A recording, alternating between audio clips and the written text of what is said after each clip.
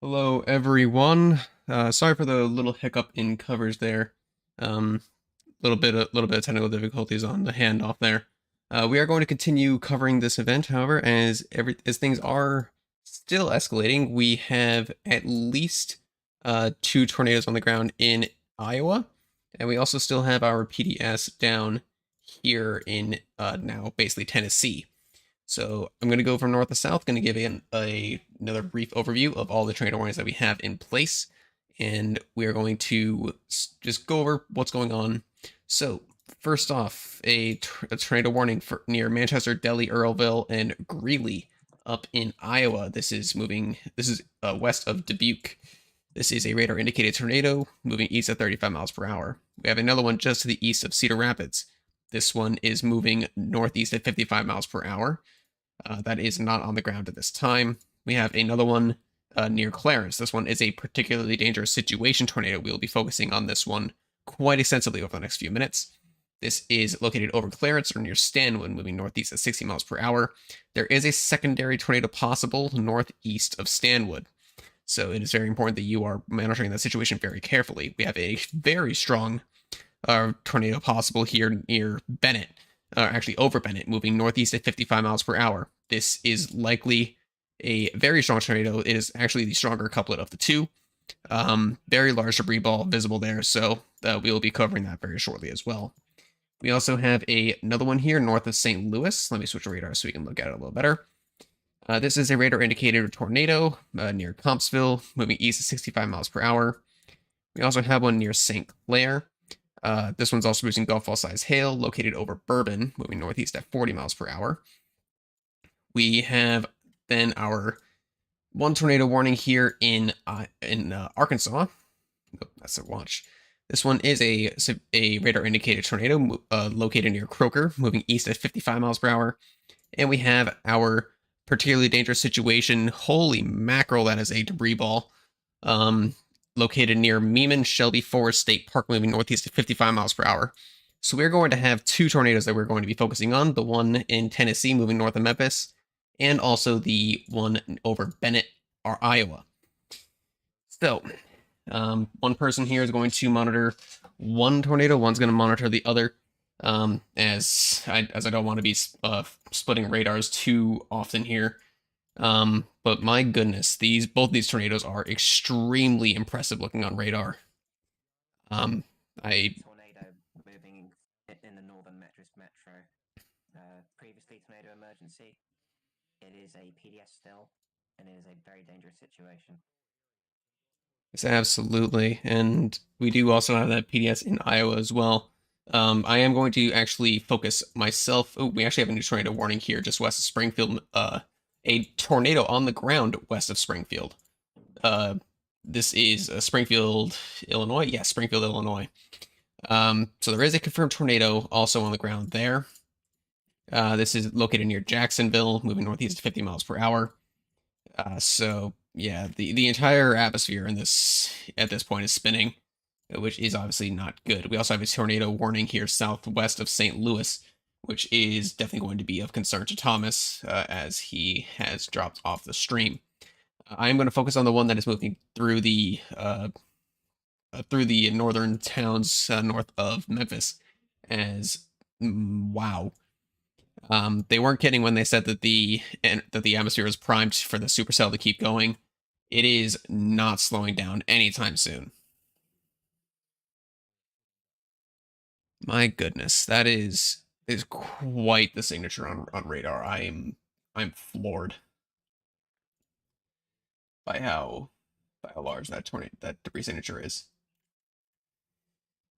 Um, yeah, I if this makes any attempt to go near a population center, I can very easily see that getting upgraded from a PDS.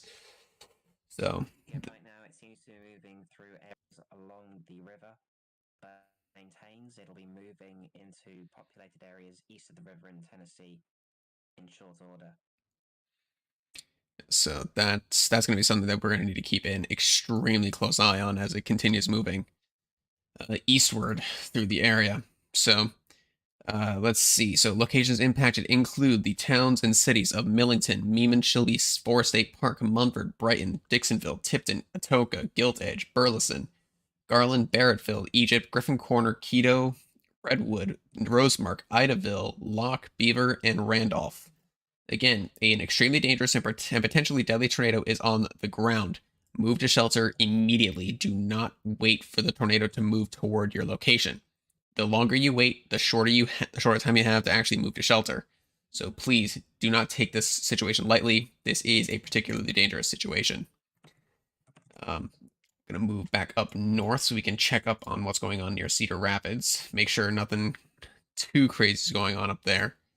Um, so the tornado that was located over Bennett, it doesn't look like it was ever upgraded to PDS. It is still confirmed as of 5 minutes ago.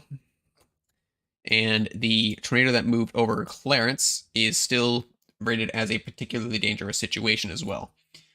So really everything I hate to say it, is Richie, but the yes. signature over the Mississippi River moving into sea is the strongest velocity couplet we've had of the day so far, and an absolutely incredible and totally isolated supercell in an insane environment. This could easily be the strongest tornado of the day so far if it strikes a populated area. Which is obviously not what we want to hear. Um, oh my goodness, yeah, that is not good. And you can see very clearly here. There's a very good S shape there in the reflectivity alone. Even correlation coefficient. That is a gigantic debris ball. Um, yeah, it's moving pretty much directly for the towns of Munford, Atoka, Brighton, and Gilt Edge and Burleson. So if you are in any of those locations, you need to be moving to shelter now. This is no joke. This is a big tornado, and I mean a big tornado. Any Yeah, updates the last coming? we got were 60 miles an hour in one direction and 130 miles an hour in the other direction. So that's 190 miles an hour gate to gate. Which is just absurd. Um, I so I will address a comment that I'm seeing very shortly. I do just want to check up on what's going on in Iowa as well, as there is another particularly dangerous situation that is in effect here for central Delaware County. This is located over Delaware or near Manchester, moving northeast at 40 miles per hour. A particularly dangerous situation for an emergency management confirmed tornado damaging Manchester, Iowa. Yep.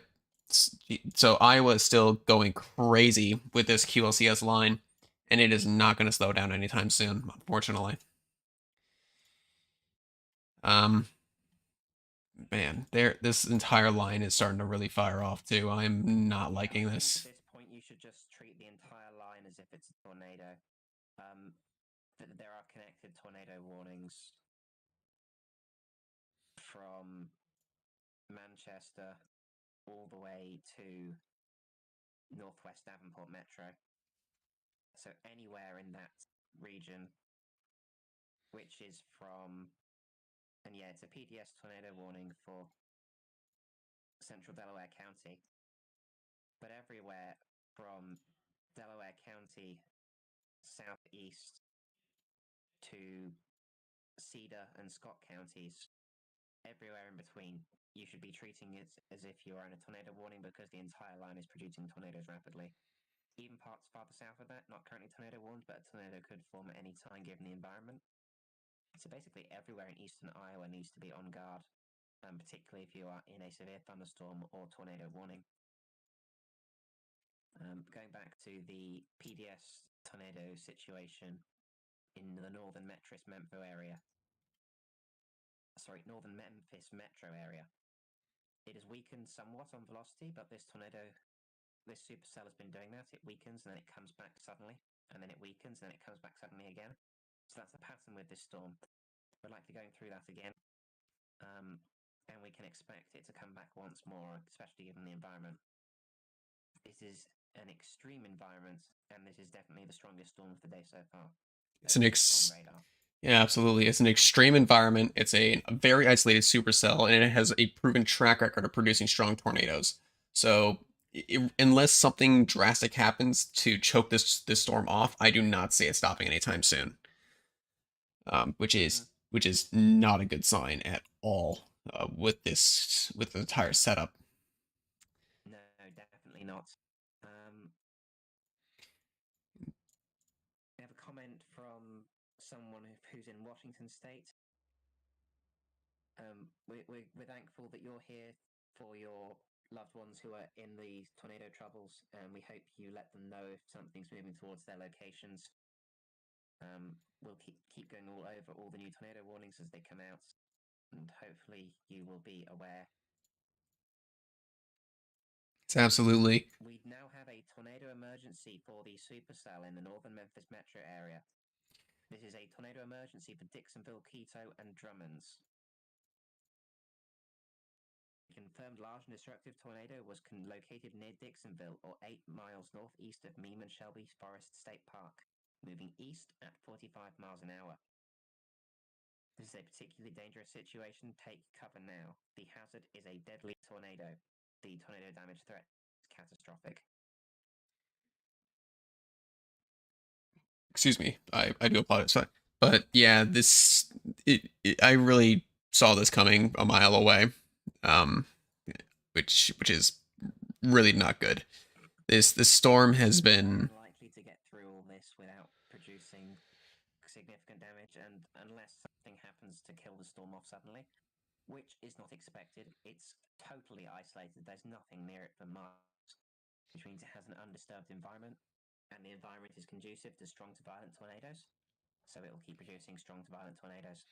Yeah, the only thing that will stop this particular tornado is if it occludes and chokes itself off. But even if it does that, I'm sure the storm will survive the process and it will very easily put down another one within short order. Most likely, This yes. so realistically speaking, this is particular supercell is going to continue for at least another hour, if not 2 hours, before it either peters out or gets eaten by some other storm. But I just don't see that happening. There is nothing. The nearest shower to this storm is 58 miles to the west. So it's going to take a lot for the storm to die. And so unfortunately, if you are anywhere east of this tornado, so for example, Jackson, Henderson, Tibbs, Brownsville, you need to be moving. You need to think about moving to shelter now in advance of this tornado because it is not going to stop anytime soon. Unfortunately. Let's see. Also getting a comment. There is a tornado near Springfield, Illinois. I do believe so. Let me go ahead and check that out for you. Yes, there is a confirmed tornado that was located near Litterbury, or 8 miles northeast of Jacksonville, moving northeast at 50 miles per hour. This was a weather spotter confirmed tornado about 10 minutes ago. However, I don't see any indication that it's still on the ground at this time. Let me see what's going on in Iowa here really quickly. That thing was rain wrapped as heck. That thing, if that thing was on the ground, you're not going to be able to see it. So if you're in the path of this tornado, take your tornado precautions. These tornadoes, I feel like they're going to be coming rain wrapped. So that was our spotter on the ground. Just to confirm, are you talking about the tornado located near Jacksonville at this time? Yes, yes, we are north of Jacksonville. So there you go. So that's Jacksonville, Illinois, West Springfield, rain-wrapped tornado. Yep. So it is still a damaging tornado confirmed, and you heard it first here. It is still on the ground. It's still ongoing. Yeah, weather spotter confirmed tornado with that embedded supercell. We now have a line of supercells from Peoria to St. Louis, and there are several tornado warnings in this line. They're likely going to continue for some time, and even after they stop producing tornadoes as supercells, they will produce a damaging wind threat with some more spin-up tornadoes possible. The spin-up tornadoes are continuing in eastern Iowa, for the same locations as before, pretty much, but we will return to the tornado emergency in western Tennessee. So absolutely, as that is our current highest concern. It does look a little more ragged on reflectivity and CC. The couplet looks to be weakening quite decently. which is good. We don't want the couplet to remain strong. A weakening couplet means that we are seeing it weaken. Um, However, as Kay mentioned earlier, this is a pattern with this storm. It will get really strong and then it'll weaken over time, but then it'll very quickly strengthen again, put down another tornado. So it's very important that even though this tornado looks like it's weakening, that you do not take it any less seriously. If you are in Gilt Edge, Burleson, in any of the other towns listed in this tornado emergency, Dixonville, Drummonds, you need to be moving to shelter. You need to stay in shelter. Um, this is a very dangerous situation. If you are caught outside of a sturdy shelter, you may be putting not you may be, you will be putting your life in jeopardy. So please seek shelter now if you are anywhere in this area. Yeah, a chaser said that as he drove through Wynne, which was where this tornado emergency first touched down at Wynne, Arkansas, he said there were 20 people standing outside with the sirens going off trying to see the storm. You are very unlikely to see the storms coming at this point. They were photogenic earlier on in the day, but they're becoming increasingly rain-wrapped. And also with the light starting to fade, we're getting into the evening. There is very little chance of you seeing the tornado unless you're in the perfect spot. And if you're in your home, you're very unlikely to be in that perfect spot. So don't risk your life to see something that may be impossible for you to see. Go to your safe space immediately, which is a basement or storm shelter if you have it. If you do not have a storm shelter or basement in your house or a nearby house that you can use, the next place is an interior room on the lowest level of your house. Ideally, that will be a bathroom, and then you can get in the bathtub or get in a gap between a toilet and the wall. That's also a good shelter spot if you don't have a bathtub. You want to cover your head, wear a helmet if you have one. You want to have sturdy footwear, and you want to cover your face in case of flying debris. You can use a cushion for that, for example. But if you don't have a bathroom, any interior room, if you don't have any interior rooms in all your windows, get into a closet in one of your rooms. Plenty of people have lived by being in a closet in a wardrobe, and they likely wouldn't if they'd been in the open room from the debris and the storm throwing things around. If you are in a mobile home or a manufactured home, that is an awful place to be. 70% of tornado fatalities occur in mobile homes. If you are in a tornado warning, especially on a high risk, 5 out of 5 risk day like today, you do not want to be in that mobile home. You want to go out well ahead of time if possible, and you want to be somewhere where you can seek shelter appropriately. That may be a friend's house if you have a friend who lives in a sturdy house, or it may be a local business, such as a restaurant or a cafe, or even other shops. You don't want to be in a large warehouse type shop because those are quite dangerous as well because the roof just peels off like a tin and then that's all swirling around and full of debris. But a small business that's well built is the ideal place to go to. And if you're in the countryside and you have enough warning and you're in a manufactured mobile home and there's nowhere nearby, get in your car and drive southeast away from the tornado. But that's if you've got a lot of time. Like we're talking 20 minutes and you know there's a tornado coming and you're in a mobile home, move immediately. Don't wait. But if you have that time and you're in a mobile home, it may well be safer to drive away from your home than to stay in that mobile home. Yeah, But if you have nowhere to go and it's last minute, you're more likely to survive by leaving the mobile home and laying down in a ditch near your mobile home. And if you have to as a last resort, go into a ditch, there's no sturdy shelter nearby, get out of the mobile home, get out of the car, lay down in a ditch, put your face down, put your hand on the back of your head to protect from flying debris, and of course you want to be wearing a helmet and sturdy footwear if you have it. Now this tornado emergency effect for a storm that is moving towards Gilt Edge and Burleson, north of Munford and Brighton and Atoka. It is tracking along the county line and the Mississippi River at this time, but it is moving pretty much directed towards Burleson. Hi, Rishi. We're calling it for the chase for today. We got a little too close for comfort for that little Jacksonville storm. We're just going to call it. Flooding is definitely a big concern in this Jacksonville. Um, if anyone is in a low-lying area, please review your flood safety plan because these storms are dropping lots of precipitation. we're driving through Jacksonville currently, and a lot of the roads are kind of flooded. So anyone in the path of these storms, don't be aware of not only a tornado and a hail threat, but a very, very large heavy rain threat as well. Thanks for the update, Thanks and for that, Jake. thank you very much for all the support that you've given us. Your input has actually been really insightful, so thank you very much for all the information you've been able to give. Glad to hear you're gonna be playing it safe. Definitely, and have a safe drive home. So just Thanks for having me, guys. Appreciate it. absolutely. So No problem. quick comment from or quick question from the comment section here. What's this website? So the site that I use or the application that I used for my radar coverage here is RadarScope. I have access to, so I use the Pro Level 2, which gives me access also to archive data. However, for today, that's not really going to be an issue. Um, we may have twins here in Tennessee. Tennessee storm is cycling. Cycling slash having twins. We have a very clear double hook echo now. Goodness, that is an incredible. I've never seen anything like this. This is unbelievable. So, yep. This is, yeah. So this is something that you rarely ever get to see. So to finish my thought, this is RadarScope. You can get it on any device really. You just need to make sure that you install it correctly and you're good to go.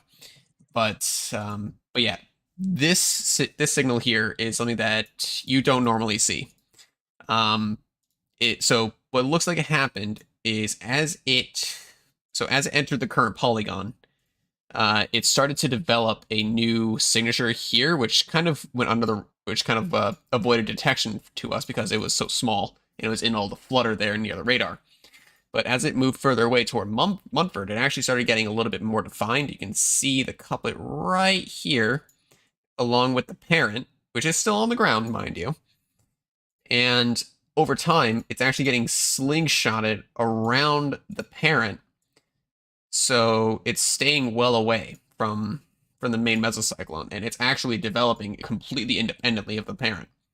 So it might be doing a handoff. I don't know what exactly is going on, but it's very obvious to me that there are two tornadoes on the ground at this point. One near to Gilt Edge, one near to Brighton. So this supercell is doing some pretty crazy things. I don't think I was expecting this, but given the extreme environment that the supercell's in, it doesn't surprise me. I mean, we're seeing history in front of us right now. This is a situation that will likely be studied for some time to come. I've never seen anything like that. And you hear that people talk about supercells having hooks. This hook has a hook. And unfortunately, the PDS warning is going to continue. It is no longer this is no longer a tornado emergency. However, it is remaining particularly dangerous situation. This is for a large and extremely dangerous tornado located near Munford, 8 miles south of Fort Pillow State Park, moving northeast at 40 miles per hour. So again, this is a damaging tornado confirmed to be on the ground. Excuse me. So this is for northeastern Tipton, southeastern Lauderdale, and west central Haywood counties in West Tennessee. Locations impacted include Covington, Ripley, Brighton, Henning, Burleson, Garland, Orisa, Bride, Durhamville, Gift, Tabernacle, Turnpike, Opossum, Glimp, and Rialto. So if you are in any of those areas, you need to be moving to shelter now. And reports from Jeff Petrosky, major damage in Winnett, Arkansas, pulling people out of the rubble, several buildings leveled. Unfortunately, the tornado was more intense than the radar suggested at that time. That is never what we want to hear. It's never what we want to hear. I'm going to do a very quick checkup here in Iowa, as there are still many tornado warnings that are in place. We do have a PDS tornado warning still in place here at the northern end. I don't see that lasting for too much longer. They're probably going to cancel that, seeing as how the circulation has moved outside the polygon. There is so moving north-south, there's a radar-indicated tornado. We have so this tornado warning actually has a whole host of tornadoes within it. It's mainly in place for a storm capable of producing a tornado located over Eden Valley Refuge. but other possible tornadoes were located northeast of Wyoming and near Lost Station. Then moving south of that, we have another radar indicated tornado over Leons, or 11 miles south of Maquoketa, moving northeast at 55 miles per hour. Then we have a rather large tornado warning that looks to be rather new. That includes the city of Davenport. This is for a storm located over Fairport Recreation Area, or 7 miles east of Muscatine, moving northeast at 55 miles per hour. Then there's also this tornado warning even south of that for severe thunderstorms capable of producing both tornadoes and extensive straight line wind damage that were located along a line extending from Buffalo Shores to Oakville to Delabar State Park, moving northeast at 70 miles per hour. So Iowa is still absolutely a hotbed of activity here. Let me pull up the Springfield radar so we can keep an eye on what's going on there. Because as our spotter, as our in-house chaser reported, there was a tornado on the ground at least at some point. I'm trying to get all the products to load here. There we go. I'm not seeing evidence of a tornado on the ground at this point, but in fact, the tornado warning was allowed to expire. But that does not mean that a tornado is not still possible. There is golf ball size hail and 70-mile-an-hour winds along with those storms. It's very important that you take take safety measures immediately if you were in that area. Let me go ahead. A dangerous situation continuing in Tennessee and Arkansas. A very discreet supercell has formed to the southeast of Little Rock, currently over Wabaseka, moving towards Humphrey and Stuttgart. It is tornado at this. Okay. And it may well produce a tornado in the near future. So we have maxed out velocities here on the Tennessee PDS. Oh my goodness! The new tornado has likely become intense. Yep. That is incredible. That strengthens so much from just one frame before.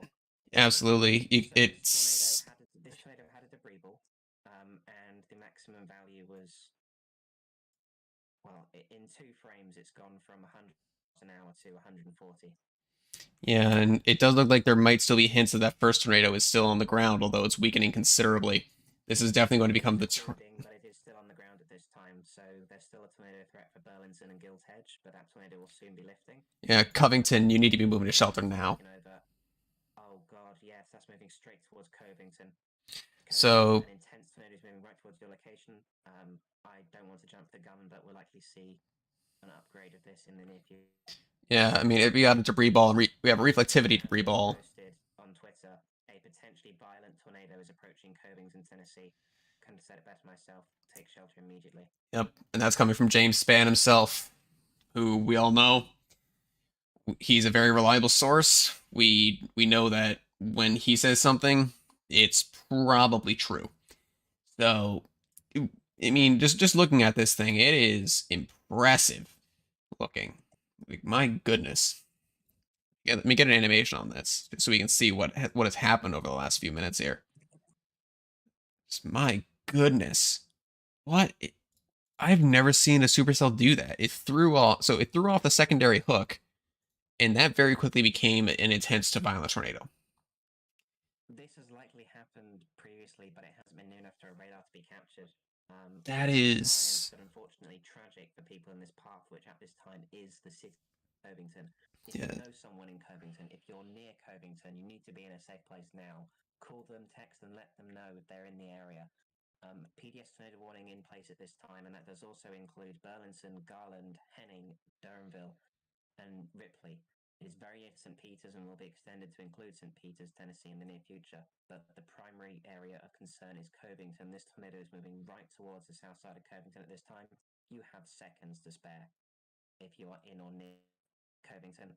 We hope everyone's in their safe place. This has been a well-advertised day. There's been potentially violent tornadoes ongoing for some time. And even if you weren't paying attention, hopefully the news updated you of what's going on. And I can now confirm that this is a tornado emergency for Covington.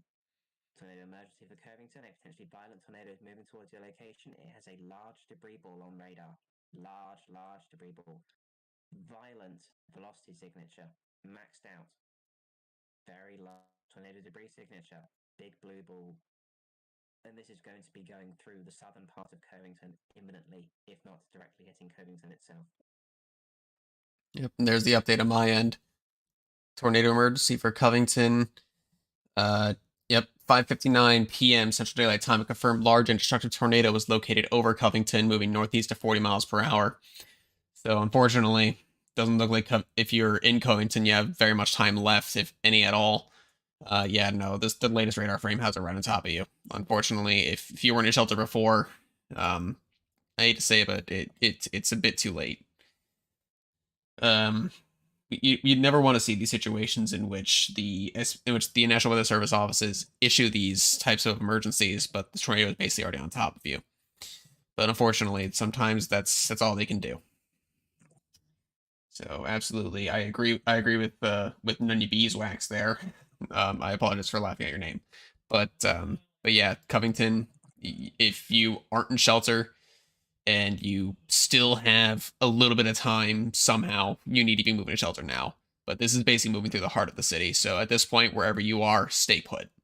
There's no reason to be moving out to be going outdoors at this point. If you can move to a safer area by staying indoors, do so, but make sure you're moving toward the interior of whatever building you're in and you're moving to the lowest floor. That's the best advice that I can give you at this point, because this is going right through the city, right through the heart of the city. And my goodness, is it impressive.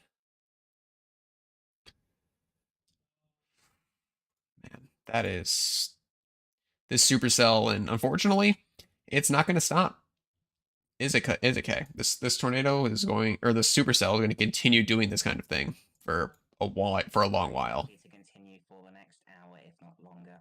And if we take the current speed from the Storm Prediction Center, this is moving. Oh, sorry, National Weather Service, 40 miles an hour.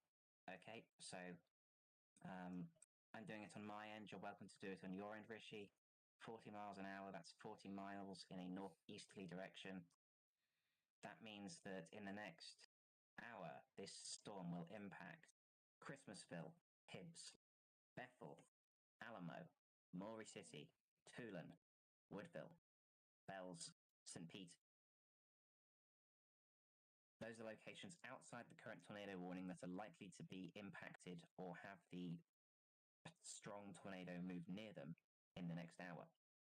Within the current tornado emergency, we have Durham, Ripley, Henning, now passing through southern parts of Covington, and far western St. Peters, and of course, locations east of Covington. Absolutely. This is so. So I do want to address a comment that was made here that they don't like it when stuff just comes out of nowhere. Unfortunately, this storm hasn't really come out of nowhere. The exact tornado kind of did, but the storm itself has been on track for at least the last hour and a half, 2 hours at this point. This has been a long tracking supercell. So realistically, anybody in the path of this should have known. Formed in the southern Little Rock Metro. Briefly produced a damaging tornado near Des Arc, and then produced a strong to violent tornado near Wynn, and then has been producing new tornadoes from Wynn to where it is now. But if I draw a line from Des Arc to where we are now, this storm has been producing tornadoes over a 100-mile track. And unfortunately, that doesn't seem to be stopping anytime soon either.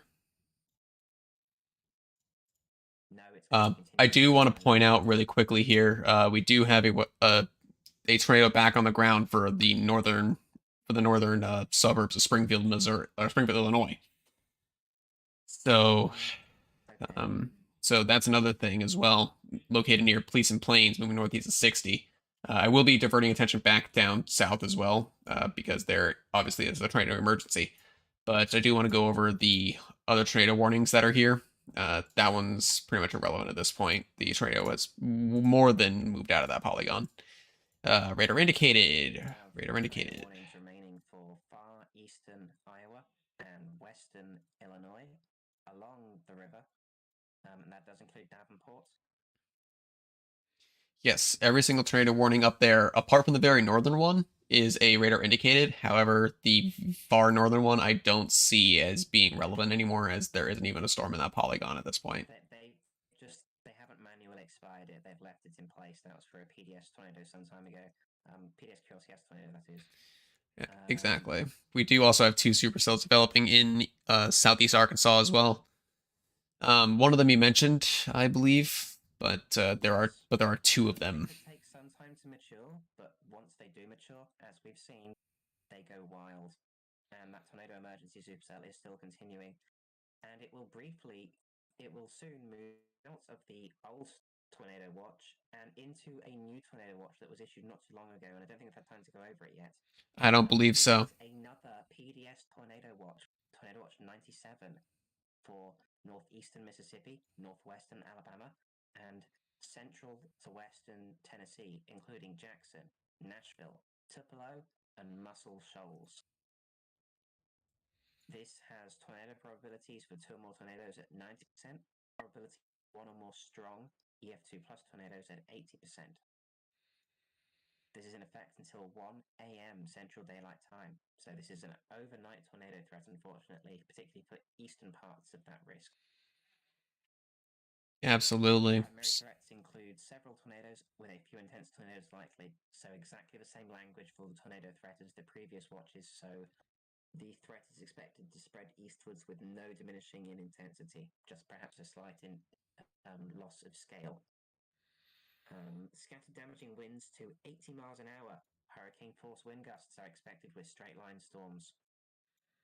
Now, of course, if you've got anyone in this location, which once again is northeast Mississippi, northwest Alabama, and central and western Tennessee, including Jackson, Nashville, Tupelo, Muscle Shoals, and locations around those cities, you should be letting them know that they are now under a life-threatening tornado watch. This is a particularly dangerous situation. We have had potentially deadly tornadoes so far today, certainly numerous injuries, hundreds of injuries from the tornadoes so far today. You don't want your family members to be adding to that count of injuries and possible fatalities. Please let them know if you have anyone in this area. It may well save their lives. And make sure they know what to do. If you are in a tornado watch, or someone you know is in a tornado watch, but they are not currently under a tornado warning, you should be making sure you have a tornado safety plan in place. A tornado safety plan is where you know your tornado safe place and what you will do to get to that location with the correct equipment. You will want it to be an interior room, preferably a basement or storm shelter. But if you do not have a basement or storm shelter, you want to be in the interiormost room of a sturdy house, not a mobile home, not a manufactured home, a sturdy, well-built house. You want to be in the interior room without windows. If all rooms in your house have windows, get into a closet or wardrobe and against an interior wall. If it isn't on an interior wall at the moment, move it there so that you can get in it and be safe.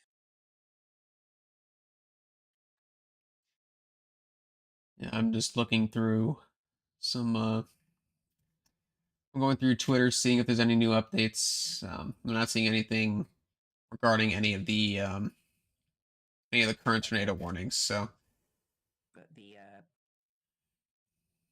tornado emergency does continue. It is now east of Covington, moving towards St. Peters, and they will likely extend this warning in short orders. The tornado appears to be moving to the south of Durhamville, Henning, and Ripley at this time, but you should remain in your safe place until the tornado warning expires for your location. But particularly places west and north, and including St. Peters, you need to be in your safe place now. I know St. Peters itself isn't in the warning just yet, but it will be extended in the very near future. absolutely, I do want to just very quickly, touch on a new development up here in Iowa. This is a big tornado on the ground here near Charlotte. Um, yeah, weather spotters confirmed. This is also radar confirmed very clearly. Very large debris signature here moving toward Preston and Spragueville, currently over Charlotte. So please, if you are in this tornado warning, make sure you're in shelter now. There really isn't much else to say there. That is a very textbook QLCS tornado. Strong one at that though. It's an observed tornado as well. Yep. Weather spotters confirmed it, but radar is now showing it. So unfortunately, we're now back up to two significant tornadoes on the ground at the same time in completely different regions of the country. So we're going to be bouncing back and forth between radars here, especially if that northern tornado gets PDS'd at any point. I am. Let's see. The tornado emergency has been downgraded to a PDS only.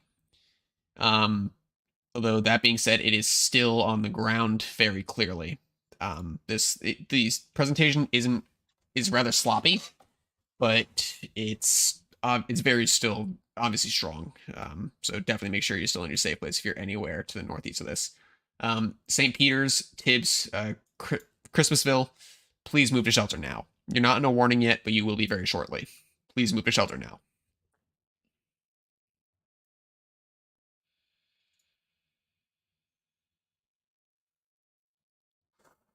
Unfortunately, we are continuing to hear of damage from all 3 tornado emergency storms today. Hence, damage likely in Arkansas, in Little Rock. Intense damage likely in Wynne, northeast Arkansas with the current storm. And homes have been leveled by the Wedge tornado in eastern Iowa. No reports of injuries. It seems that all people were either not home or got to a safe place in time, which is amazing to hear with such a large and dangerous storm. But plenty of people have lost their homes today.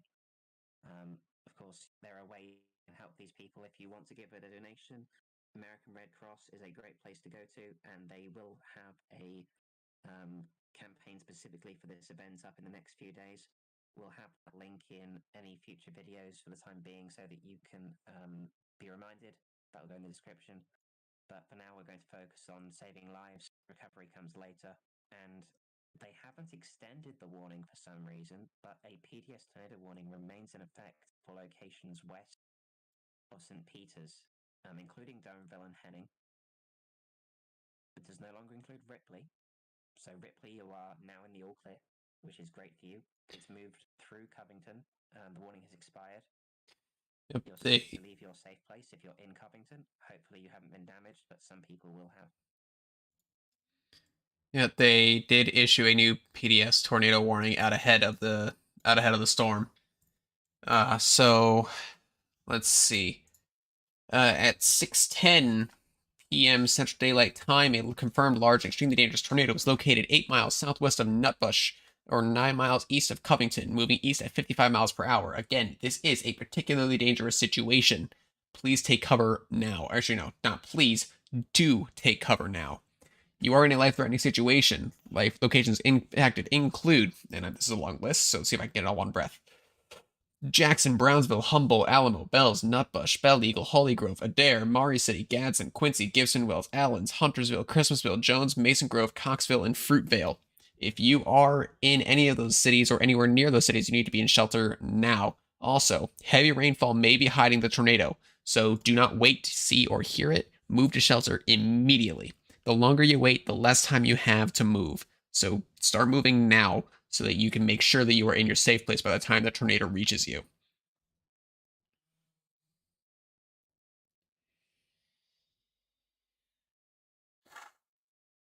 My goodness, though, this is going to be a day to remember.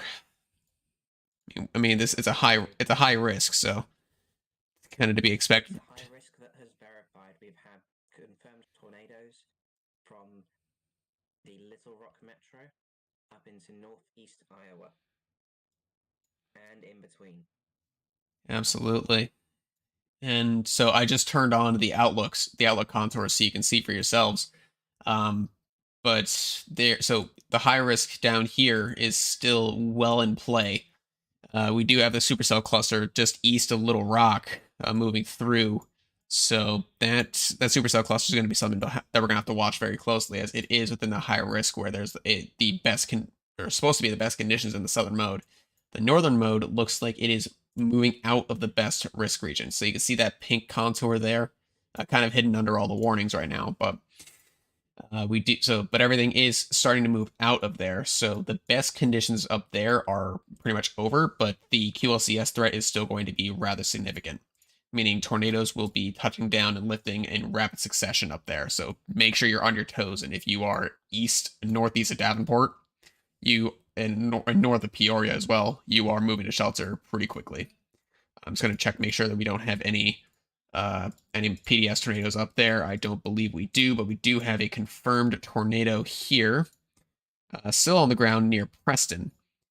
So very, very dangerous situation up there as well. This is a radar confirmed tornado, so it is definitely on the ground.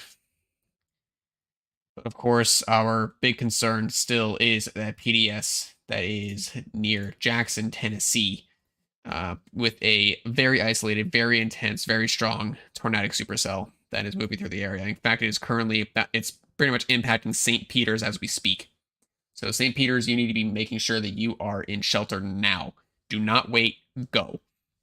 Same with Brownsville and Christmasville. I would say you guys are next. So move to shelter now if you haven't started to already. You have less than 5 minutes, most likely, to get to a safe place.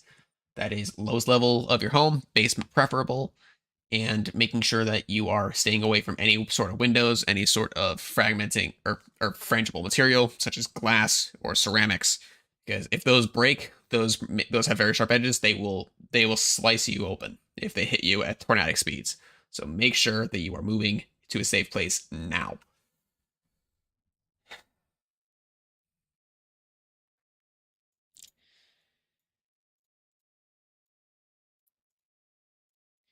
So, oof. We do actually. So I'm gonna go back here to these southern tornado warnings here. Because at elevated levels, this tornado warning here near Stuttgart and Elmira, Arkansas, actually has a pretty good pound a week echo region, but down to lower levels, it doesn't yet. So that mesocyclone isn't quite reaching the lower levels yet. That being said, it is producing 2-inch hail, so you need to be in shelter anyway, because hail can injure you pretty severely if you stand outside. So make sure you're taking that threat seriously as well. Although potentially good news, it looks like the Tennessee storm might be occluding again. I'm not sure though. What do you think, Kay? The storm in Tennessee? Yes. It's certainly not as strong as it once was. It may well be trying to form a new tornado, but for the time being, it's continuing on. It's near or directly over St. Peter's. And we're moving towards Christmasville. Not sure they're feeling particularly Christmassy at the moment. Yeah, I can imagine that the merry feeling of the town is probably souring at this point.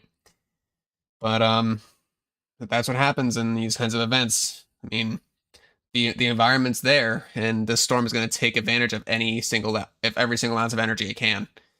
So it's only a matter of time before it gets there, unfortunately. So make sure you're in a safe place if you're in that town. But definitely the velocity signature is looking Tornado is ongoing in Illinois at this time. in Illinois, north of Springfield, I assume. North of Sherman, very near or over Sherman. Near Big Sherman. sun moving directly towards Williamsville. See here. I don't They think spot a confirmed tornado. I don't think I'm seeing it. Maybe I'm just stupid in radar scope. Oh, nope, there it is. Underneath Found it. the two tornado warning lines, so Yep. it's a bit difficult to There see. it is. Got it. Yep, here it is. Near Sherman, heading toward Williamsville, and it's gonna pass north of Buffalo Heart. You can see the CC signature right there. It's very small, but it is right there. There's another tornado on the ground there, moving toward Williamsville. Sherman's northern extent may have taken a direct. There's the debris ball. Even on reflectivity, that shows what happens in QLCS right there, folks. That popped out of nowhere, and it. Yes, this is an embedded supercell. Oh, this isn't a QLCS, so my mistake then. But yeah, this storm really ramped up very quickly. I mean, you can look here. There's no indication that there is a tornado forming. Then all of a sudden, as it passes over Sherman, it decides, you know what? I want to make a tornado now, and now it is a particularly intense tornado. I'm willing to bet that this is willing of or I guess what's the word I'm looking for? Capable of receiving that PDS tornado warning. as we are seeing the reflectivity to reball as well. So we're going to be watching that very closely as well as it moves toward Williamsville. Oh, thank you for bringing that to my attention. Okay. I myself found it through someone posting it on Twitter. I was a bit too focused on the PDS tornado situation in Tennessee, but I may not be the only person. There may be other people out there who are focusing on that situation and not seeing that there's a tornado near their location or near a member of a friend or family member. So please check any friends or relatives you know now, check their location, see if there's a tornado warning active for them, and check that they're taking the necessary precautions if there's a storm near their location.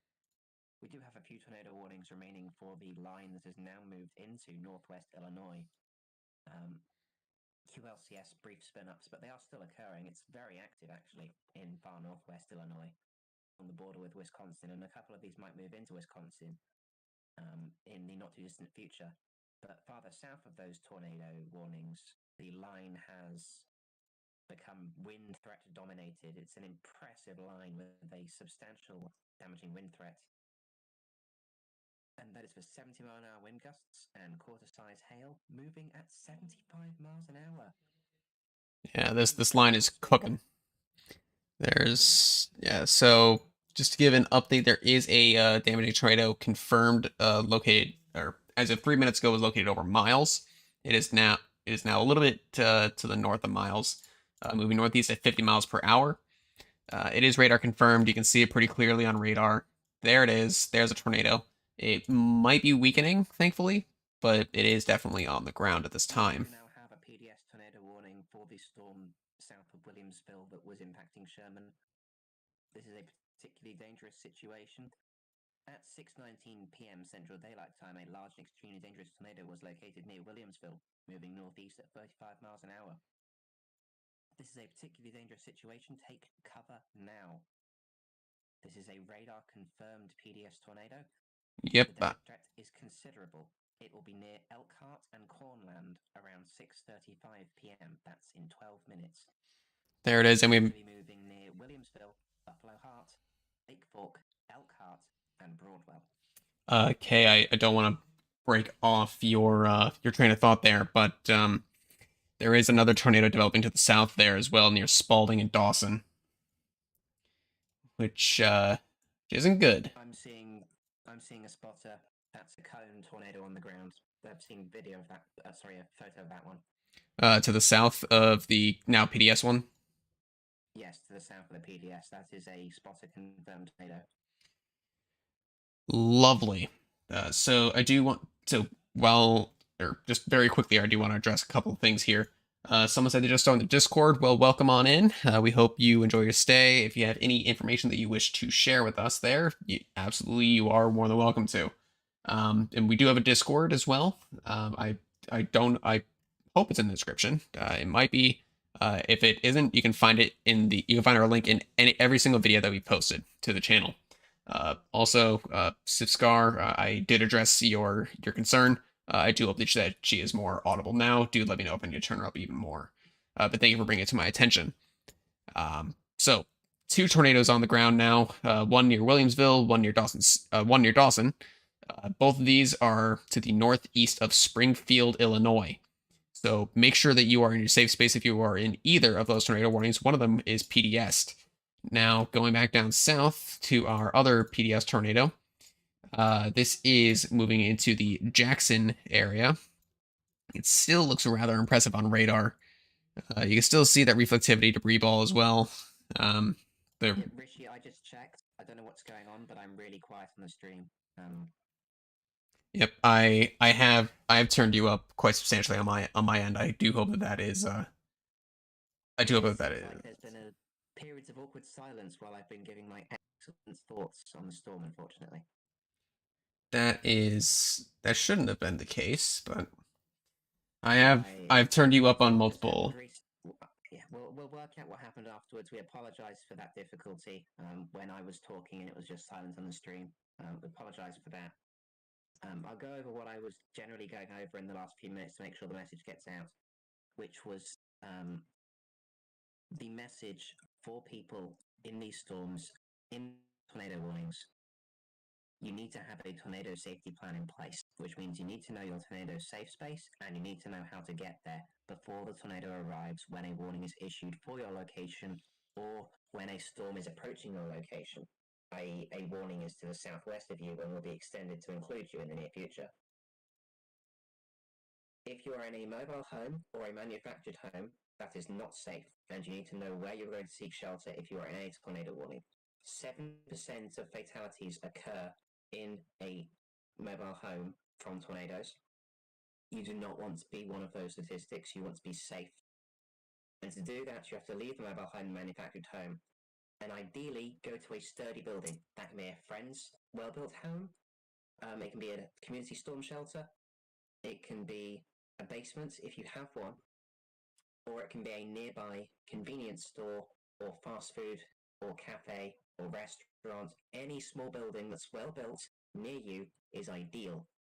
Obviously, if you live in a well built home, that is good. You should go to a basement or storm shelter if you have one.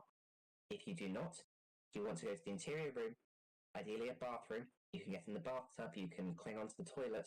Plenty of people have lived in those situations while they're the only thing left in their home, including violent tornadoes.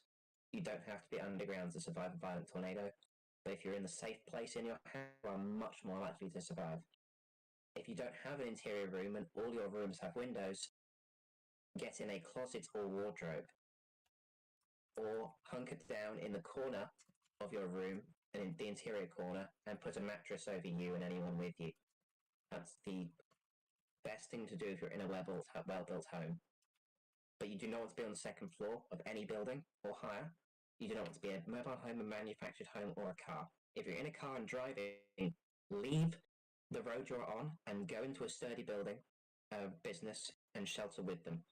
If there are no businesses near you and there's a tornado coming towards you, get out of the car, get into a ditch next to the road, lie down, face down, hands on the back of your head to protect yourself from flying debris, and stay as low as possible until the tornado passes.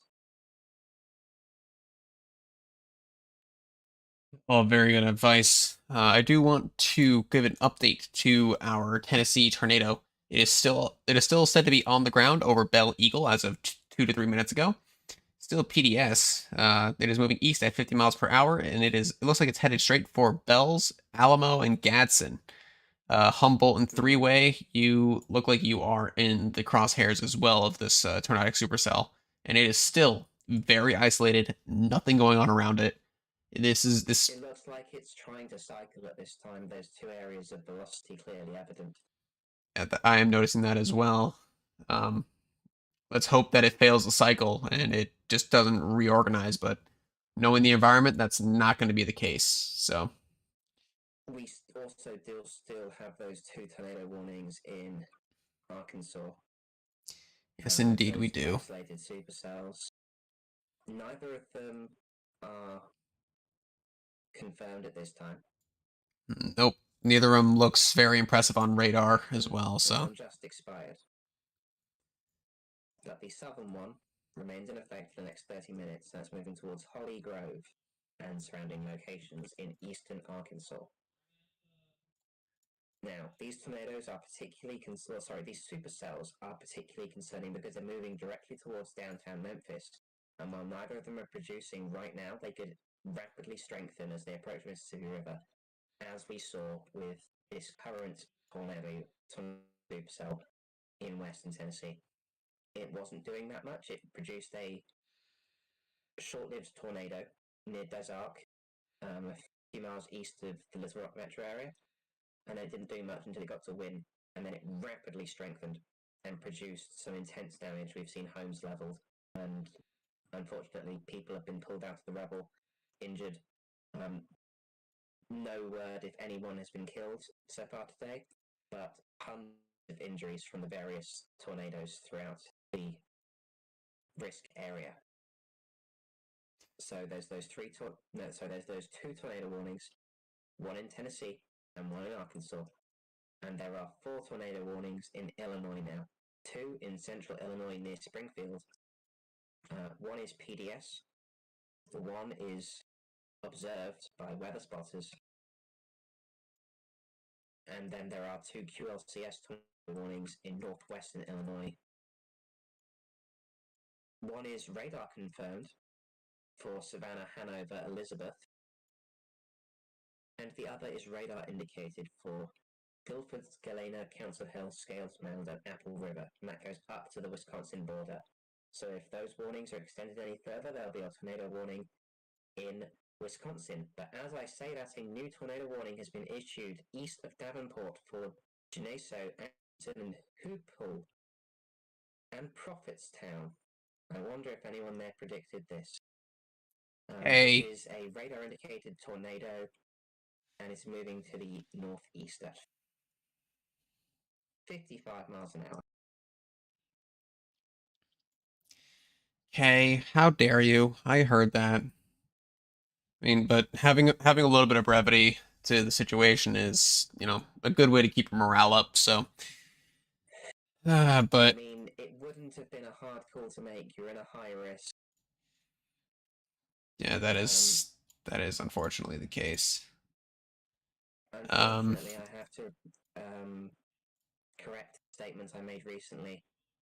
When police report total destruction, numerous homes leveled, and unfortunately, there has been at least one fatality via the Weather Channel.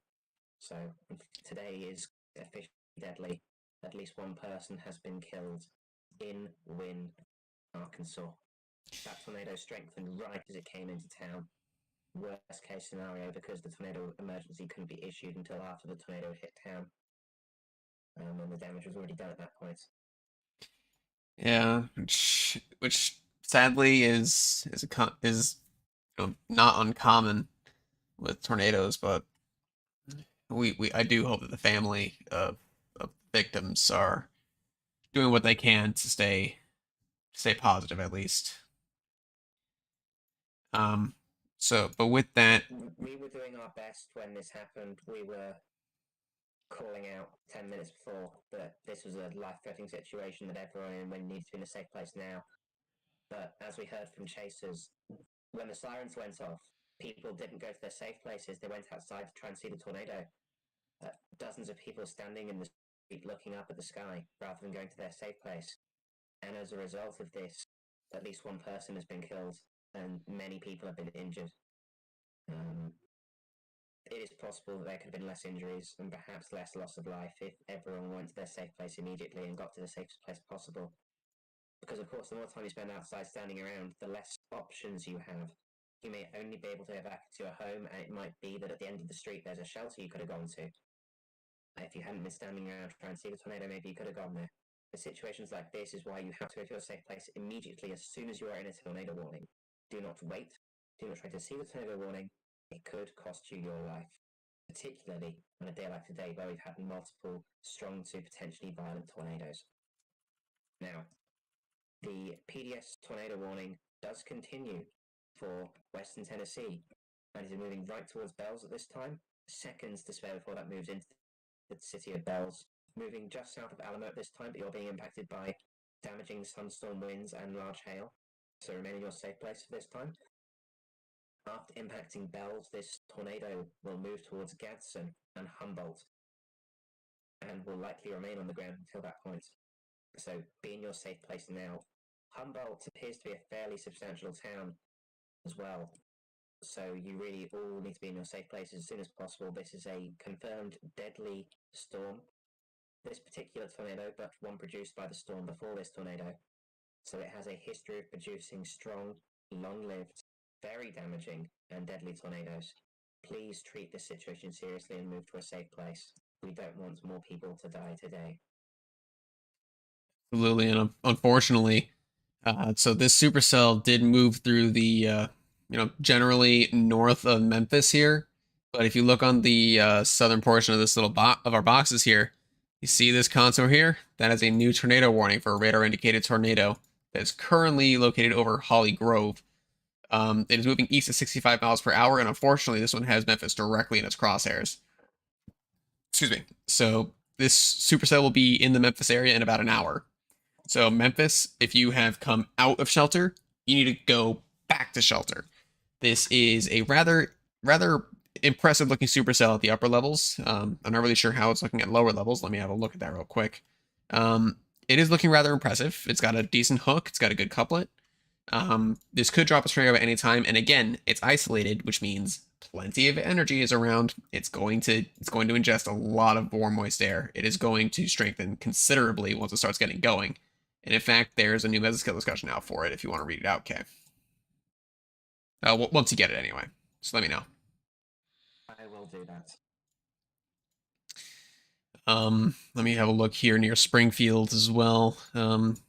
Couplets are going still up here, at least one couplet. Where the spotters confirm a tornado is still on the ground near Lake Fork.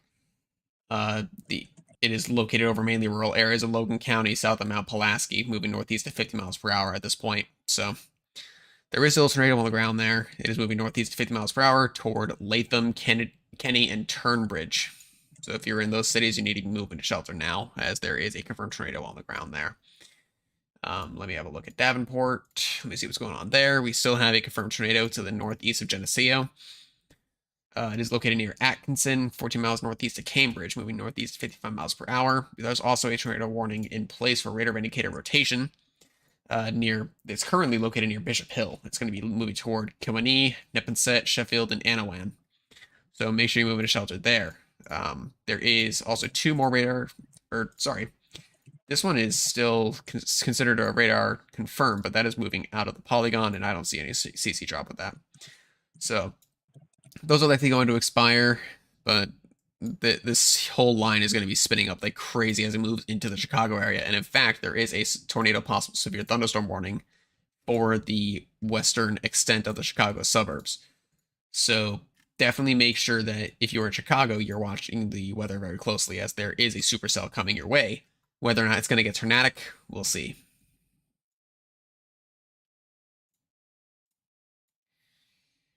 So let me go ahead, head back south to our PDS.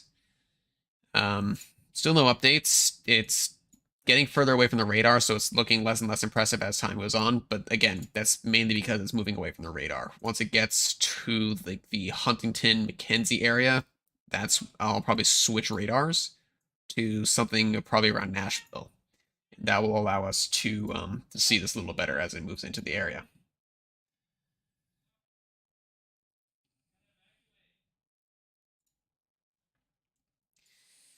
We have confirmation of substantial damage in Sherman from that PDS tornado in Sherman, Illinois.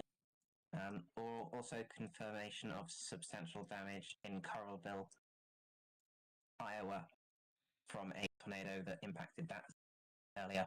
I mean, we have had substantial tornado damage confirmed in every state besides Missouri at this time. That is under and Kentucky. So Illinois, Iowa, Arkansas, Tennessee all have seen substantial tornado damage at this time. Hopefully it does not occur in those other states. But the night is still long, and there is plenty of time for further tornadoes. And there's still plenty of time for more tornadoes, unfortunately. Especially down south where everything is remaining discreet. I mean, I thought for sure that things would start to grow up scale by now, but I thought wrong. Which is just not at all a good sign. Do you have that mesoskill discussion up on your end? Or is it still loading for you?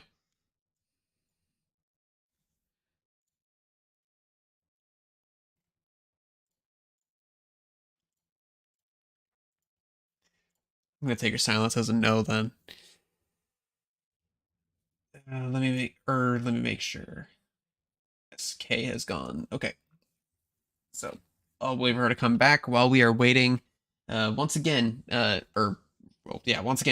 you have any comments, questions, concerns that you want to direct toward us so that we can answer them here on stream, please do so. We are here to serve you. We're here to make sure that you get all the information that you possibly can.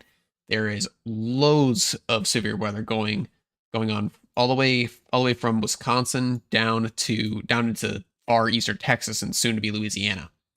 So if you have any loved ones in the area, you need to make sure that they are notified of what's going on, or at least that they know what's going on. So just as an example, there is a confirmed tornado still on the ground here. Apparently, this is yep, mostly rural areas of Logan County between Mount Pulaski and Illiopolis, moving northeast at 50 miles per hour. This will be near Latham and Chestnut in about 5 minutes, and Kenny in about 15 minutes.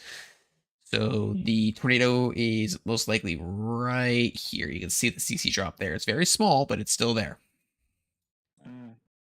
So Have you gone out? And we have more tornado warnings once again in the northwestern part. Now into Wisconsin, yeah. that one push up? Elizabeth Yes, it and does. Hanover and Pleasant Valley, Florence and German Valley. Lots of valleys in Wisconsin, but they're under tornado warnings at this time. Yep, and I'm seeing a radar confirmed tornado here near Mount Carroll. I'm not sure which state that's in, whether that's in Illinois or Wisconsin, Illinois. but yeah, that is a tornado on the ground there. Uh, Cool. so yep, there's another one. There's another tornado near Hoopoli. Potential. Yeah, Dear. yep. That's We yep. have a very the supercell that we talked about earlier that's near Holly Grove is now moving towards Rondo, Aubrey, and Marvel. It is very strong on radar. Yeah, I'm seeing that. That is a very intense B, or in fact, it is actually now under a particularly dangerous situation for radar indicated rotation. So, so yeah, Now, yes, PDX. So it's the worst case scenario. It's moving towards the densely populated suburbs of Memphis, Tennessee. This is a particularly dangerous situation that will be moving towards Memphis. As we've seen today, the storms get going and they do not stop. This will continue for some time in all likelihood. I expect it will make it to the Memphis metro area while producing a tornado. It may stop before that point, but that's no reason to mess around. The tornado is moving at 65 miles per hour. Wow, that's fast. So that means it will be moving into the southwest Memphis metro area in an hour's time. You heard it here. You have 1 hour to prepare. Southwest Memphis, this storm will be moving into your location in under an hour. Please start taking your tornado precautions now. If you're in a home or a manufactured home, leave it and move to a nearby sturdy shelter. That may be a business, that may be a friend's home, that may be a community shelter. If you don't have anywhere nearby that you think you can go, just driving an hour south to somewhere like Como, Sardis, Batesville, in northern Mississippi be the best thing for you at this time. But there are further tornadoes coming, so you would need a way to receive warnings as you travel so that you can return home when it's safe without being impacted by one of those tornadoes. So okay, just because I've been speaking for a little bit here. I'm gonna step away for a very quick moment. I'm just gonna get a cup of water. But the mesoscale discussion for this supercell is up if you want to read it while I'm stepping away. Okay. So go Yes, for it. we'll take a look at that. I shall be right back. Don't go anywhere. I will leave the radar animated. Go right for it, okay? Mesoscale discussion number 414 concerning Tornado Watch number 94. The tornado threat is increasing over the next few hours for this storm, and this was issued shortly before the PDS tornado warning was put into effect. Two discrete supercells across east central Arkansas near the Mississippi and Tennessee borders have shown signs of better organization in the last hour. The southern storm has a history of large hail up to 1 3/4 inches. These supercells are tracking rapidly northeastwards into a very favorable environment near and south of the Memphis metro. An extreme wind shear environment is in place, with more than sufficient instability for these storms to produce strong tornadoes. The environment continues to support long-track supercells with potential for strong tornadoes. They're expected to maintain intensity, and tornado potential will therefore increase for the Memphis metro area and eastern Arkansas and northwest Mississippi as this supercell moves towards it. So this is a classic shape on radar. It's called a BWER, or Bounded Weak Echo Region. And that's where there's a ring of heightened reflectivity values, and then a relative gap in the middle of, and that's a sign of a strong supercell with a likely tornado ongoing.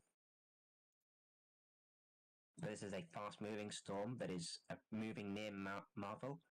Because of how far from the radar site this storm is, we can't say whether it's going to miss Marvel, so you need to be in your safe place. It may look on radar like it's going to your north, but it could actually be impacting you directly, so please seek shelter in Marvel. Other locations in this particularly dangerous situation tornado warning include Aubrey, Rondo, LaGrange, Lexa, Mariana, Hughes, and then it crosses the Mississippi River and may impact Tunica and North Tunica in Mississippi, Anthonyville and Horseshoe Lake along the Mississippi. After that point, it moves into northwest Mississippi and southwest Tennessee, which is, of course, the Memphis metro area.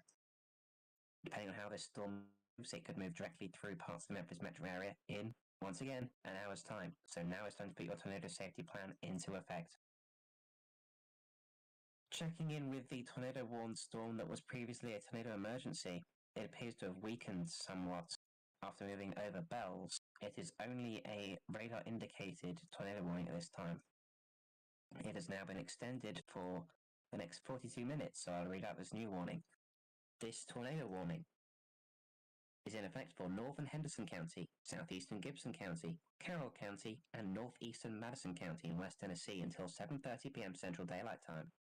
At 6:44 p.m., a severe thunderstorm capable of producing a tornado was located near Adair or Humboldt, moving northeast at 50 miles an hour. Once again, fast motion. This storm has a history of producing strong tornadoes.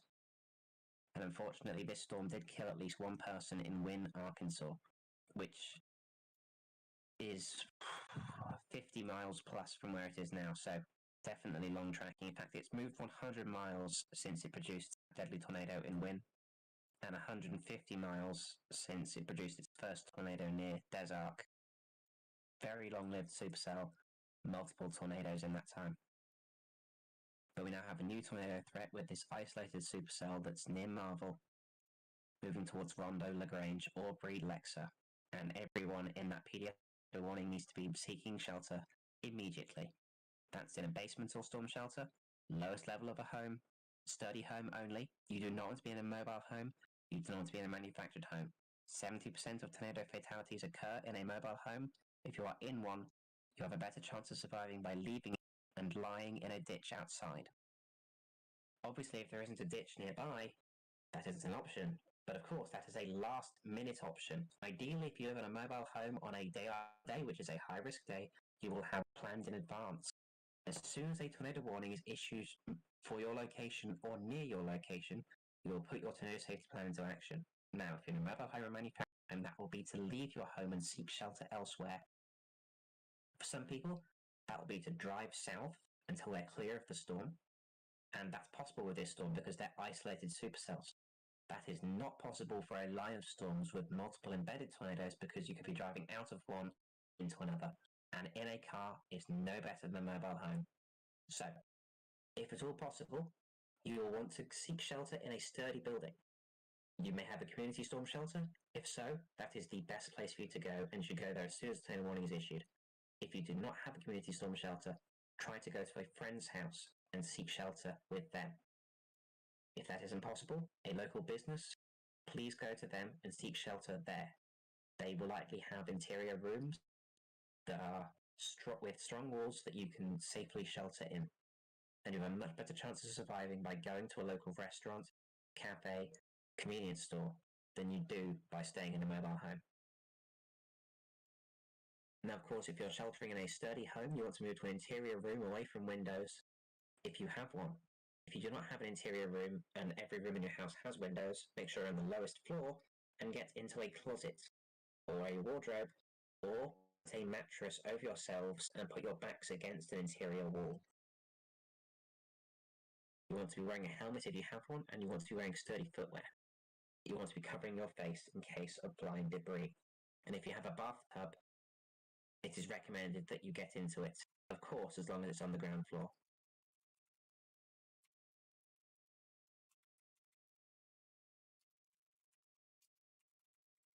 And that storm is moving towards Memphis at this time, and it is a particularly dangerous situation. And it remains a strong radar presentation. Now, farther north, the line of storms is moving across northern Illinois. The tornado warnings for Wisconsin have ended at this time, so everything remains south of the state line. But we have tornado warnings for Stockton, Nora, Lena, Winslow, Onico, Kent, Florence, Shannon, Lanark, Chadwick, Elkin Grove, Midgeville, Brookville, Coletta, Sterling, Linden, Prophetstown, Tampico, Hanneman, Deergrove, New Bedford, Walnut, Ohio, Manlius, Sheffield, Neponset, Buda, Wyanett, Skillowa, Milo, Bradford, Osceola. This is a huge long line. I basically named half the towns in northwestern Illinois. They are near or in a tornado at this time. So if you are in Illinois, north of Peoria, being affected by that line of storms, that's north of Peoria all the way up to the Wisconsin-Illinois state line, treat the entire line as if it is a tornado warning. It has been producing rampant numbers of brief spin-up tornadoes, several of which have been strong and produced strong damage. We've seen cars mangled, homes with their roofs ripped off, and partially walls taken down from these tornadoes in the line that briefly spun up, produced strong damage and dissipated. Take them seriously. Treat the whole line as if it's a tornado coming for your home and be in your safe place. Outside of the tornadoes, we have 70-mile-an-hour wind gusts and quarter-size hail, that's 1 inches. So even if you don't get hit by a tornado, still strong damaging wind gusts occurring that you should be in a safe place for. You don't want to be outside, regardless. Farther south in Illinois, the tornado warning continues for Latham, Tunbridge, Maroa in central Illinois. That is northwest of Decatur. A confirmed tornado was located just east of Latham, moving eastward, 35 miles an hour. Looking at velocity, there's still a rotational signature there, but it's definitely not as strong as it once was. But this storm could well produce again. It has a reasonably good reflectivity signature. We do have some severe thunderstorm warnings in Michigan now that weren't there earlier. These are all for 60-mile-an-hour wind gusts and hail between quarter size and golf ball size. So obviously take the necessary precautions for those severe thunderstorm warnings in Michigan, but they are not capable of tornadoes at this time. We have a severe thunderstorm warning for the eastern St. Louis metro for 60-mile wind gust and golf ball-sized hail. And that is a potentially damaging situation. You want to be outside during that severe thunderstorm warning. That covers everything up north for now. Although there is a flood warning in the Chicago metro area, so please take care with all that rain that's been going on up there. We have one severe thunderstorm warning to the south, moving from Texas into Louisiana for 60-mile-an-hour wind gusts and quarter-size hail. That includes Tenaha, Logansport, Longstreet, Grand Cane, Mansfield, Gary City, and Timpson. But the main threat is in Arkansas and Tennessee, where we have 3 tornado warnings.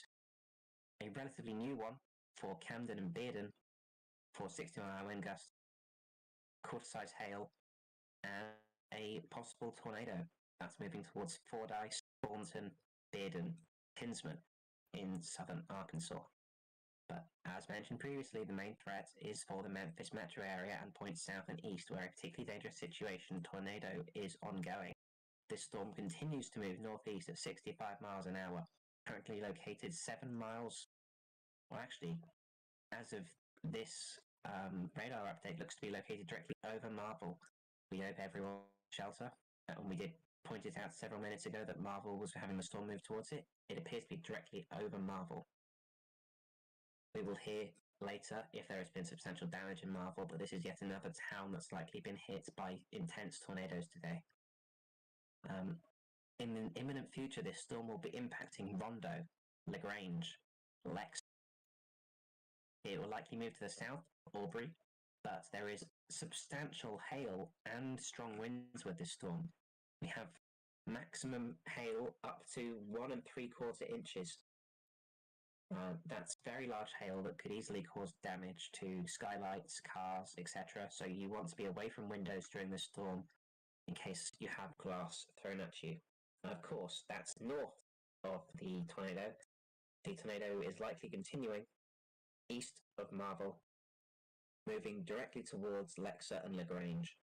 Hard to take this, and which of them will get worse impacts. It may brush southern parts of Rondo. Again, we're a bit uncertain because of how far we are from the radar. But after it moves through those locations, it'll move towards Tunica, North Tunica, Horseshoe Lake. Thankfully, part of its path in the near future is along the Mississippi River, where there is not much to hit. Unfortunately, after it traverses the Mississippi River, it's going to move straight into downtown, not downtown, but southern Memphis metro area, where places like Walls, Lynchburg, Horn Lake, South Haven, all in the path of this storm in the next 45 minutes. As it is moving to the northwest at 65 miles an hour, you are within the hour mark for this tornado. The storm will arrive well before that. You'll start getting rain and damaging winds in the next half hour to 40 minutes, and the tornado will follow afterwards.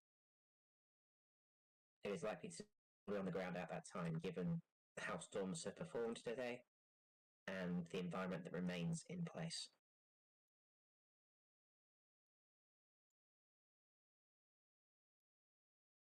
I really couldn't have said any of that much better myself, Kay. Thank you very much for going so in depth with everything.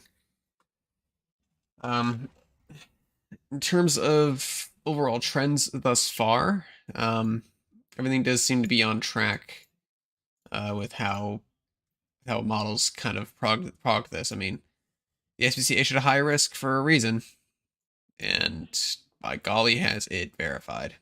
We do have a new. Unfortunately so. We have a potentially new tornado on the ground here in northwestern Illinois. Excuse me. Let me go back a couple frames. Let me make sure. Yep, that is a new tornado here to the east of Shannon on its way toward the Florence area. Florence might be just over the state line. No, it's like over. That's a county line. Okay. So Florence, you need to be in shelter now. This is a confirmed tornado. I'm calling it right now. That's a tornado. It's moving in your direction. Reddit Pecatonica. I'd also move to shelter now. This is a spin-up tornado, but it is rather strong as it's able to show up on radar that easily. So please make sure that you are moving to shelter now if you haven't started to already.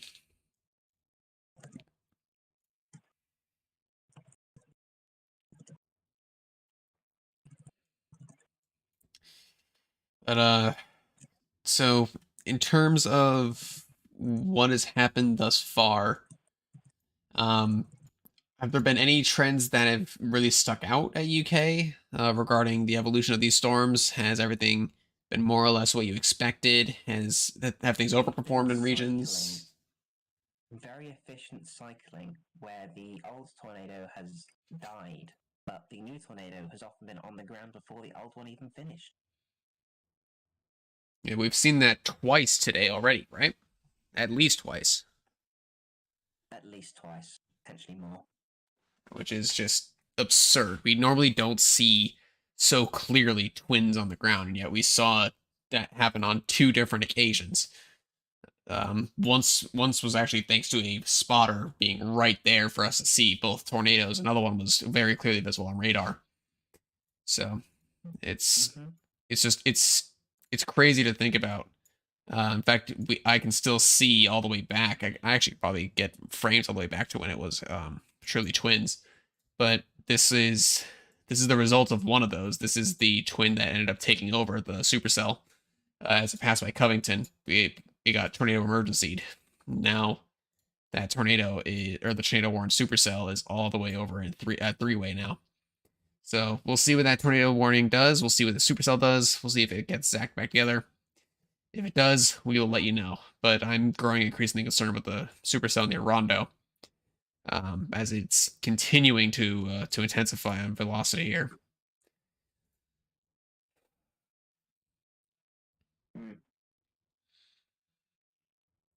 It's a dangerous situation. A particularly dangerous situation at that.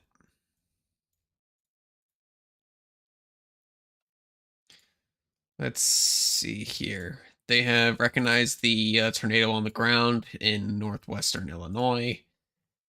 So that's good.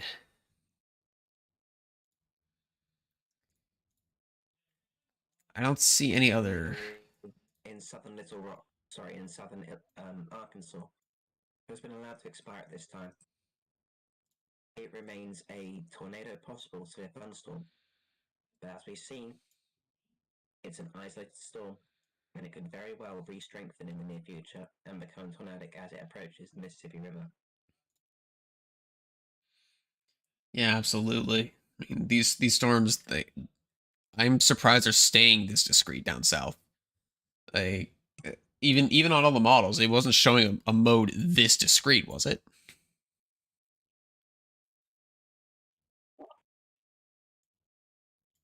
It was still fairly discreet at this time, unfortunately. It wasn't growing upscale across the southern part for another couple of hours. Man. And that means that we still have a while to go. Absolutely, strong tornado threat continues. I am getting so SBC has issued a new tornado watch as well. This is going to include the major cities of South Bend, and these are across multiple states, mind you. South Bend, Warsaw, Lafayette, Muncie, Indianapolis, Bloomington, Champaign, Evansville, Louisville, Elizabethtown, Bowling Green, Paducah, and Clarksville. So this is basically taking this blue outline here and turning it into a tornado watch. We don't have the exact probabilities yet. I don't believe it is a PDS tornado watch, but a few tornadoes are likely. Scattered hail up to 2-inch size is possible, and widespread gusts up to 80 miles per hour are likely. So again, this is for portions of Illinois, Indiana, Kentucky, and this one singular county in Michigan, right here near South Bend. So that entire area is now under a tornado watch, and that will expire at 3 a.m. Eastern Daylight Time. So that will expire in 7 hours as of now.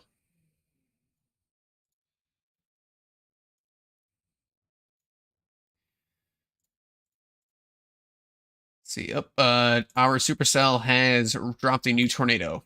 It is spotter confirmed. The confirmed tornado was located near Fairview, or 8 miles south of Milan, moving east at 45 miles per hour. This is north of Jackson, Tennessee. They actually just updated the polygon again. Same text. Okay. So again, this is an isolated supercell. It has produced another tornado. This is what its third, I believe. It's third tornado, right? Because we had Illinois, nope. This is in Tennessee. Tennessee. Oh yeah, that's definitely down again. It could be its fifth at this point. There could have been several cycles we missed. Which is absurd. Long-lived cyclic supercell. Yep, and it's going to keep going too. I mean, Jesus, the environment ahead of it as well is still ripe for further intensification, supporting intense and potentially violent tornadoes with that thing. It's crazy what the atmosphere is able to do tonight. We're now 170 miles from where the first tornado was reported with this storm. And it's just going to keep on trucking too, which is wow.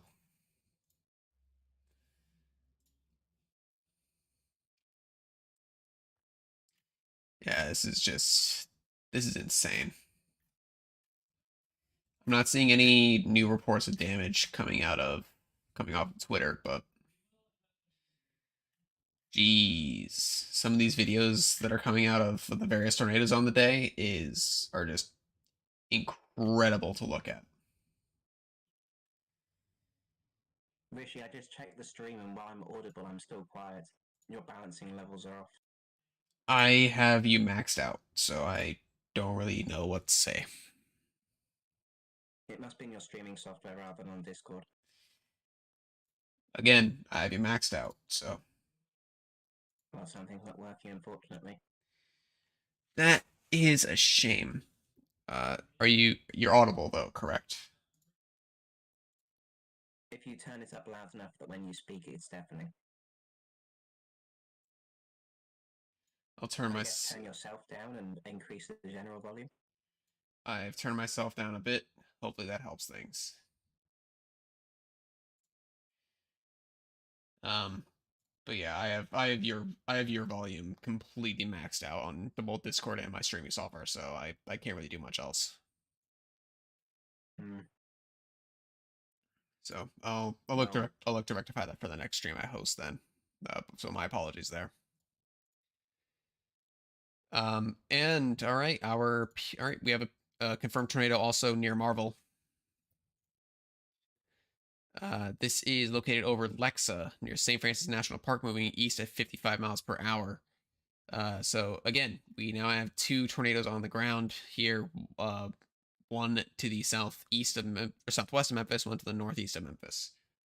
So, the situation is going to get gnarly again, and unfortunately, the tornado moving, the tornado to the southwest of Memphis is moving directly toward the southern portions of the city. So this is going to be this could get pretty bad, pretty quickly. So I am hoping that that isn't going to happen. That this storm fights with itself for a while, but given the environment, I don't think it will.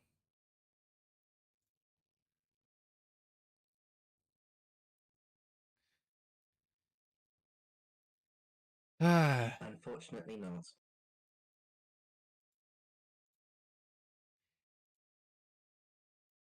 See if I can do one other thing. No, there's nothing else I can really do about audio, unfortunately. I have Discord maxed out, I have you maxed out, and I have OBS I maxed out, so I do apologize. Well, we'll have to work out what's going wrong and fix it in future. Absolutely. But in the meantime, that's for then. This is now. We have at least two tornadoes on the ground. Potentially three if the QLCS tornado was still there. Which it does not appear to be, thankfully. But again, this is still a rather dangerous situation to be in if you are in the southern half of the country, especially if you are in Tennessee, southwestern Mississippi, or Tennessee particularly. The tornado warning moving toward Memphis is actually probably getting it within range of the terminal radar here, so we might be able to get a very close look at this tornado as it moves into the area. But that also means it's moving toward an airport.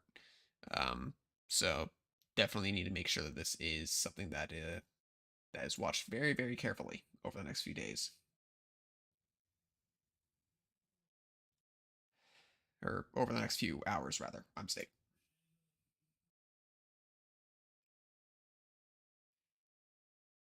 Ah.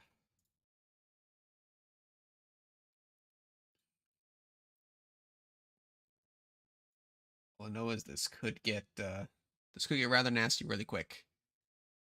As again, two confirmed tornadoes on the ground at the same time. We're just gonna have to wait and see what happens with them. But yes, if you have any comments, questions, concerns, please do direct them toward us. We will do whatever we can to answer your questions as quickly as possible, given the volatile nature of the event. But we do apologize for the audio issues. We're not really sure what's going on, but we'll sure to have them rectified in the future.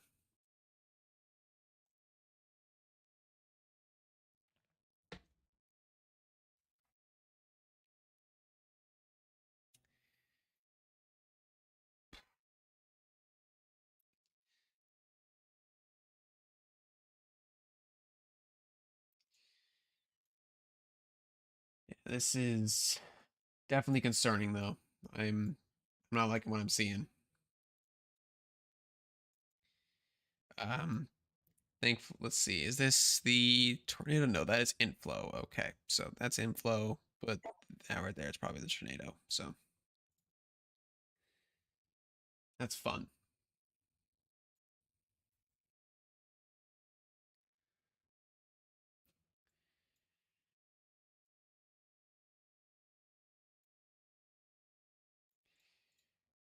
And all right, radar confirmed tornado now, particularly dangerous situation. This is in effect for in Arkansas, eastern Lee County, southeastern St. Francis County, northeastern Phillips County, and southwestern Crittenden County. In Mississippi, we have western DeSoto, Tunica, and northwestern Tate counties. Again, a confirmed large and extremely dangerous tornado was located near St. Francis National Park, moving east at 55 miles per hour.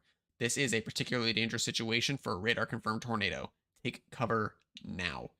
This will impact the following locations: Hernando, Mariana, Hughes, St. Francis National Park, Helena, West Helena, Coldwater, Walls, Tunica, Horseshoe Lake, Lexa, Lake Cormorant, Eudora, Brickies, North Tunica, Arcabutla, Pinky, Phillip, Robinsonville, Lagrange, and Cody.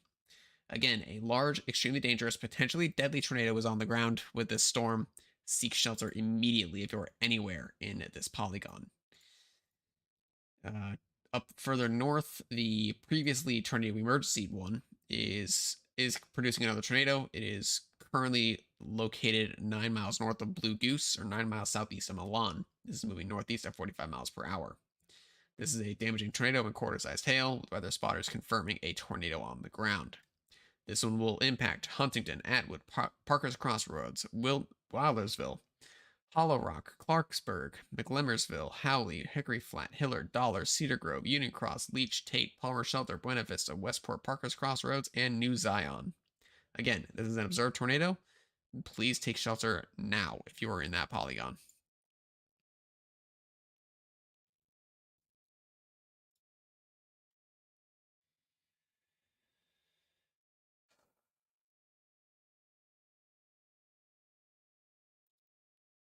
This is definitely a situation that we wish we were not in, but this is what we got to work with. So this is what we're doing. But if you have any comments, questions, concerns, please do let us know in the chat. We will do our best to answer them. We do also have a tornado warning now in place here for southeastern Missouri, for areas near Poplar Bluff, Dexter, Bernie, Bloomfield. So it is a radar indicator rotation, so it is not on the ground at this time. It will be near Fisk in about 7 minutes and Dudley in around 13. So make sure you're seeking shelter now, as a tornado could drop at any point given the environment. We do have a tornado reported in the very near the Springfield metro area. This is located near Taylorville, moving northeast at 50 miles per hour. So Taylorville has already been hit. This will be near Stonington in about 5 minutes. This will also be near Moweaqua, Blue Mound, and Macon. So again, the tornado is right there. You can just barely see it, or at least it looks like it's right there. On correlation coefficient, there it is. So there is a tornado on the ground there. Make sure you're seeking shelter. And let me check up what's going on here. There is a thunderstorm capable of producing a tornado, moving generally north of Weldon and DeLand. So make sure you're still in shelter if you're in that polygon as well. But I'm going to be focusing mostly on these storms down south, as this one right here is a particularly dangerous situation. And it warrants a very close amount of attention.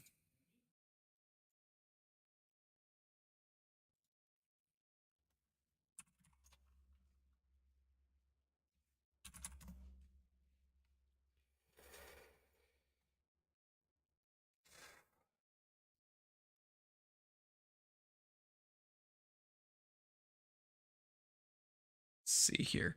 But yeah, so anybody in the chat, if you have any comments, questions, concerns, please do direct them towards me. I'll do what I can to answer them. The atmosphere is still primed to produce some pretty significant tornadoes, and unfortunately, it does look like that threat's going to be dwindling anytime soon. So we're going to have to be watching that pretty closely here.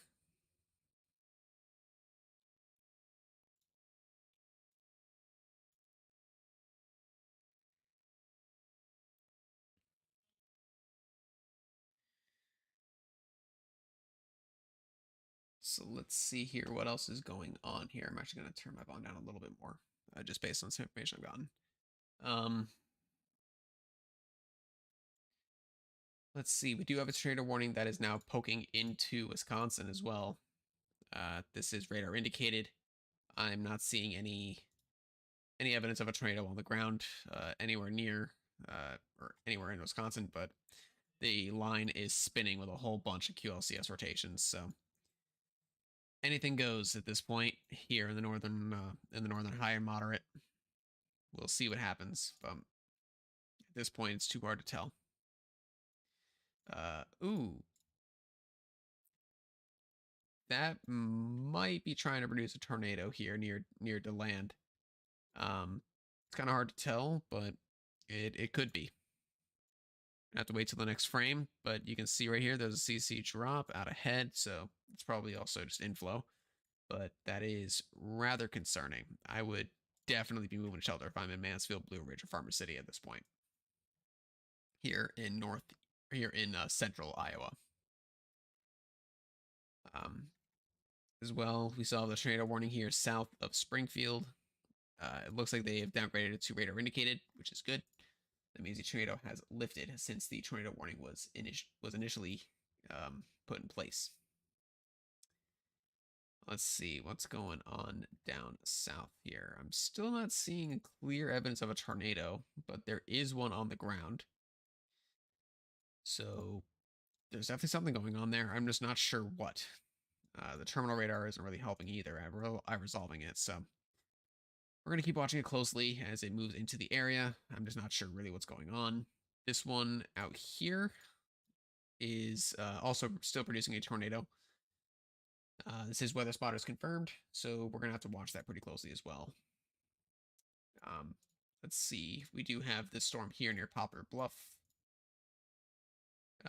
Not producing a tornado at this time. However, it is capable of doing so at any point that it wants. It is an isolated area, as most of these storms are here in the southern part of the risk area.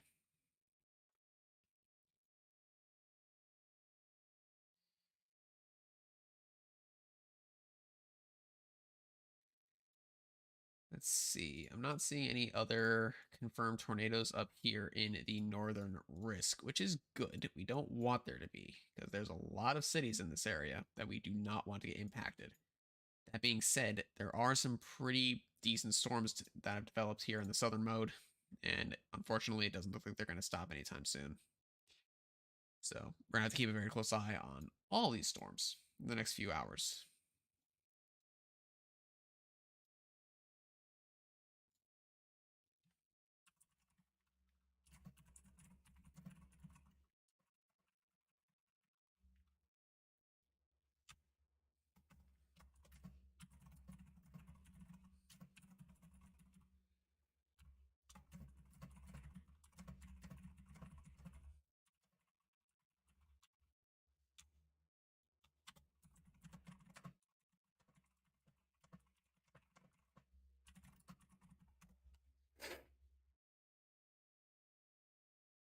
Let's see here. I'm not really seeing too much in terms of a definite radar signature on this PDS tornado here. That is moving near North Tunica. But there is a tornado there. They're saying radar confirmed tornado. So there is obviously something there. I'm just not sure if the CC signature that I'm seeing is indicative of the actual tornado. Actually, nope. Given where the couplet is, never mind. I agree. That is definitely a tornado on the ground. I would strongly suggest that if you are in North Tunica, or anywhere in this polygon, that you are moving to shelter now. It's very hard to tell exactly where this tornado is, but we know just because of how far away it is from the radar. But we know that the couplet is around here, so it is definitely moving in the direction of Tunica. Other locations that directly in the path include Lynchburg, Horn Lake, Hernando, and Walls. So please make sure you're moving to shelter now if you haven't started already. I'm going to actually very quickly switch how we're looking at this. So this is the terminal radar, so it's a little bit less. It doesn't have as much information to give, but it refreshes a lot more often. So So far, I'm not really seeing anything too impressive, but as it gets closer to this radar site, we should be able to see a lot more detail, and we'll be able to see exactly where this tornado is as it gets closer. Excuse me. They did allow the severe thunderstorm warning and tornado warning on these cells here to expire, so that is good. Let's see what's going on here near Champaign. That is radar indicated. Southeast Springfield, radar indicated. The radar indicated, and radar indicated, but 80-mile-an-hour winds. So these are destructive storms. Although I think NWS Chicago needs to fix their system, because I don't think straying is a word that they want to use. So that's interesting. But regardless, our most important topic right now is this tornado down here that is about to impact North Tunica. So this is a confirmed large, extremely dangerous tornado located 7 miles northeast of St. Francis National Park, moving east at 50 miles per hour. Again, this is a particularly dangerous situation. You need to be moving to shelter now. That is, any place on the interior portion of a sturdy building, preferably in a basement if you can, or a dedicated storm shelter. If you can, bring something to protect your head, whether that be a helmet of some kind, a mattress if you can manage it, or it may seem like nothing, but even a pillow can actually help out quite a bit when it comes to things flying around. So make sure that you are bringing something to protect your head if you can. If not, you just need to make sure that you're getting to a interior room, lowest level of the building, and make sure that's a sturdy building. Mobile homes and cars are not good options. And if you are in a car, or if you're on the road for whatever reason, there is a common misconception that if you are under an overpass that you're safe. That's not the case. Under an overpass is actually one of the worst places you can go, mainly due to the fact that it helps to accelerate the winds. And accelerating winds means that debris flies faster. So if there's any debris that gets swept underneath that overpass, it's going to hit you even harder, leading to more injury. So make sure you are not seeking shelter under an overpass at any point during this event. It is a tornado death trap, as it were. So it looks like our previous tornado emergency supercell, this one here, is starting to become more ragged and disorganized. Hopefully hopefully the trend will continue, and the supercell is allowed to die. Because it has been giving us a lot of trouble for the last couple hours, and we don't want it to continue doing that. However, the supercell down here by Tunica is unfortunately following in that supercell's footsteps, and it is producing apparently a large, dangerous tornado. So it's very important that you take that storm seriously if you are anywhere south of Memphis at this point. Elsewhere, I don't believe we have any other confirmed tornadoes at this point. We have a lot of tornado warnings, however, a lot of severe thunderstorm warnings, some of them for 80-mile-an-hour winds. So it is very important that you are. So yeah, it shows quite a bit of stuff going on. So we'll see what goes on. But in the meantime, we're focusing here on the southern threat, as it is what is the this is our more pressing information, or more pressing threat.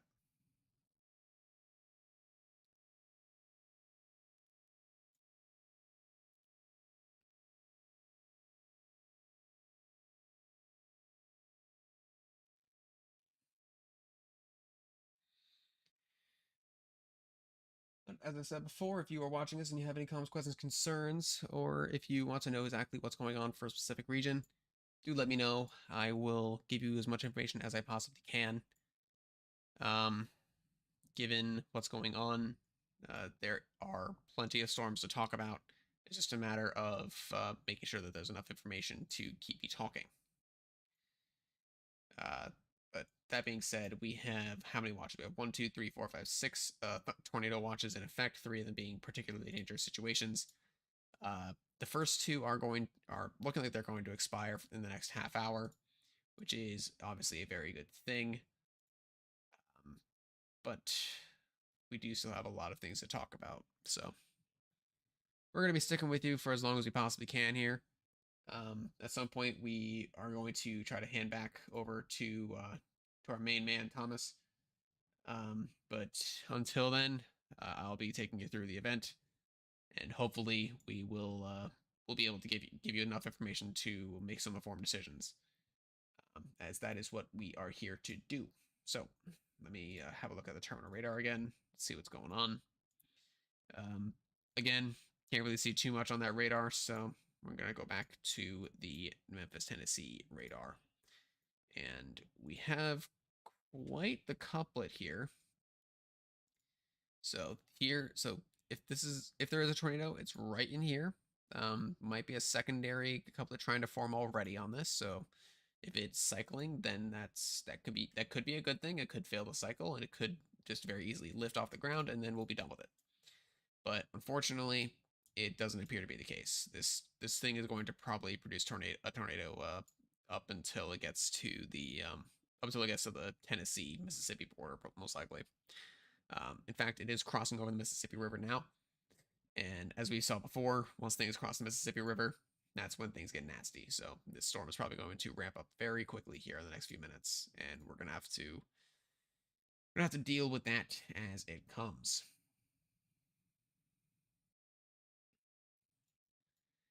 Let's see. If I am in Chicago, I am watching these storms very closely as they are moving toward your location. Yeah, excuse me. This line is still spinning like a top in some places. I'm not seeing any indications that there are tornadoes on the ground. However, along with tornadoes, this line is capable of producing winds of 80 miles per hour. So treat this entire line like a tornado warning. Do not give it the chance to take you by surprise, because it will do some damage once it gets to you. If you are anywhere to the east of that line, you need to be in shelter now. At this point, there is no ifs, ands, or buts about it.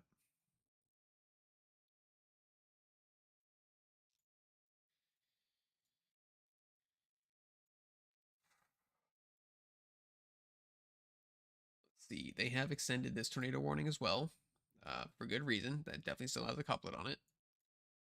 This is a severe thunderstorm capable of producing a tornado is located over Dudley, 7 miles west of Dexter, moving northeast at 55 miles per hour. This is for Stoddard County in southeastern Missouri. This will be near Dexter in about 5 to 10 minutes, and Bloomfield and Essex in around 10 to 15 minutes. So make sure that you are in shelter now. Do not wait. Just go to shelter. All these storms in this area have had a history of producing some strong tornadoes. You don't want to fall victim to one.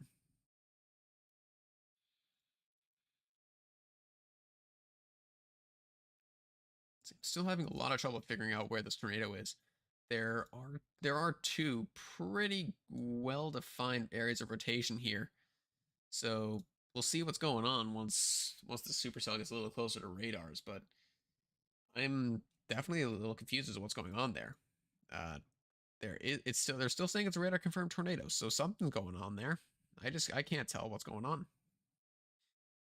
This is a particularly dangerous situation though, so don't be taking it lightly. Make sure you're getting yourself to a safe place if you can.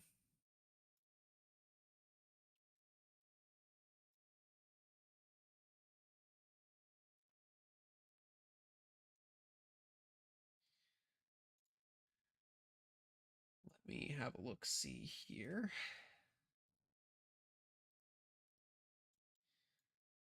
Not seeing too much in terms of new developments from anything of note. Which is good. We don't want to see any new developments, but unfortunately they are going to be coming in pretty quickly. I would assume here in a few minutes. We're going to see what's going on here with our PDS tornado warning.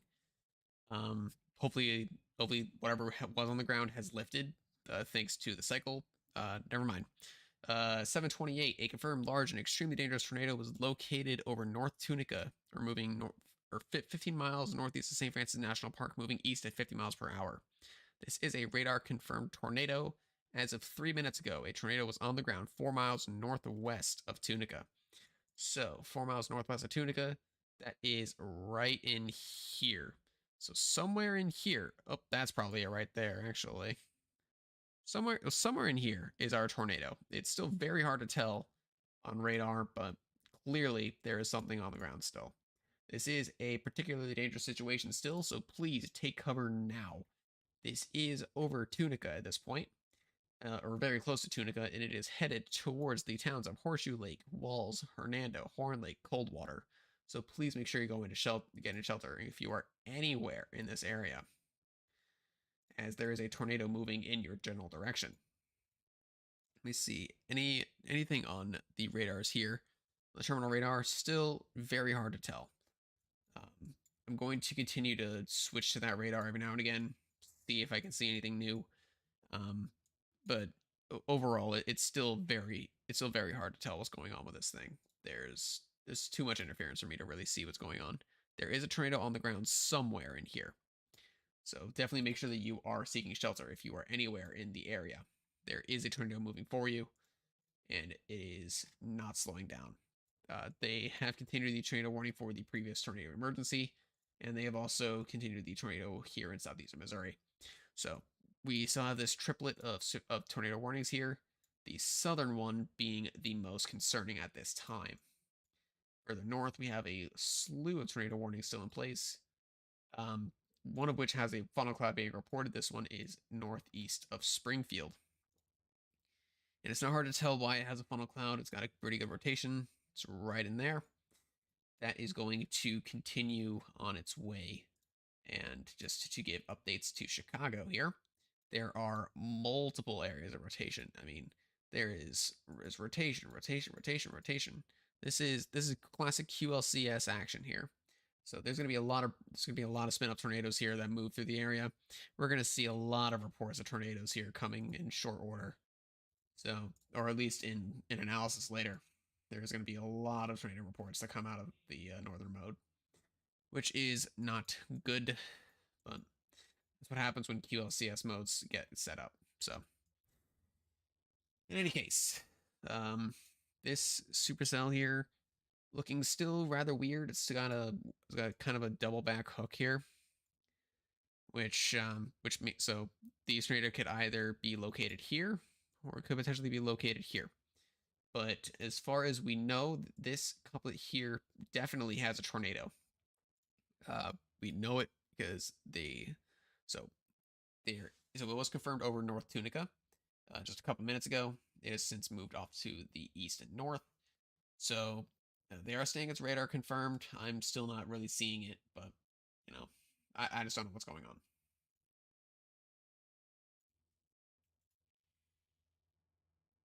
But in the meantime, we are here. We're still serving you. We're giving you all the information that we possibly can. So do let us know if there's any comments, questions, concerns, either regarding a specific area that you want to hear about or regarding the stream itself. Any feedback is good feedback as we fine tune everything and make sure that everything is in working order. So definitely make sure, because we want to make sure that we're giving the highest quality content that we possibly can, the highest quality coverage of the event as well.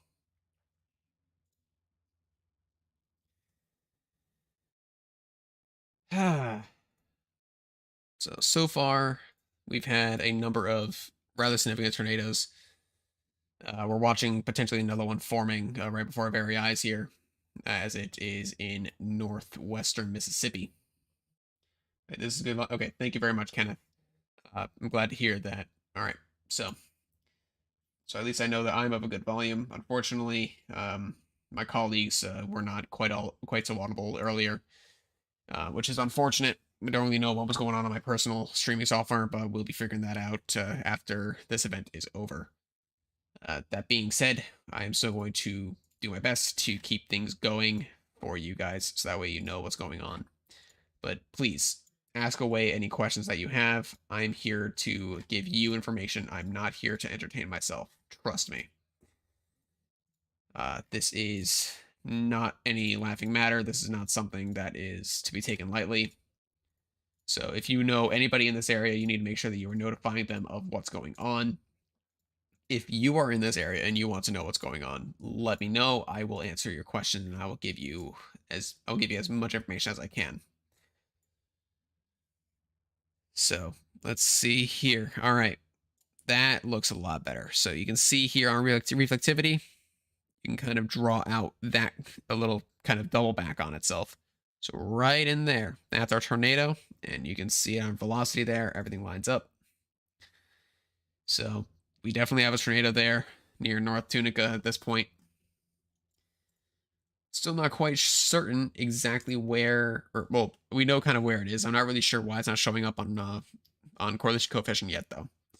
I mean, it could just be that it's going over rather rural areas, which I hope it is. I hope it's not going over any populated areas, but we will never know, or well, we won't know for a little while at least.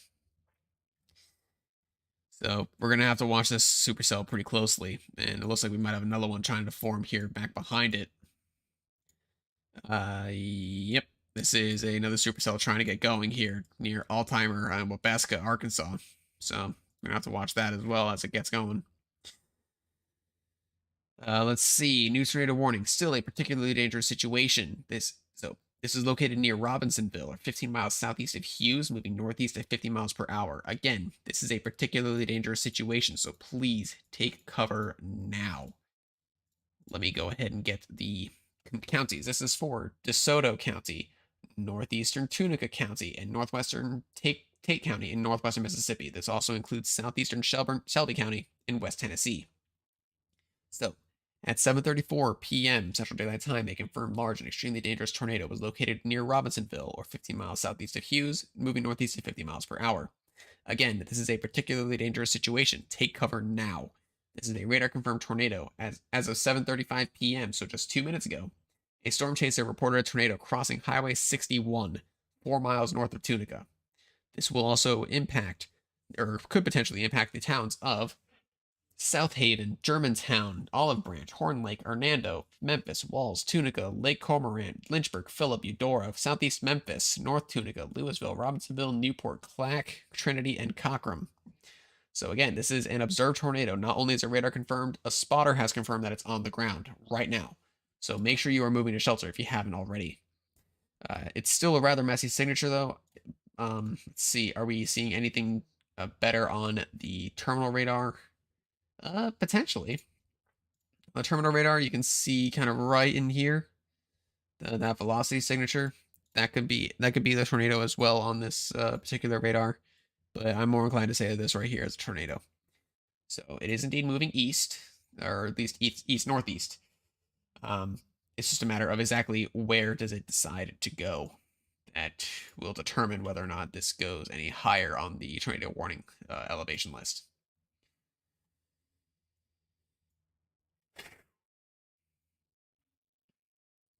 Let me have a look see. Yeah, this supercell does not look too healthy anymore. It looks like it has kind of petered out. Just good. We don't want that we don't want the supercell anymore. The supercell has had enough time to steal the spotlight. We also have this tornado warning here. This one is a radar indicated rotation, so it's not a tornado on the ground at this point. Located near Bloomfield, Dexter, and Essex here in southeastern Missouri. We do also have a tornado warning here in east central Illinois.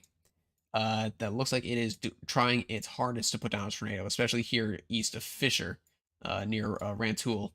So please make sure you're seeking shelter with that one. If you are in, for example, Ludlow, Paxton, Rantoul, Gifford, make sure you're going to shelter now. Let's see here. There is a tornado warning that is getting dangerously close to Madison. It's going to miss, hopefully, but you never know. This QLCS is kind of pushing storms more north than northeast. So Madison might get, the downtown Madison might get skimmed by a tornado warned storm here in short order. Thankfully, not seeing anything in terms of major tornadic action. However, this is a QLCS system at this point, so anything goes. This entire line treated like a tornado warning. That's pretty much all you can do. Now let's go back down south here. Oh, I hit the wrong button. I need to select a new radar quickly before it goes to my current location. There we go. So again, I'm not seeing anything on correlation coefficient, although it looks like reflectivity is starting to line up with the couplet here. You can see right there, there is a bit of something developing on reflectivity. So that's going to make it a little easier to see the tornado as it comes close. So we'll see how that goes. Actually, just got wind of some rather pressing news. We have some destructive storms moving into the Chicago area. So this line of storms I was just talking about, they are producing 90-mile-per-hour wind gusts at this point. This is moving into the Chicago suburbs, so this is including Algonquin, Aurora, getting close to Joliet and Schaumburg. So severe thunderstorms are located along a line extending from near Malta to near Waterman to Leland to near Ottawa, moving east at 65 miles per hour. These are destructive storms. Take shelter immediately. Treat the severe thunderstorm warning as a tornado warning. Again, you are in a life-threatening situation. This is throwing 90-mile-an-hour wind gusts your way and quarter-sized hail. This will impact a lot of areas. So I'm just going to name off the counties. This is for Kendall County and Kane counties here in northeastern Illinois. These storms are moving into the Chicago metro proper, so it's very likely that these storms will remain intense as they get to your area. So please make sure you're treating this situation seriously, as there is very strong winds coming your way. Especially if you're in the city, because as wind funnels between high rises, it actually accelerates. So by the time it gets there, as the wind is moving toward those buildings, it's actually going to funnel. It's going to increase. We might get gusts in between buildings of over 100 miles per hour in some places. So please make sure you're staying indoors at this point. Do not go outside if you're anywhere near Chicago. Excuse me, my apologies. Yeah, I'm still not seeing much with this. I mean, there's clearly a tornado on the ground. I can't see what's going on with it. I don't know why it isn't producing a good CC drop at this point, because it should be, given that it is a tornado on the ground. But we'll see what it does. It's going to miss Memphis to the south, which is good, but it is moving pretty much directly toward Hernando. So definitely make sure that you are in shelter if you are in that city. There's no reason to wait at this point.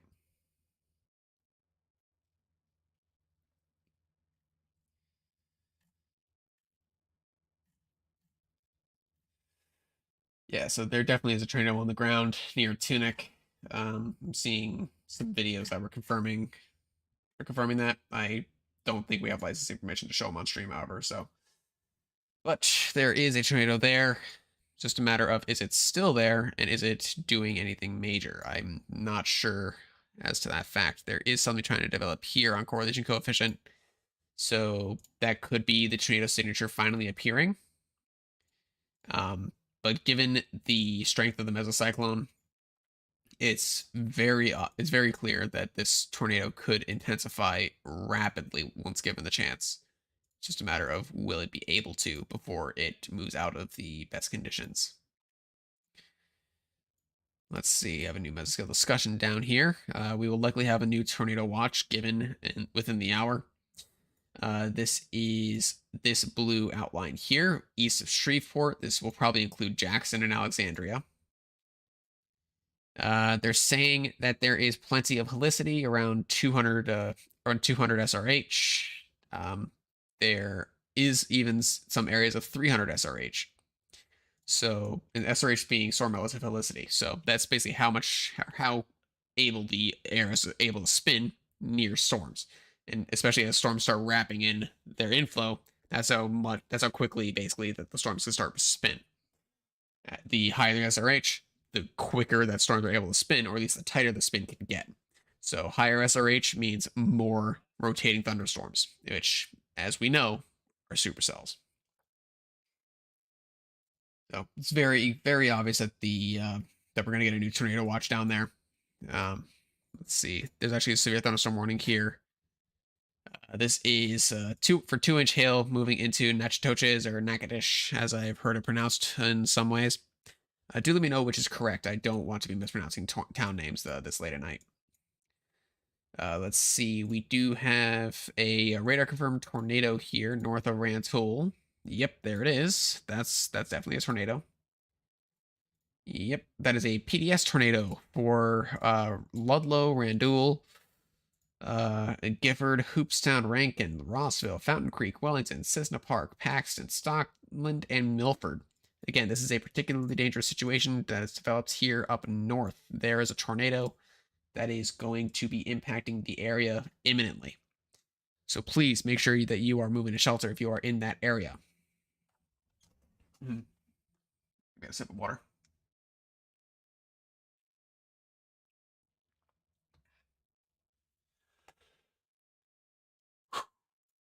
Okay. So while we are looking around up north, let's make sure that nothing else is going on. A bunch of radar indicated tornadoes, so none are confirmed in the line at this point, but that's QLCS, so we're not going to be seeing them for very long anyway. But yeah, let's see how this evolved here. Let's see what happened. So we had an embedded supercell, and it has continued to just pervade as it continues moving off to the northeast here. It's consolidated considerably. It's going to be impacting Ludlow in short order. Definitely make sure if you're in that polygon that you are moving to shelter immediately. There really isn't much time to waste. They did allow the previously tornado emergency supercell. So this is right here. It used to be the supercell that was tornado emergency a little while ago. It has now been allowed to expire. So that one right there is basically dead, which is exactly what we want to see. Whoa, I don't know why I zoomed in that far. Let's have a look, see here what's going on with our southern tornado warning. Doesn't look too healthy.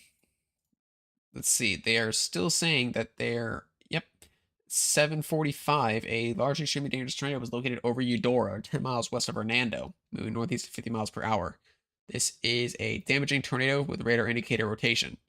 So they're not saying that a tornado is on the ground per se, but there is a very high confidence that one could be this close to touching down. So regardless of what the actual status is, treat it as if a tornado is on the ground, as it's very likely the one is. We're just not quite able to see it. If you're in Hernando, especially, I would be getting a shelter now. I wouldn't wait. Let's go back up to the PDS that's up here in Illinois, and already it looks like that couplet is significantly weaker. Yeah, I don't see that coming back at any point here in the near future. It definitely produced some significant damage as it passed north of Rantoul, but now that it's in Ludlow, I don't really see too much of a correlation coefficient drop. There definitely is still something there, but I can't tell if that's from the tornado still being on the ground or if it's actually, or the tornado has since lifted. I don't know. I can't tell.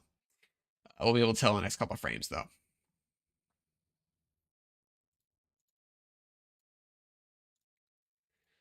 Let's have a look at our QLCS here up north. Definitely a lot of areas that are still spinning along the line. I mean, that's just what it's going to do as it moves through the area. But I'm not really seeing anything too scary with that line at this point, so that's a good thing. Now, one thing to note though, we are only about 10 minutes away from getting our brand new SBC outlook for today.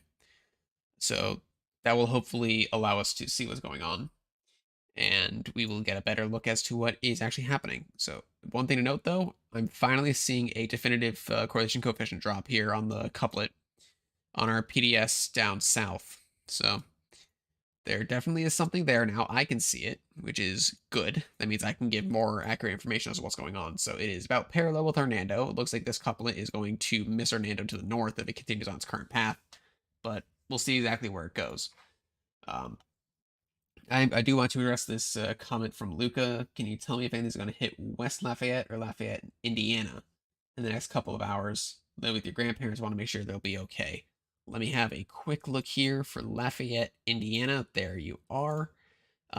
So for Lafayette, Indiana, I do have words of warning to you. You are in the path of a number of embedded circulations in a line. So for those of you for those who can't really see it, Lafayette is here. There is a confirmed tornado to your west, but that is going to miss you off to the north and east or northwest. However, there is still this whole line that needs to pass by you, and that's going to take a few hours to get there. It might, or somewhere between an hour to two to really get close.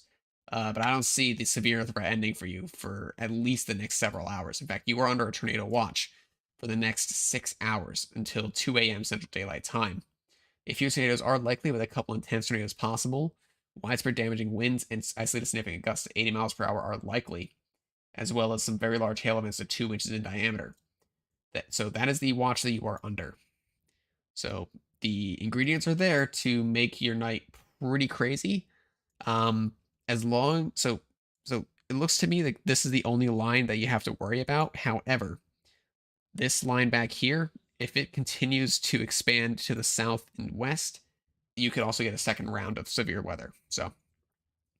So definitely make sure that if you since you live with your relatives, definitely let them know, hey, um, things are coming our way. If I start to look worried, or if we get under a warning, make sure that we are able to get to a shelter. If you have a basement or any interior room away from windows, those are the places that you're going to want to go if you are put under a warning of any kind. Um, so let's see. Um, see, a couple other questions came in here. Do I think dry air is killing these storms? Uh, that's not really my area of expertise. However, I will have to say at this point, probably not. The environment ahead of these storms was forecast to be really moist for the majority of the risk area. So there's a good chance that dry air is not going to be an issue for these storms. Once they move through, obviously the air is going to dry out. But but over as the night progresses, heating should relieve itself. The ground and the air should get cooler, which will limit the amount of energy there. Unfortunately, there's still plenty of energy available. There's I think around like 2,000 joules per kilogram of surface-based heat, which is plenty of energy for these storms to feed on for the next few hours. So, unfortunately, even though the nighttime is quickly approaching and heating is coming in, I don't think that's going to be too much of an issue as the night progresses. Um, so and you're very welcome, Luca. I'm glad I could be of help. So yes, if a bathroom in the middle of the first floor is a pretty good idea. Um, so a bathroom actually has a couple good places to take shelter. Especially if the bathtub is good enough or big enough to hold yourself and your relatives, that's probably the best spot you can go. If you're placed under a warning, but make sure that if you do that, ooh, that's a splitting supercell. That's not good. I'll get back to that in a second. Make sure you bring something to cover yourselves. Have at least one of you be so. Best thing to do would be to bring a mattress with you, or something light enough to carry into the bathroom with you. Place it over your head and make sure that you're holding on to it. If you all can't fit in a bathroom, for example, or in the bathtub, then make sure that you are holding on to the bathtub. So that way, if everything starts to blow around, you can have something that's anchored really well to stay put. Um, but in general, where no matter what kind of structure you're in, as long as it's not a mobile homes are extremely bad to be in for a tornado.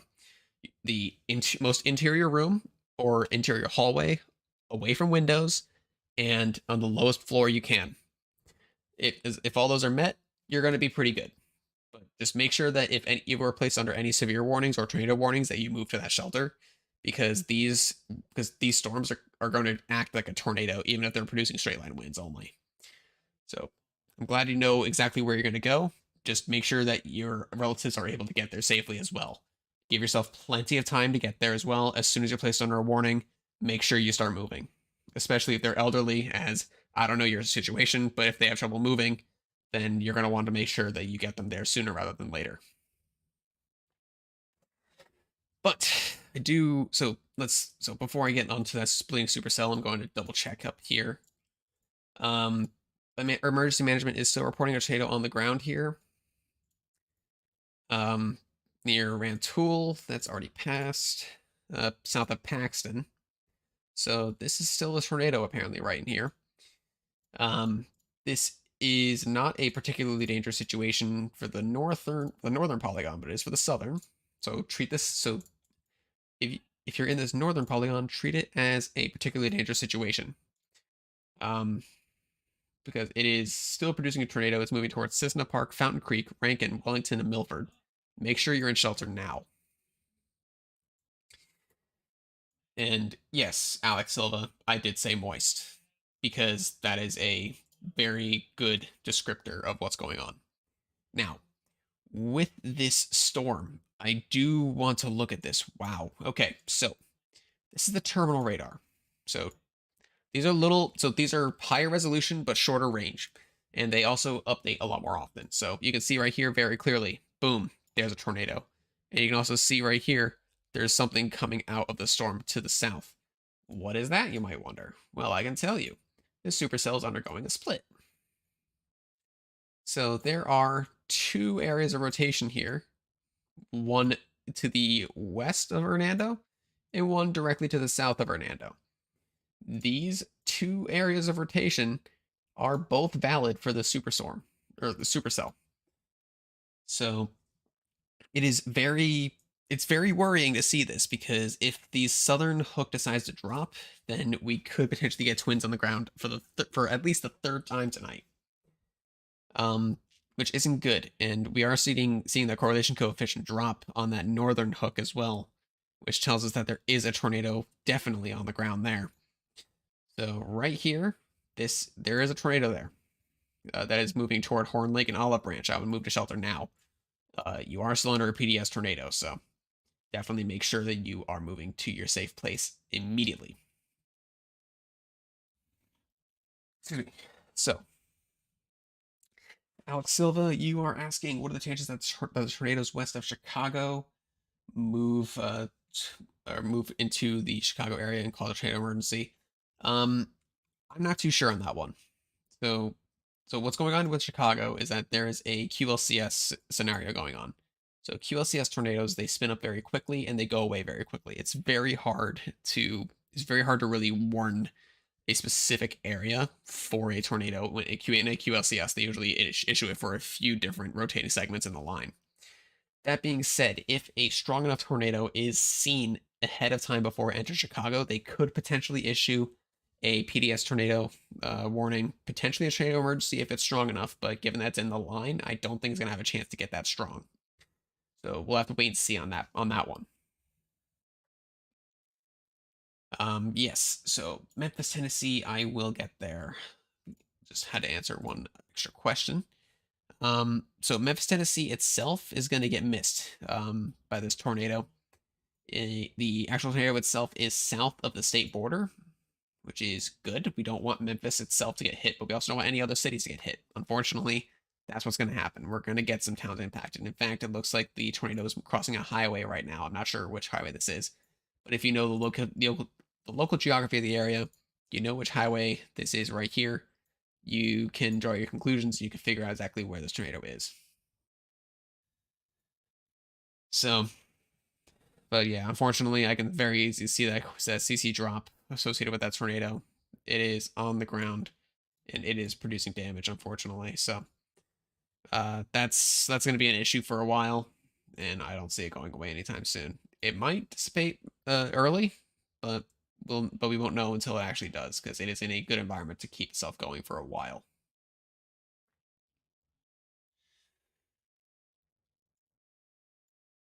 Let's see here. Let's see. Do I have the new contours? I do not. Okay. That's still the old ones. See, no problem, Stephanie. I'm glad that I could help you out a little bit there. Let me see here. I'm gonna pull up the SPC outlooks here. So there is a mesoscale discussion that does include Chicago. So let's see. Storm is moving eastward at nearly 70 knots. There is a large amount of helicity in the air. Tornado threat will likely continue early through the evening as the line approaches the western Chicago metro. Tornadoes will most likely be supercells embedded in the line with rotating elements associated with short Boeing line segments. As it moves in, as the line moves eastward into the Chicago and Milwaukee metro areas, wind speeds could reach as high as 80 knots. That is 90 to 95 miles per hour along the leading edge of the line. To the south, other more discrete storms are located to the east of Lincoln, Illinois. A tornado threat will likely be maintained with these storms. A widespread wind damage threat will also be likely with the stronger cells, especially if a nearly continuous line segment can organize. And yes, Alex Silva, I am indeed on pro level 2. Oh boy, this is this is definitely going to be an issue if that materializes. So let's see. Chicago itself is now under a severe thunderstorm warning for 90-mile-an-hour wind gusts and 2-inch hail. This does include the entire city of Chicago. So, yeah, this is an extremely dangerous situation with tornado-like wind speeds expected. Mobile homes and high-profile vehicles are especially susceptible to winds of this magnitude and may be overturned. For your protection, move to an interior room on the lowest floor of a building. These storms have the potential to cause serious injury and significant property damage. Again, this does include the city of Chicago, as well as Elgin, Joliet, Aurora, Waukegan, and Kenosha in Wisconsin is also going to get put under a severe warning of this caliber, as well as Milwaukee. So tornadoes are possible in Chicago if things can keep going the way they are. They're going to be likely QLCS, so we're probably not going to be able to see them too well on radar, but things are moving into the area and they could very easily materialize into a major problem if given the chance. I do want to go back down here to our state border straddling supercell. We do have a weakening tornado here. This one's trying to occlude, and it looks like it's doing so successfully. So it's going to hand off the rotation to the stuff to the east of Hernando. Now all this fluff that you're seeing here, this is all inflow. So don't even mind that. There's no tornado on the ground at this point, or at least if there is, it's weakening. But at this point, I would still be very cautious about this. Stay in shelter if you're in this area. Do not leave any safe space that you might be in at this point. Yeah, I'm not seeing too much on the terminal radar either, so everything should be fine there in the near term anyway. But in the long term, a tornado could very easily reform, and it could be very strong, given the fact that it's still a very isolated supercell. We'll just have to wait and see.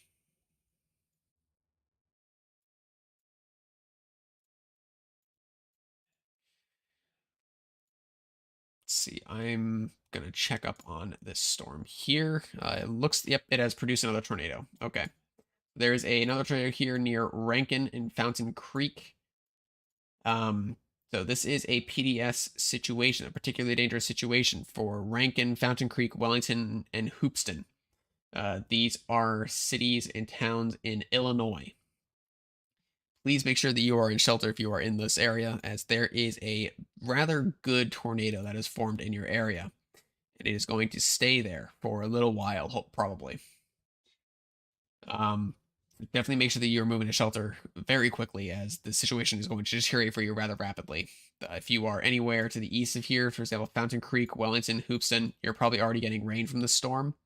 But unfortunately, there is a tornado hidden within the rain. You're not going to be able to see it. You're not going to be able to hear it. Just move to shelter now. Do not wait. There's no reason to. Don't be a hero. Don't try to get the shot of the century. Go to shelter now.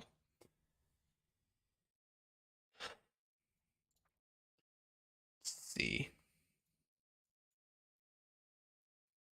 No tornadoes on the ground in the northern portion of everything. Oh, wait, actually, maybe there might be one here. Let me check here. Yeah, we could have a tornado there. Just north of the Wisconsin border. This being near Walmouth, Delavan Lake, and Darien. Yes, a damaging tornado located near Sharon, Wisconsin, moving northeast. This is a radar confirmed tornado. Locations impacted will include Whitewater, Fort Atkinson, Elkhorn, Delavan, Lake Geneva, Milton, East Troy, Williams Bay, Genoa City, Walworth, Clinton, Fontana on Geneva, Lake Sharon, Darien, Como, Pell Lake, Lake Koshkonong, Powers Lake, Richmond, and Springfield. Again, there is a tornado on the ground. Please seek shelter now. This tornado will not wait for you to say, "Okay, you can blow my house down now." That's not going to happen. It's going to blow your house down whether or not you're ready. So please get to shelter now. Do not hesitate.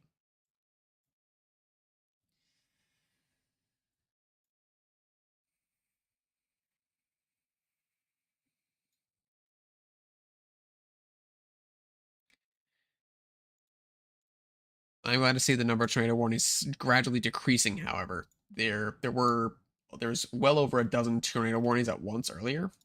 Now I believe there's only around 8 or so. 1, 2, 3, 4, 5, 6, 7, 8 tornado warnings. So the amount of activity is decreasing, thankfully, but that doesn't mean that everything is going to stop. Unfortunately, we still have a while to go until the end of the event, and it is going to continue for as long as it wants.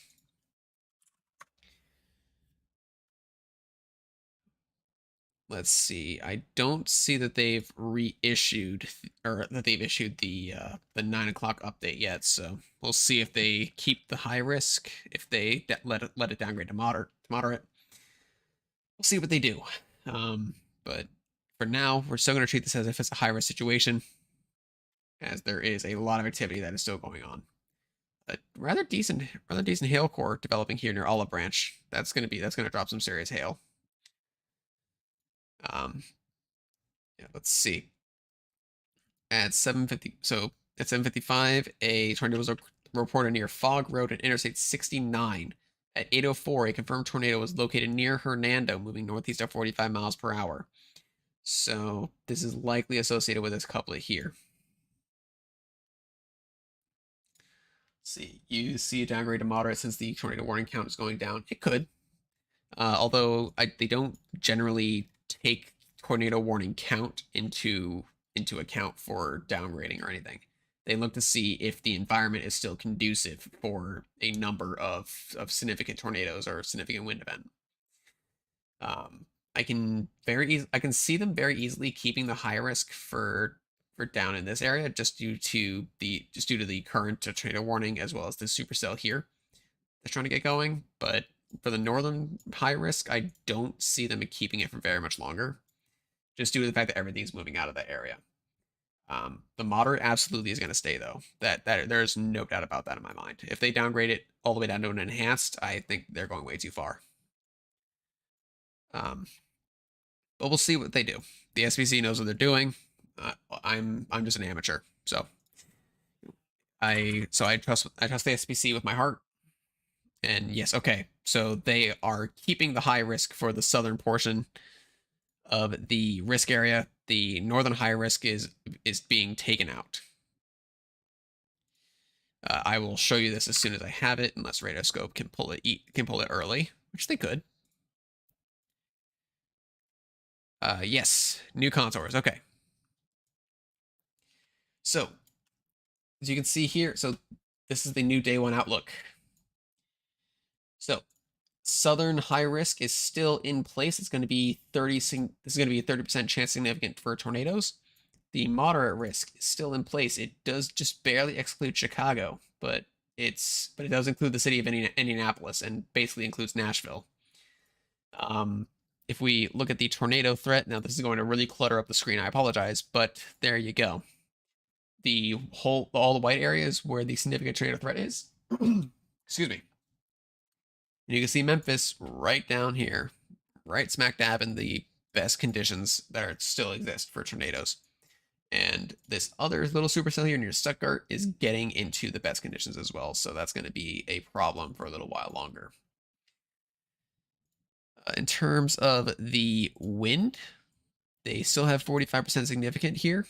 You can see underneath all the white, it extends from just south of Chicago down past Peoria, almost into Louisville and Cincinnati. But they do have this significant wind risk extending all the way down past Little Rock nearly to Greenville. So high risk still in place. We are still seeing some rather strong tornadoes possible for at least a few more hours. Hopefully the threat does not materialize as much as I fear it will. But we'll see what happens. We will see what happens.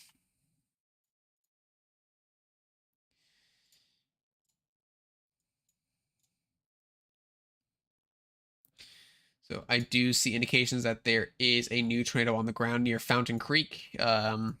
Here in this is Illinois, correct? Yes, still within Illinois. So if you are in Fountain Creek, you have likely just been hit by a tornado. If you are in Wellington, you need to take shelter as there is a tornado heading your way. If you are in Stockland or Ambia, I would also move to shelter as there is a tornado headed your way. Again, there is a tornado on the ground. This is particularly dangerous situation. Just treat it as such. Even if your tornado warning doesn't say you're in a particularly dangerous situation, you are. This is a rather robust circulation. This is a rather robust CC drop. There is definitely a tornado on the ground here, and you definitely need to make sure that you are in shelter for this tornado. Let's have a look, see what's going on east of St. Louis. It's a bit far away from the radar, so I can't really see what's going on. But this is a radar indicator rotation ahead of the line that is likely going to get eaten by the line here in a couple hours. So that's this particular supercell. Its hours are numbered. However, down further south, we do have this tornado warning, which is already trying to grow upscale into its own little line segment here. I'm most concerned with this little signature here near Tams. Here in, I believe this is far southern Illinois on the way to Kentucky. You can see very clearly here on velocity, there's a couplet developing. On reflectivity, you can see a hook echo developing here. So very clearly that could very easily put down a tornado if it wants to. But again, that's going to be an embedded supercell on a short little line segment, so we'll see what goes on with that system. Let's have a look at the terminal radar again, see what's going on. And okay, so I'm not really sure what to make of this signature. It's definitely still potent for sure. Just a matter of can it put down a new tornado. So as you can see, it's not quite as robust. We do have some convergence going on still, so it is definitely still a healthy storm. It's not outflow dominant yet, but it is trying to be. So we'll see. We'll see if it can manage to put down a new tornado. If it does, it's probably going to be somewhere in this region. So if you're in Bahalia, I would be in shelter now. Rossville, Colliersville, I would also seek shelter now. Moscow, Grand Junction, Williston, you're a bit further down the line, but I would still be in shelter pretty soon if I were you. Just in case. I'm going to go ahead and check back on the Chicago area as the line is rapidly enveloping or entering the metro area of Chicago. It is worth noting we do have this flash flood warning in effect as well. Up to 4 inches of rain have fallen with rain rates nearing 2 inches per hour. Another inch is possible in the warned area. So this is a considerable flash flood possible here, including Schaumburg, Elgin, Evanston, Palatine, and Addison. So make sure that you are seeking higher ground if you can, but do be aware that there is a very significant line of storms moving your way that's also producing 90-mile-an-hour winds. You do not want to be messing around with these at all.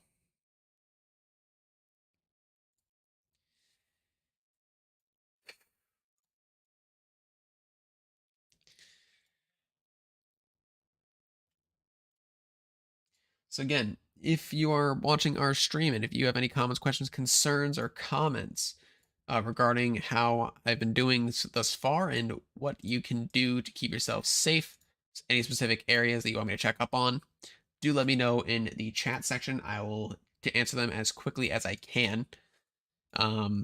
There is still a bit to watch up on. Unfortunately, there's quite a bit of activity, so I'm doing my best to keep on top of all of it. So that's why you see me jump around radars a lot. But unfortunately, that's going to be the name of the game for the next little while until everything decides to calm down a little bit.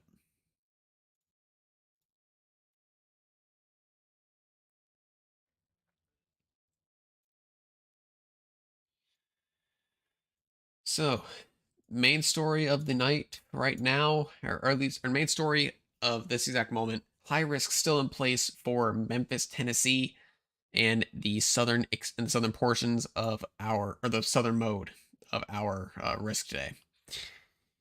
This is, yes, so this is still a particularly dangerous situation. Tornado watch in effect here. The other two look like they've been allowed to expire if they haven't been manually extended, which it looks like they have been for the most part, or at least the southern one has been. So this is going to continue for at least the next few hours. At some point, I may need to step away just so I can get a refill of my water. I don't think that's going to be needed anytime soon, but just so you all are aware. In the meantime, I'm still here to serve you all the information that I possibly can. Make sure that you are as well informed as possible. So there's our couplet that's trying to form again. It's north of Bahalia. That's going to be where our next tornado is going to occur. This is no longer a PDS, this is a radar indicated rotation, but it is producing golf ball size hail. So just because it's not on the ground doesn't mean you should go outside. Stay inside. Do not go outside.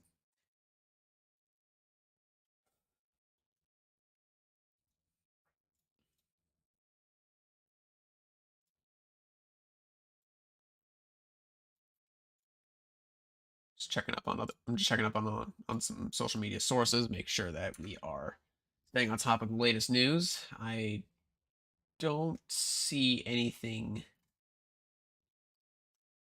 regarding any current tornado warnings thus far, so that's good.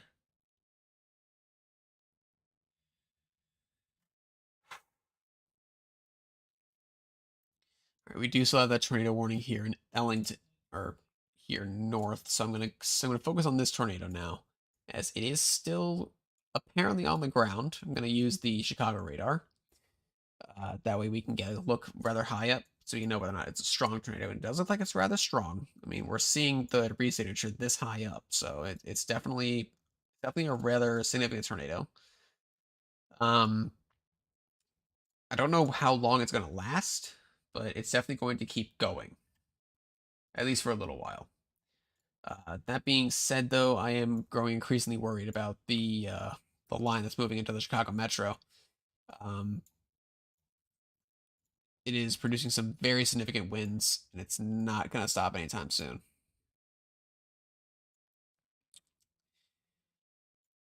I mean, you can even on reflectivity, you can see all the little kinks in the line as well. You can see exactly where tornadoes could possibly form.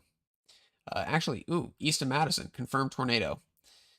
Um, let's see. Did I just completely miss this? I probably just completely missed a tornado. Let me look. See here. Yep, there it was. Right there in between Stoughton and Lake Ripley, there was a tornado on the ground. It does appear to have lifted since, which is good, and I don't think it'll be coming back. That being said, there was a tornado also near Elkhorn. That also appears to have lifted. Um, there definitely was a tornado there. So this tornado was on the ground, it lifted, and then it dropped back down. And it looks like it has lifted again. I do hope that it will not come back this time. Let's see. This tornado warning has an extension, radar indicated. That's fine. This tornado warning here in southern Illinois, radar indicated. That's fine. There is still radar indicated tornado for east of Memphis. I'm not seeing any other tornado possible severe warnings, so that is good. Okay. But again, remember, we do still have a high risk in place for the southern mode. So this could very easily pop off again at any point. It does look like we are getting some hail falling out again. So this storm definitely still has a good updraft. It's getting itself organized again. It's going to get ready to drop another tornado, I think, at some point in the near future. So that's not a good sign. We don't want to see that. But unfortunately, I think that's what we're seeing.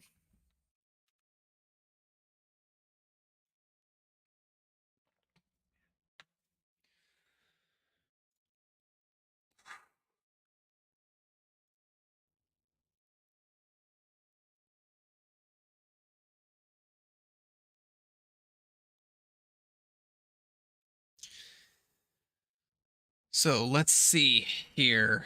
the specific wording of the outlook. A severe weather outbreak continues this evening across a large portion of the Mississippi Valley. Multiple strong tornadoes have occurred and long track storms remain likely. A violent tornado will be possible within the high risk area.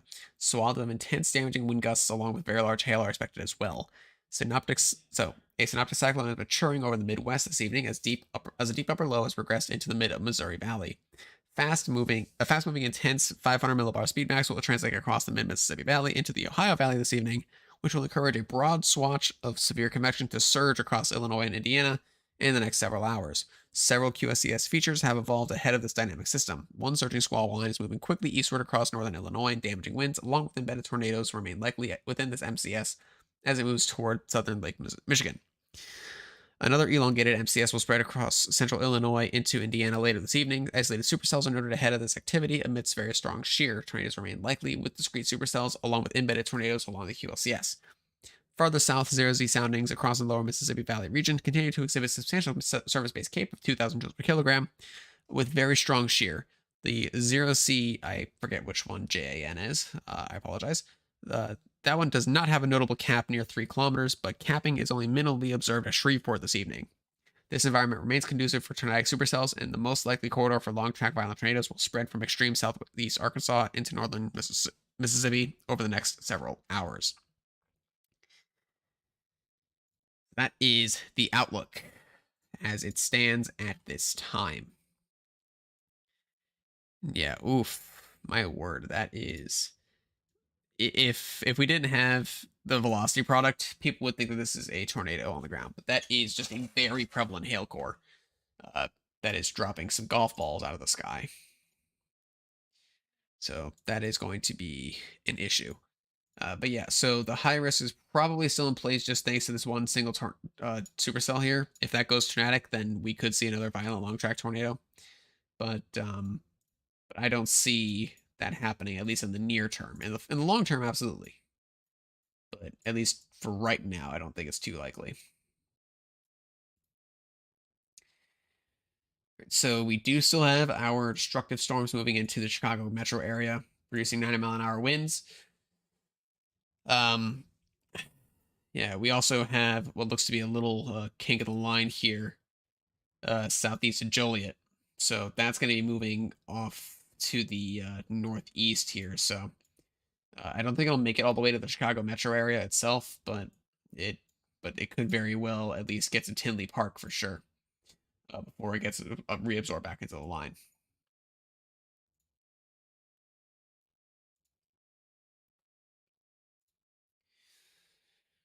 Let's see. We also have a severe thunderstorm warning out ahead of everything for Lansing, Michigan. That's 6-mile-an-hour winds, 1-inch hail. So that's also a pretty decent severe thunderstorm warning, but that's way ahead of everything. So we'll see what's going on there. This is still observed. Let's see if there is indeed a tornado that is still on the ground there. I don't see it. I also don't see any tornadoes south of this radar. So I think these tornado warnings are going to be allowed to expire pretty soon. This one expires in 20 minutes. This one expires in 5 minutes. So we're probably going to see those go away pretty shortly.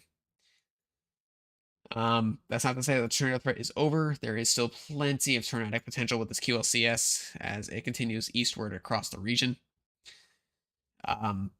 Whether or not it produces any tornadoes, we'll have to wait and see. But the environment is there. It can very easily put down a tornado at any point it wants to. So if you have any comments, questions, or concerns that you want to direct my way, please let me know. I will do my best to answer them as quickly as I can. There really is, I'm here to serve you. I'm here to give you all the information that you need to stay safe. Let's see, the terminal radar here. We do have convergence here. It looks like it's trying to wrap again, but it's not really able to at this moment, which is good. But if I start to see these reds wrapping around the green there, then I'll know we're having an RFD surge, and we could very easily see a tornado soon. So that's supercell is definitely still the one to watch for another intense tornado. It's just a matter of can it get there, which I'm not too sure if it can at this point. It looks like it's starting to become alpha dominant, but we'll see what happens. I'm I'm still seeing plenty of inflow on that, so it can very easily put down a tornado if it wants to.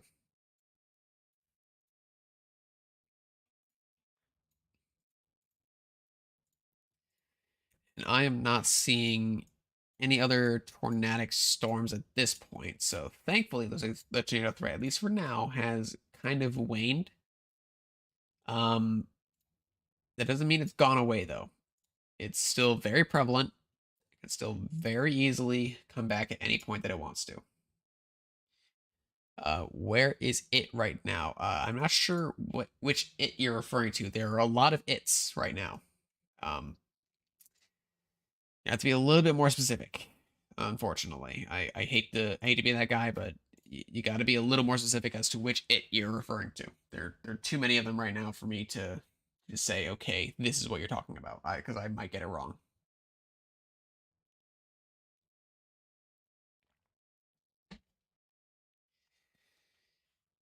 The tornado. So right now, I don't see any tornadoes on the ground at this point.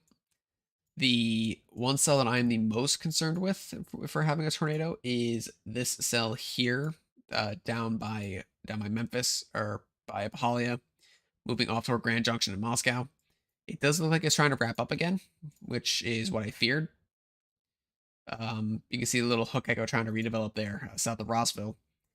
So this is what this storm is capable of doing. It was located near Mount Pleasant 6 minutes ago, 10 miles southeast of Collierville, moving east at 55 miles per hour. Tornado, golf ball size hail, and 60-mile-an-hour wind gusts are all possible. This is producing golf ball size hail, which is 1 3/4 inches. That is on the cusp of becoming a considerable severe thunderstorm, regardless of tornado potential. So you say you want to make sure you're safe. You're in Ohio. So let's have a look at the risk areas.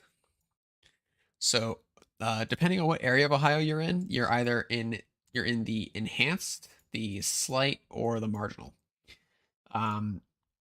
So in your area, or at least Ohio, the general risk there is going to be mainly for strong winds. There might be a couple tornadoes, but I don't see the threat being terribly high for your area. I see the main threat for your area being damaging winds. Those damaging winds could potentially be in excess of hurricane force. We're actually about to see those enter Chicago here in short order. So if you are under a severe thunderstorm warning tonight, do make sure that you are able to get a warning of some kind. That can be through your phone, through a TV station, through a NORWEDER radio. Any of those are good and are good enough. NORWEDER radio is actually loud enough that it will wake you up regardless of what time it is. Your phone, make sure it's off silent, so that way, and make sure you're also off of Do Not Disturb. That way, you can ensure the best chances of getting a warning through your phone. However, so make sure that you are tuned or you're able to receive a severe thunderstorm warning in that way. As these severe thunderstorms will likely harbor tornado-like winds of in excess of 75 miles an hour, which is getting into hurricane force. So it's very important that you're able to move to shelter if you can. Do not venture outside. I know it's getting kind of late. It's 9:30 Eastern, and I believe Ohio's in Eastern time as well. So it's 9:30 p.m., so it's getting kind of late. So make sure that you are weather aware. If you can stay up a little later just to make sure, definitely do so. But definitely don't put yourself in danger if you don't have to. I do want to check up on this because this supercell is getting its act together. Okay, so that's an inflow CC drop. That is definitely starting to get its act back together. That could drop another tornado at any point that it wants to. So yeah, that's my opinion for Ohio for the remainder of the night. That being said, I'm still going to continue to give you all the information I can regarding the entire event, as there are still multiple warnings I need to be taken care of here. Yeah, Chicago, you're pretty much about 5 minutes away from experiencing the brunt of 90-mile-an-hour winds. If you're in Chicago, get inside now. Whatever building is nearby, just get inside. Do not wait. Get inside. Let's see here. The storm near Lafayette. Looks to be broadening out quite a bit. It does have a history of producing tornadoes, however, so definitely make sure you're not taking it lightly. I'm not seeing any indication that there's a tornado on the ground at this point, though. So at this point, I'd say you're pretty good. But definitely, if you're in shelter, stay there. There's no point in leaving shelter. This supercell could do something if it wants to. It's currently located near Yola, Louisville, and Bible Grove. So it could very easily do something if it wants to. So definitely make sure that you're in shelter if you're in that polygon. Then there's this storm here near Paducah. This looks to be already growing into a line. This is probably going to become a short QLCS segment, so that's going to be trouble for spin up tornadoes if it wants to be. It is producing 7-mile-an-hour wind gusts as well as penny-sized hail tornadoes possible. Let's see here. Do we have a new scan from the Memphis radar? And we do, yeah. So that's what I was afraid of. Yep. All right. We have an update on the polygon. Let's get an update on that. Severe thunderstorm capable of producing a tornado is located over Sladen, or 13 miles east of Collierville, moving northeast at 60 miles per hour. This is capable of producing a tornado, golf-sized hail, and 60-mile-an-hour winds. So this will include the following locations: Somerville, Mount Pleasant, Lagrange, Michigan City, Sladen, Macon, Pepperton, Rossville, Moscow, Williston, Grand Junction, Lagrange, Laconia, Early Grove, Tasca, Hayes Crossing, Pattersonville, 45, and Ghost River State Natural Area. If you're in any of those locations or anywhere near those locations, you should be seeking shelter now. I would also recommend seeking shelter if you're in Salisbury, Hickory Valley, or Whiteville. Let's see here. No tornado on the ground yet. However, it is rapidly organizing itself. It's getting ready to produce another one. If it hasn't already. So absolutely need to be taking that seriously if you are in that area. I'm going to get rid of these contours here just because they are cluttering on my screen. It's making it hard for me to focus. So Milwaukee, 60-mile-an-hour winds. The tornado is possible still, unfortunately. Chicago, 90-mile-an-hour winds, 2-inch hail, thunderstorm, or tornadoes are possible as well. So definitely make sure that you're indoors at this point. You're running out of time if you're on the Chicago coastline. You're pretty much out of time. So please get to shelter if you haven't already. It's pretty much on top of you at this point. Let's see, near Park Forest. This is probably the only portion of the line right now that I'd be worried about producing a spin-up tornado near Madison, Flossmoor, and Homewood, along with Chicago Heights. So make sure if you're in those areas that you're moving to shelter rather quickly, as there could be a spin-up tornado on top of you at any point. It's just a matter of will it be able to do so before it moves off to the east. Let's see here. Let's head back down to Memphis, as we do have our tornadic supercell trying to reorganize itself, and it does look like it's very close. This is very close to producing another tornado. I don't really know whether or not it will, but it could. It could very easily produce another tornado if it wants to. It's a matter of can it get its act back together quickly enough to do so. Have I been pinged here? Oh, that's a roll ping. Okay.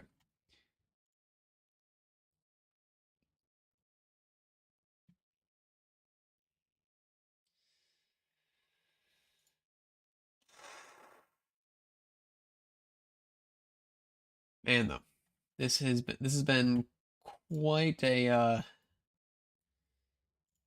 this has been quite an event, and unfortunately, it's very much still ongoing. I still don't see a clear indication of a tornado on the ground with that cell near Memphis, but it can very easily do so at any point that it wants.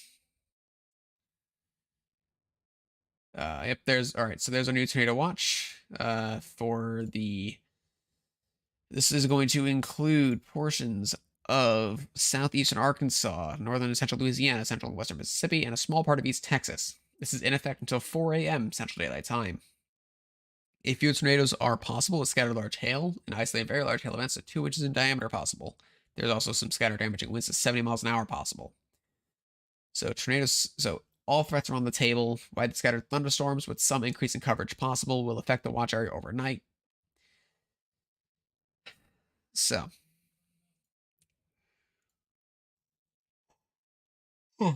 excuse me.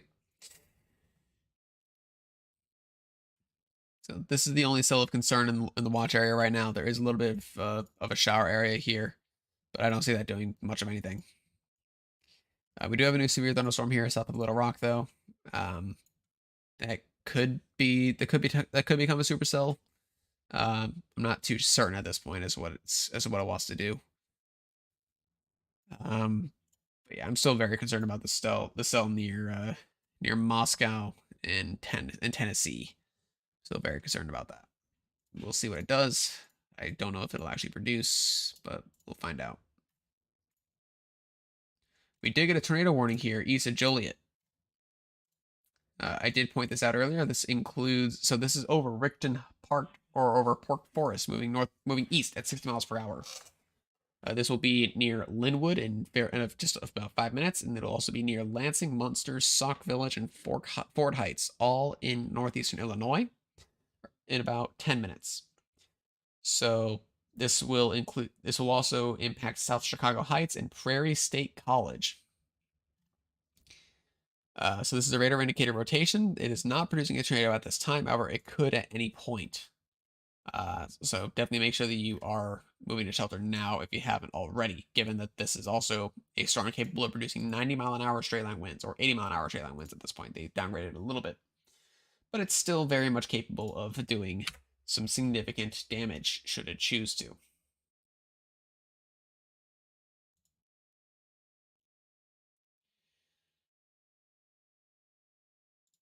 Whew. All right.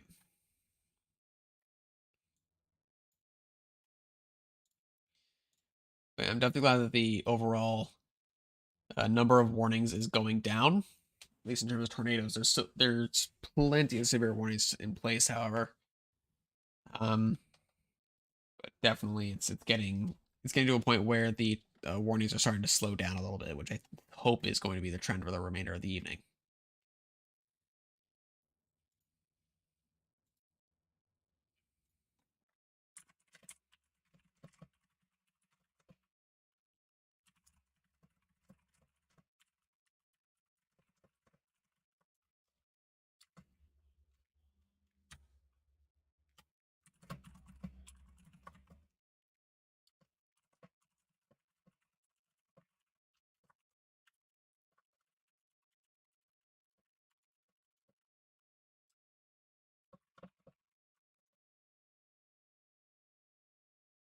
So yeah, as I have said a few times now, I will say it again. If you have any comments, questions, or concerns, please do direct them my way. I am here to make sure that you are informed as best as you can. If you have a specific area that you want me to check up on, I will gladly do so. If you're wondering about a forecast, you can definitely ask me about that as well, as there is still some severe weather possible tomorrow as well, for a different area of the country. But I will not talk about that unless asked to, due to the fact that we do have a rather volatile situation still in place right now across the Mississippi Valley.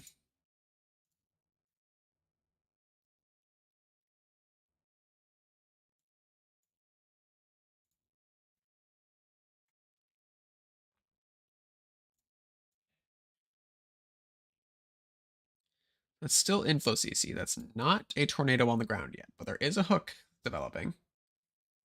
This could develop a tornado at any point. This is a matter of can it.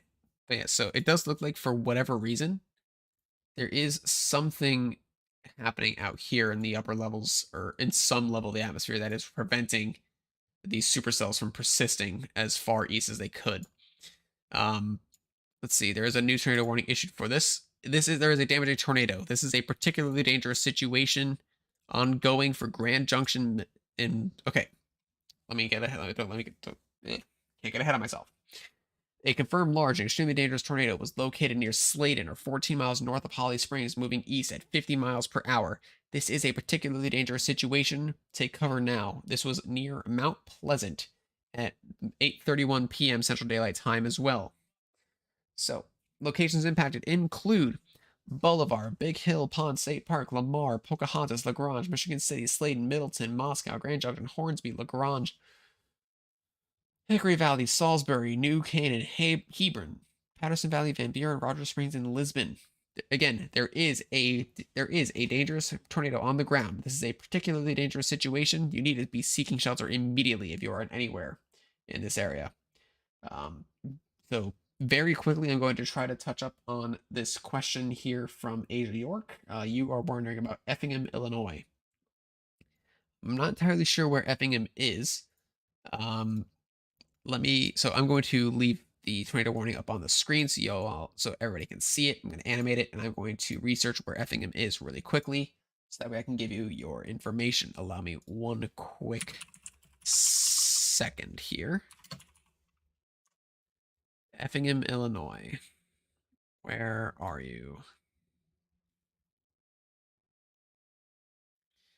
So Effingham is southeast of Springfield. Let me go ahead and pause the animation. Southeast of Springfield, there's Effingham. Okay. So Effingham, you are under a severe thunderstorm warning. This is for 60-mile-an-hour winds and quarter-sized hail. This will be around Arthur it's around Arthur now, Cook's Mill in about 5 minutes, Arcola and Humboldt are in around 10 minutes, and Altamont in about 15 minutes. This also includes the Interstate 57 between mile markers 140 and 210, and Interstate 70 between mile markers 79 and 102. So once again, this is for severe thunderstorms locating along a line extending from Arthur to 6 miles west of Wright's Corner, moving east at 35 miles per hour. There is also this tornado warning here, radar indicator rotation, that looks like it could be getting itself ready to drop a tornado east of Louisville near Sailor Springs. So I definitely watch that as well. That supercell is ahead of the line. It could remain so for a while, but it will eventually get absorbed into the line. Just a matter of when. I do hope that I have answered your question sufficiently. Let's see here. So the line is moving east at 35 miles per hour, and the line is roughly about 7 miles away from you. So that gives you approximately 15 to 20 minutes to move to shelter if you can. Definitely make sure that you are moving to shelter, as this line is also probably capable of producing some spin up tornadoes in the near future. So make sure that you are moving somewhere that is interior. So shelter means interior room on the lowest level of a sturdy building. A basement or a dedicated storm shelter is always the best option that you can give for sheltering from a severe thunderstorm or a tornado. If you don't have those, then obviously just make sure that you don't have any windows around you. You're in the most interior room of a sturdy shelter or a sturdy structure. But I do need to maintain focus here, as we do have a PDS tornado warning down south here. We also have a tornado warning for this storm back here, which I've been worried about for a while. So these two tornado warnings, they're in the high risk. These are in the best conditions for a strong tornado that are still in existence. So these two supercells can very easily last for quite a while, especially the one that is on approach to Mariana. So make sure that if you are in this area that you are seeking shelter now, and that you know where to go in order to seek shelter. In fact, I can actually show you exactly where the high risk is. There's actually even some more supercells developing here south of Little Rock that are going to be moving into the best conditions as well. So unfortunately, the situation is not going to be alleviating itself anytime soon. There's still going to be some tornado threat, at least for the next few hours, and I'm going to keep going through as much of it as I can. Hopefully I can hand it off to another team member at some point, as I'm sure my voice can get annoying after a little while of listening to it 24/7. So, but I will do my best. I will do my best.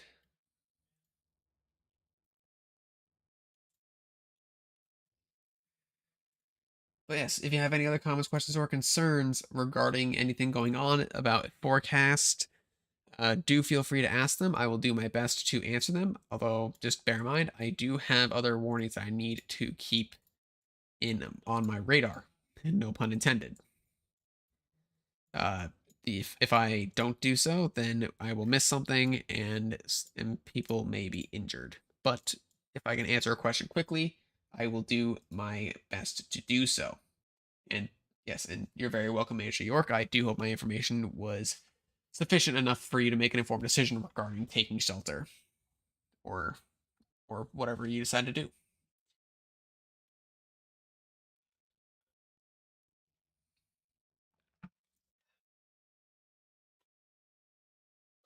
Okay.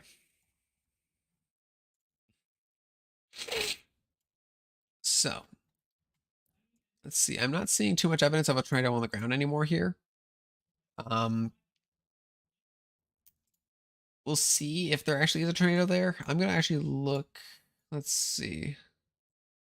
It's actually the closest radar to that storm, so I'm gonna keep watching it on this radar here.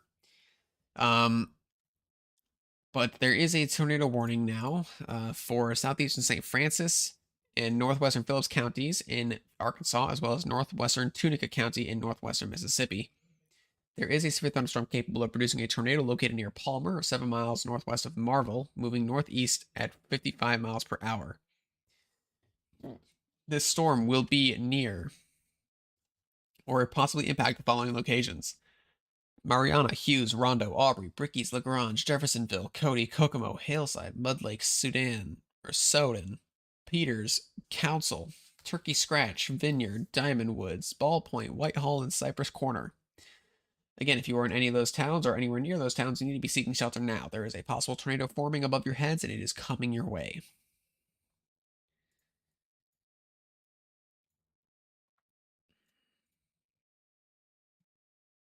Now this other tornado warning here, east of Memphis, is still PDS warned. So there is still apparently a tornado on the ground there. I'm just not seeing it on radar. Which unfortunately, with where it is, I'm not terribly surprised.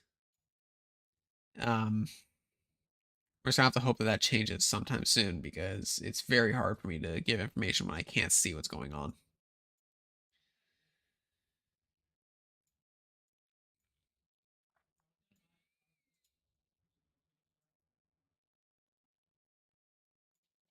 But yeah, so like if there's anything going on, it's right in here, but it's still it's so hard to tell. I cannot tell what's going on here. All I know is if you're in Grand Junction, Salisbury, or Hickory Valley, you need to be in shelter because apparently there is a large, dangerous, and potentially deadly tornado moving in your direction. You do not want to be caught outside. You don't want to be caught outside of shelter when this thing rolls into your area.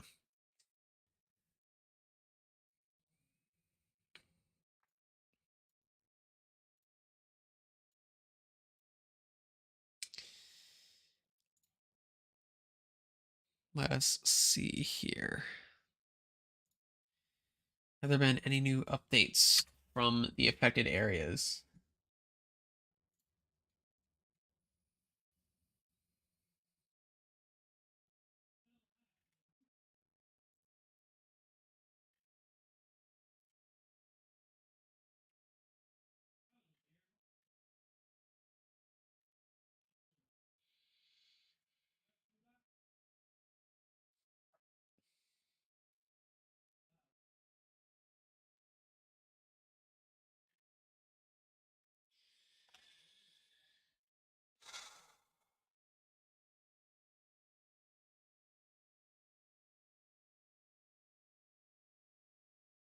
I apologize for going silent. I'm just looking through social media, seeing if there's any new updates coming out of the areas that were impacted by earlier tornadoes. I'm seeing a few updates, but I can't really tell if they are repeats of news or if they're actual new news. Um, but overall, I am not seeing too much in terms of anything new. Unfortunately, we will be seeing some more tornadoes probably over the course of the rest of the evening, and so yeah, the situation isn't going to be letting up anytime soon, unfortunately. But yeah, up north, the only radar indicated tornadoes. Down south, this is now radar indicated rotation. This is no longer a PDS tornado, which is good. because there really isn't any indication to prove otherwise. There isn't really any indication that there is a tornado on the ground. Let me go ahead and do super res storm relative velocity. So yeah, we can very clearly see that there is a couplet that has developed on this storm here. A little bit of a boundary weak echo region as well. I would not be surprised if this puts down a tornado in short order near Rondo and Aubrey. So definitely make sure that you are moving to shelter now if you haven't already. If you are in Mariana, Aubrey, Rondo, or Lagrange, make sure that you're moving to shelter now. Do not wait. There's no reason to wait at this point. But and I'll say it again as it keeps me talking, keeps things interesting, keeps a little bit of variety. If you have comments, questions, concerns regarding the current event, or regarding the tornadoes that have already happened, or a forecast in the coming days, do let me know. I will do my best to answer them. Do bear in mind I cannot answer any specific location forecast questions, such as like what'll be the weather in Blue Mountain on Tuesday. I can't answer that, but I can answer what are the chances of severe weather in X region. That much I can do. But again, if you want to know, I can let you know, but you have to ask me, because right now we do have tornado warnings up and down the Mississippi River Valley. Some of them have tornadoes confirmed, others do not. So I need to make sure that I am keeping track of everything. Let's see. There's a new mesoscale discussion issued for the supercell here near Grand Junction. Let me see if I can't pick out which one exactly this is. I believe it is this one. Yes. So greatest tornado threat over the next couple hours will be north of the Mississippi-Tennessee border.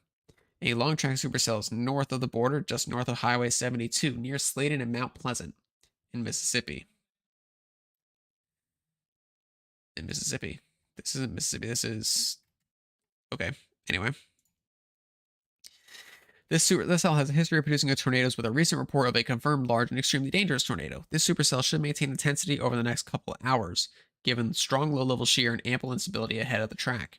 Surface subjective analysis shows SRH around 300 to 400, increasing with northern extent amid SP Cape of around 1,000.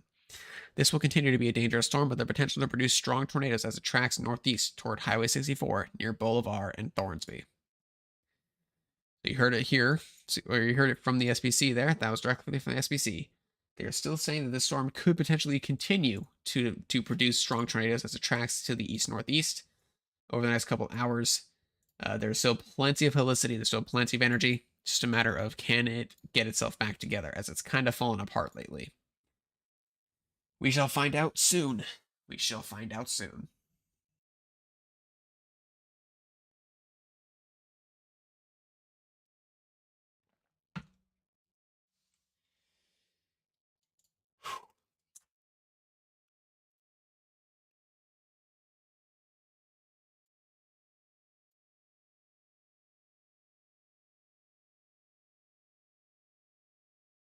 Let's see. Going to go up to Indiana. I'm seeing some worrying indications that there could be a tornado on the ground here. At least that there was a tornado on the ground at some point near Chalmers.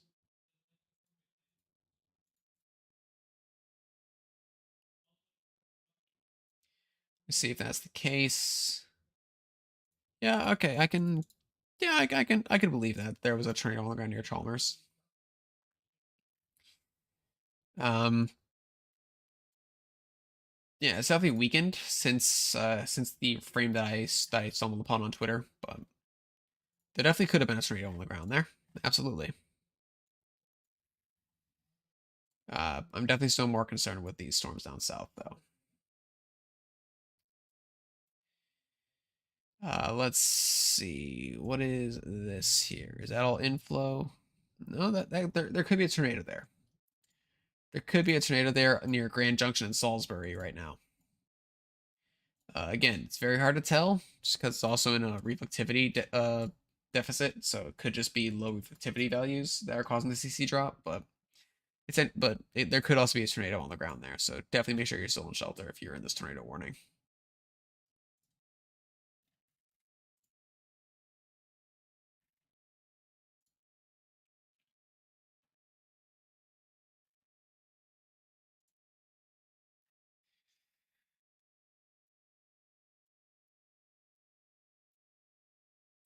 Is there any of these warnings on the ground? They are not. Okay.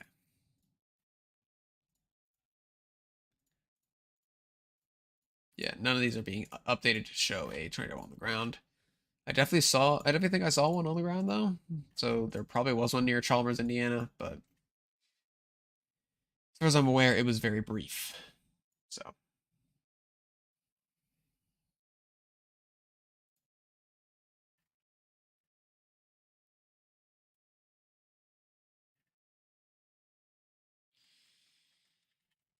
in the meantime, while we are looking at these storms as they continue through the greatest risk area, please, if you have any comments, questions, concerns, please send them my way. I am here to make sure that you are as well informed as you possibly can be. Um, if you need information on a specific storm or a specific town in the near term, I can do my best to give that information to you. But you gotta ask. Otherwise, I'm gonna just keep on focusing on the supercells that we have down here in the south, and any tornado warnings that we end up getting further north. Let's see here.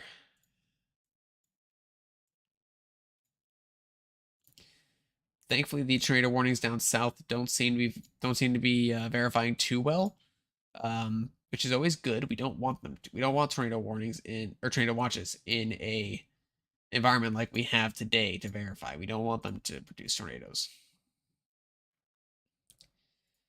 Let's see this supercell here out in front of everything near Saint Marie.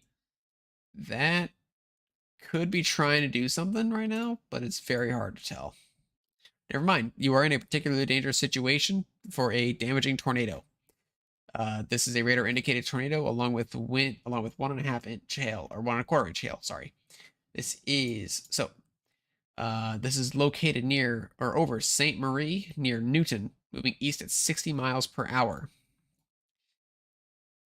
This will also, let's see, this will remain over mainly rural areas of southeastern Jasper and north central Richland counties, including the following locations: Sam Parr State Park and Hunt City. Again, this is a particularly dangerous situation for Saint Marie. You need to be in shelter now. Do not wait.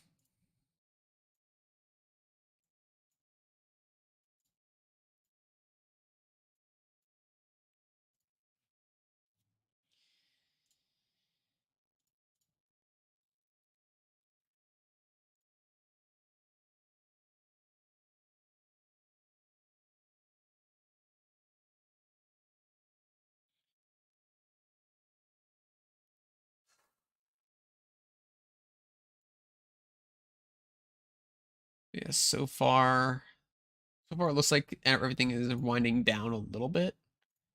As soon as I say that, a new tornado warning has gone into effect for far northeastern Illinois.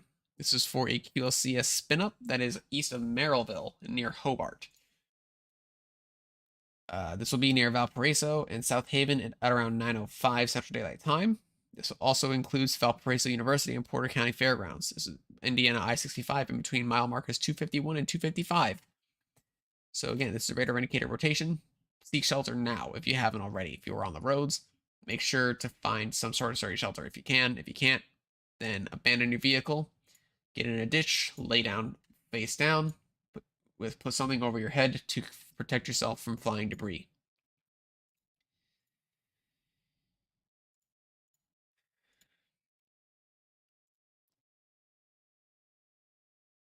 Yeah, I'm still not seeing a tornado here for the PDS.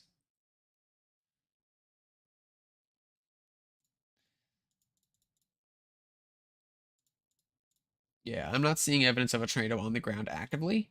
Looks like they issued this as a preemptive tornado, but there could very well be one. It's just very hard to tell on radar. So, yeah, there is still a PDS tornado here in southeast. I'll call it Illinois. So make sure you're in shelter if you are in that warning.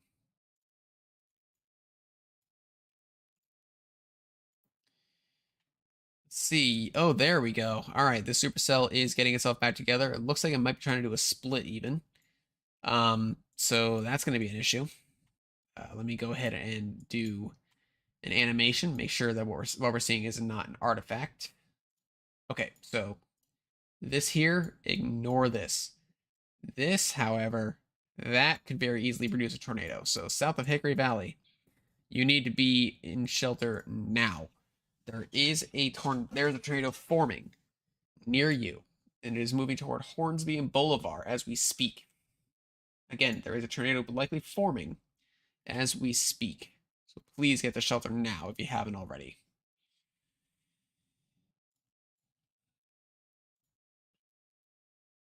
We do also have a supercell near Marianna, Illinois. No, sorry, Marianna, Arkansas. My mistake. Jesus. And it is rotating quite strongly at the upper levels. Will it manage to get a tornado drop down to the ground? I don't know. We'll have to wait and see on that one. But luckily, now that it is well into nighttime, I don't see. So any storm that goes through an area, it's going to eat energy, and it's going to be very hard for more energy to come into the area. So as more intense storms roll through an area, any subsequent round of storms should be less intense, at least in terms of tornado potential. There's still a very good chance that you're going to see some strong winds and very large hail as storms move through. So let me go ahead and check this tornado warning. Go PDS, radar indicated tornado. So let me check up here as well. Yeah, I'm still not seeing a tornado there. This is definitely a preemptive PDS for St. Marie, Oblong, Stoy, Robinson, Palestine, Hudsonville. But just because it is a preemptive warning does not mean that you should not take it seriously. You need to be in shelter now. This is 10 miles east of Newton as of 4 minutes ago. This will impact Hardinville in about 3 minutes, Robinson, New Hebron, and Eaton in about 10 minutes, Palestine and Hudsonville in about 15 minutes. So a large, extremely dangerous, and potentially deadly tornado is developing. Protect your life, take cover now.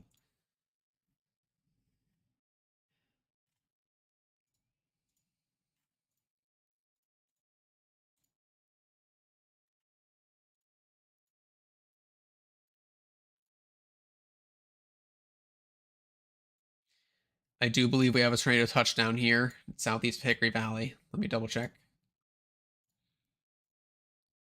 Yep, we have a touchdown. This is a new tornado that has touched down southeast of Hickory Valley. I repeat, we have a tornado on an isolated supercell that has a history of producing strong tornadoes, as it is moving off toward the east northeast toward Bethel Springs, Tennessee. So there is going to be likely a PDS issue for that very shortly as the tornado gets confirmed. As long as a CC drop develops further on the next scan, I have very little doubt this is going to become a PDS tornado. So again, if you are in any of the following locations, you need to be moving to shelter now. If you are in Bolivar, Big Hill Pond State Park, Pocahontas, Middleton, Grand Junction, Hornsby, Hickory Valley, Salisbury, Roger Springs, Lisbon, Middleburg, Lacey, Hebron, and Van Buren, all in Tennessee, you need to be moving to shelter now. Whew, okay. It is currently located about, let's see, from Hickory Valley, about 5 to 6 miles to the southeast of Hickory Valley is where the tornado currently is. It is moving off to the east northeast at 50 miles per hour.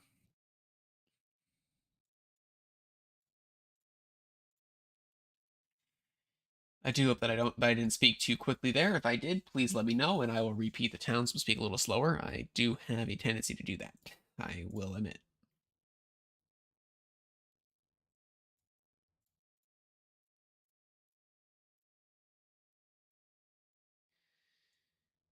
All right, all these tornado warnings are radar indicated. That is good. That tornado warnings radar indicated. That is good. We don't have any other confirmed tornadoes. We do have this tornado warning which is PDS for a developing tornado. It still has not formed. It hasn't touched down yet, but it definitely is trying. But oh, that's a new one. Southwest of Evansville, there is a new tornado warning. Capable of producing a tornado 9 miles southwest of Shawneetown, moving east at 50 miles per hour. That's a new one.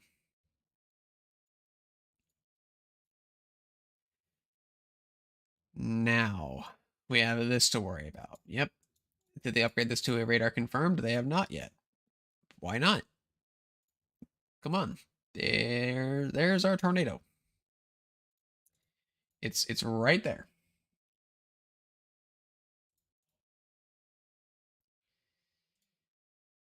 Tornado is right there. There's our tornado. So there is a new tornado on the ground. It is moving in the general direction of Hornsby, Tennessee. So if you are in Hornsby, Tennessee, I'd be moving to shelter now. Do not wait. Please do not wait. The longer you wait, the less time you have to move to shelter.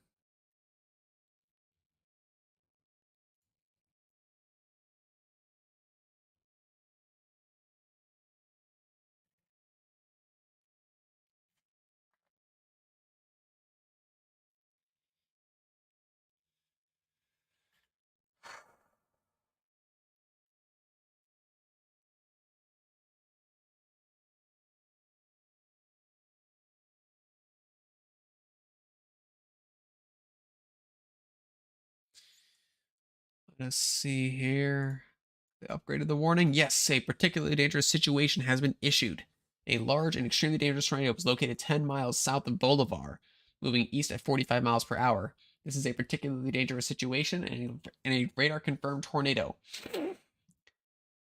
So this is going to impact Hornsby most imminently, but other towns may include Big Hill, Ponce Park, Pocahontas, Middleton, Grand Junction, Hornsby, Hickory Valley, Salisbury, Roger Springs, Lisbon, Middleburg, Lacey, Hebert, and Van Buren.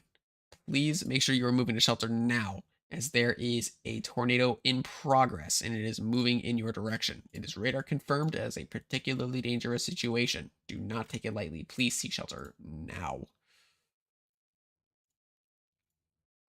Let's see. Is this tornado developing? It is still developing.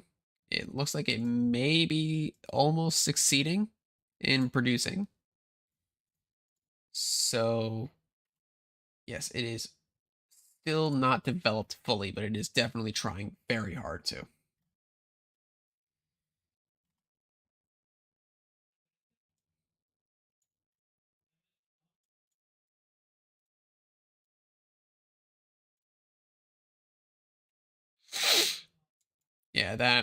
That is a very big debris signature there, unfortunately. Yep. My sincerest apologies. I think my allergy is trying to act up on me. But yeah, we have a tornado on the ground here east of Hickory Valley moving toward Hornsby. This does look to be a rather significant tornado, so definitely do not take this very lightly. We also do have a Triadic supercell trying to develop here to its east, so it's west southwest, which will likely track directly behind it, if not just slightly north or south. So definitely make sure that you are watching these storms very closely, as they are going to be moving in tandem for the next couple hours.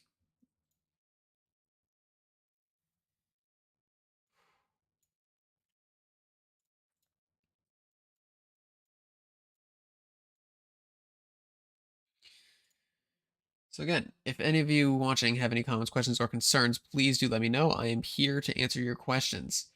Oh boy, that is a beefy couplet developing there now on this PDS radar indicated tornado. Um,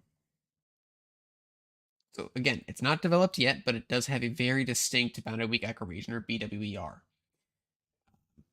That signifies a very strong rotation all the way up through the atmosphere. So this could very easily put a tornado down at any point that I want to. My apologies. I'm not used to going this long on my own, so my sincerest apologies if I seem a little exhausted. But I will do my best to continue going as long as I possibly can.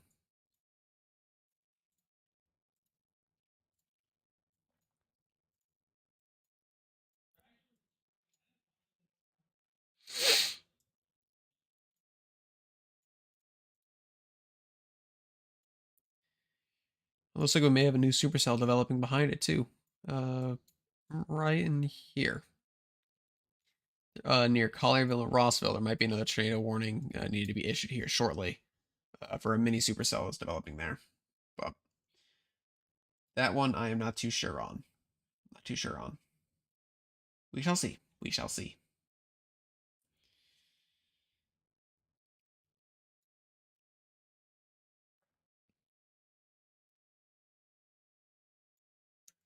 down south, we don't really have too much action going on, which is good. The northern mode is definitely getting itself going again, though. All right, so in the NWS out of Indianapolis has issued a radar indicated tornado for the PDS. It's there, as there isn't currently a tornado in progress to really warn. Which, ooh, never mind. That is a tornado on the ground. Nope.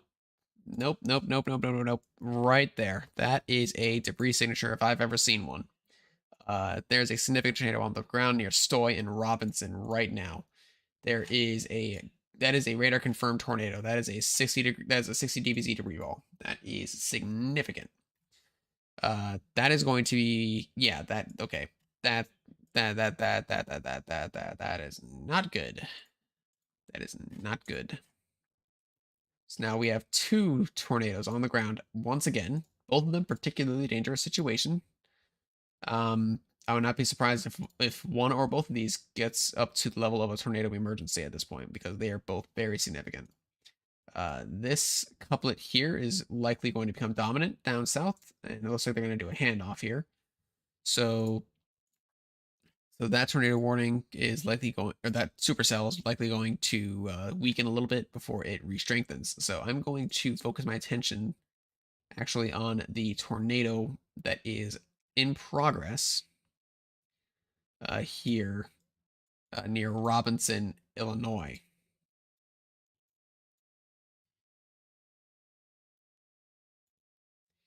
Oh yeah, that is extremely strong.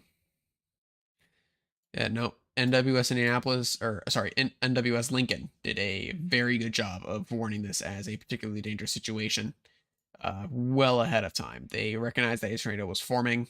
They issued a PDS, knowing that a tornado was likely to form, and now it is formed. There is a tornado on the ground. It is moving toward Robinson, Illinois. It's going to cross into into Indiana here in short order. It is moving northeast at 60 miles per hour. So, given its current location, it's going to cross the border in less than 15 minutes. At which point, if it's still on the ground, NWS Indianapolis is definitely going to be issuing a PDS tornado warning of their own, just due to the fact that this storm looks to be rather strong in its presentation on radar. Make sure there are no other tornadoes on the ground at this point. I don't believe there will be.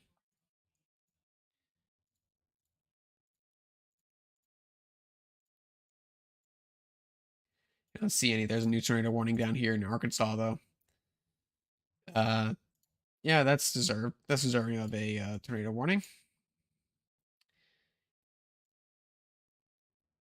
Yeah, I'm not liking this. I'm not liking what's going on again. It looks like activity's trying to ramp up again down south, which is not at all what I wanted to see. But this is what we're here for. We're here to make sure that people in the area are informed of what is going on. So Southern Mode is still going nice and strong with very isolated supercells capable of all hazards, including strong to violent long track tornadoes. We also have the supercell here in Robinson. Looks like it's going to be passing the heart of the city to the south, but it's definitely going to be impacting Palestine here very shortly. So lots of activity still going on in both modes, which is going to be keeping us on our toes really for the remainder of the evening.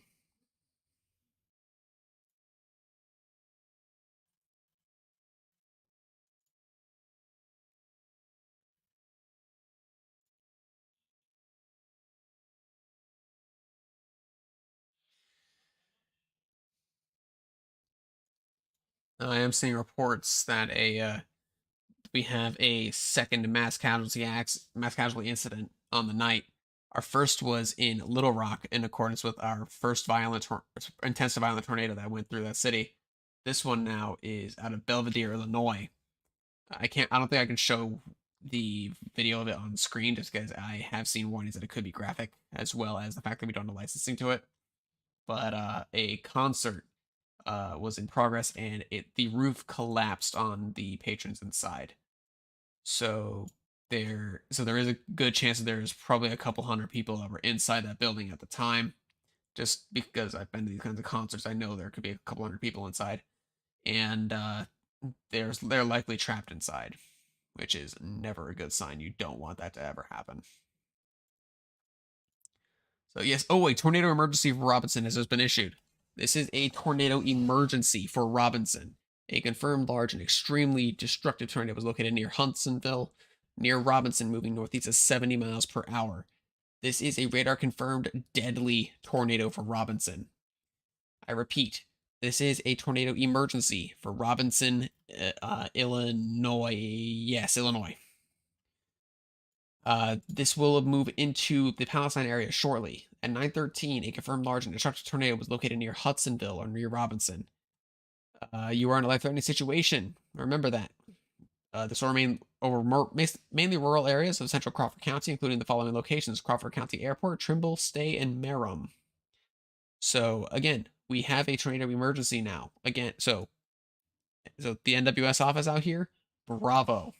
They did a spectacular job forecasting the fact that this supercell was going to go to a significant tornadic state, and it has done so successfully. This is a tornado emergency now in place. I'm going to very quickly check down south, make sure neither of these have gone to tornado emergency. This is still PDS tornado. I don't think it's on the ground anymore, which is good. This is still radar indicated, right? Yes, good. Is this one down here still radar indicated? Yes, that is good. It's also producing ping pong hail. All right, but our main focus now is going to be here in Illinois and Indiana as we have a tornado emergency in place. So we have been watching. So the NWS office has been watching the supercell since it was near St. Marie. It has since now moved off to the east northeast and has now passed by Robinson. It is a tornado emergency. So again, this is a particularly dangerous situation, tornado emergency for Robinson, Illinois. It is very close to the Illinois-Indiana border. It will be crossing the border very shortly.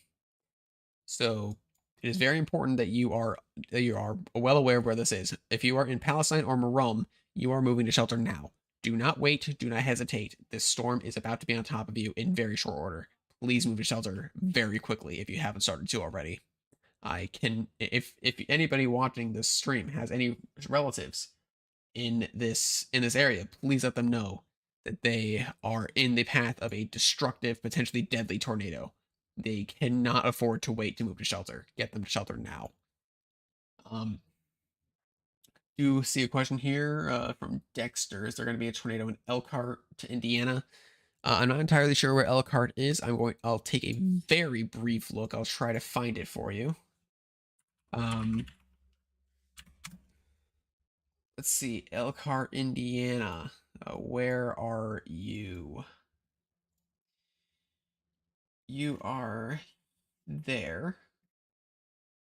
So you are way up north in Elkhart. There is a QLCS line moving through the area that could potentially produce tornadoes. I would stay on your toes if I were you. That's about the best advice that I can give at this point. The QLCS line is going to be very capable of producing spin-up tornadoes, so I can't really tell you whether or not your exact town is going to be impacted. You will definitely get some strong winds though, and you might get a brief spin-up or two in your nearby area, but I can't guarantee anything. So just make sure you're on your toes, make sure you're weather aware, make sure you have ways to receive warnings from your National Weather Service if you need to, and you should be okay. Timing wise, I think you have about an hour or two, maybe before the storms get there, maybe a little less, maybe a little more. But definitely just make sure that you are taking the threat seriously as it is moving into your area. Okay, so the debris ball is now north of Palestine and it's moving straight from Rome. So if you are in Palestine or Rome, you need to be in shelter immediately. You should not have waited to go into shelter. This was PDS warned for at least 20 minutes before it dropped a tornado. At this point, there really is no reason why you shouldn't have been in shelter. And if you still have time to move to shelter, I highly suggest moving to shelter now. I'm just going to quickly check up on the southern tornado warnings, make sure that these aren't going crazy. They are not. The one that's still PDS is a for radar indicated, so there could be another tornado developing there shortly. But again, my main concern is this tornado here, which is currently as rated as a tornado emergency for the towns of Palestine and Marom and Robinson. So let's see. A confirmed large and extremely dangerous tornado was located over Palestine or near Robinson, moving east at 65 miles per hour. Again, this is a particularly dangerous situation. Take cover now. Oh, okay. I don't think you had to delete your messages, Dexter, but thank you. Thank you for asking your questions. Do definitely stick around if you need to. I will be glad to give you more information as things move into your area a little closer. Oh, there's Elkhart. Um, so yeah, definitely make sure that you are staying weather aware as the night progresses, as things are once again ramping up. We have tornado warnings up and down the Mississippi River still. And things are only going to continue to progress. Okay, Dexter, don't be comparing this. Just please don't be comparing outbreaks. Um, this outbreak is its own thing. We can't really compare it to anything until after the fact. So until everything is said and done, this is its own thing. After the fact, we can very easily draw conclusions and draw comparisons. But for right now, I don't think it's a very productive to anything.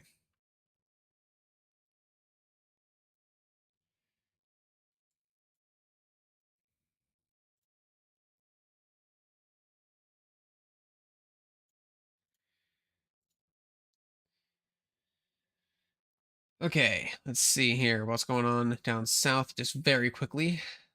That supercell looks like it's weakening. This supercell looks like it's doing something. Not really sure what. But let's see. Near Evansville, what are you doing? You're doing something. Not really sure what at this point. But we do still have our tornado emergency that we need to be watching very closely. So this tornado has just crossed the Illinois-Indiana border. It is now near Marom, Indiana. It is moving towards Sullivan, Indiana. It is moving toward there at 65 miles per hour. Again, this is a particularly dangerous situation. You need to be moving to shelter now if you haven't already. Do not wait to try to see the tornado with your own eyes. You won't be able to. It's nighttime and it's rain wrapped. Even if you see a power flash, that doesn't guarantee you'll be able to see the tornado. Please move to shelter now if you haven't already. Yeah, I'm more than certain that this tornado is still on the ground. Like, I mean, look at the reflectivity debris ball. It's definitely on the ground still. This is not a good situation to say the least. Velocity is getting all corrupted on the Indiana radar, so we can't really use that to track it right now. So we're gonna have to settle for Evansville, and even that's not really cooperating with us. So it is fun. So when it comes to rating tornadoes, Dexter, only the NWS can do so, and they only do so after the fact through their storm surveys. At this point, all that we can say is that it is a strong tornado, and it produced a very large debris signature. That's about all I can say. Um, with regards to possible rating, I cannot say. I am no expert when it comes to ratings. I've never done a storm survey, nor have I even done a proper chase before. So I don't even know what I would have to look for. So even if I were to see damage images, I couldn't tell you what rating this could get. That being said, leave it to the National Weather Service offices. We'll get updates from them in a day or two regarding the rating of these tornadoes. And also, just quick side note, it's the EF scale, not the F scale. The F scale is not in use in the United States anymore. It's the EF scale. I know, very minor thing. I'm sorry, but something I noticed. But regardless, tornado emergency still is in effect here. Or rather, it was. This is downgraded to a damaging radar confirmed tornado, no longer PDS, as it seems to have weakened as it passed by Marom. So thankfully, it looks like the tornado was very briefly on the ground. Um, doesn't seem to have been particularly long lived. I do hope that is indeed how it will stay. But definitely Robinson deserved the tornado emergency there. They needed it, as the tornado was extremely potent when it went through the area. So we are back up to how many? We are 1, 2, 3, 4, 5, 6, 7, 8, 9, 10, 11, 12 tornado warnings in place now. We just got another one here south of Evansville for radar indicator rotation. So things are definitely still going. Yeah, I think things are definitely not looking good for the area, and unfortunately, things are just going to continue to deteriorate as the night goes on. Hopefully, the environment will chill out for a little while, and it'll give storms time to kind of to degenerate, deteriorate, and to lose their structure. But we'll wait and see. Hopefully that happens, but I'm not seeing too much indication of that actually happening at this point. Never mind, they re-upgraded it to a PDS tornado, located near Palestine, 12 miles east of Robinson, moving east at 65 miles per hour. The radar confirmed tornado is still on the ground east of Marom. So please move to shelter if you haven't already. This is still on the ground. It is moving towards Sullivan, Cass, and Duggar. So if you know anybody in those areas, or if you are in those areas, you need to move into shelter now. There's no two ways about it. Let me give a quick update as to what is going on further north. Let's see here. Elkhart, you are about to be impacted by the QLCS line here. Well, there's really two lines here. The first one is not going to be as bad, but the second one's going to be pretty bad. So because Dexter, I know you said that you're in Elkhart. What you're going to find is that there's going to be a period where the winds are going to increase, then they're going to decrease, but then they're going to really increase again. So when the winds die down the first time, do not think it's over. There will be a second round of winds, likely stronger than the first. After that round of wind is over, then you'll know that everything's trying to calm down. You might still have some rain showers behind the line, but they really shouldn't be severe, particularly intense. So just letting you know.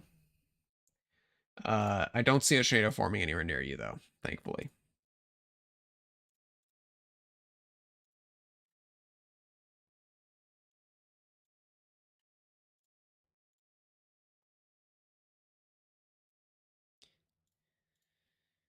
See, we have another damaging confirmed tornado south of Memphis.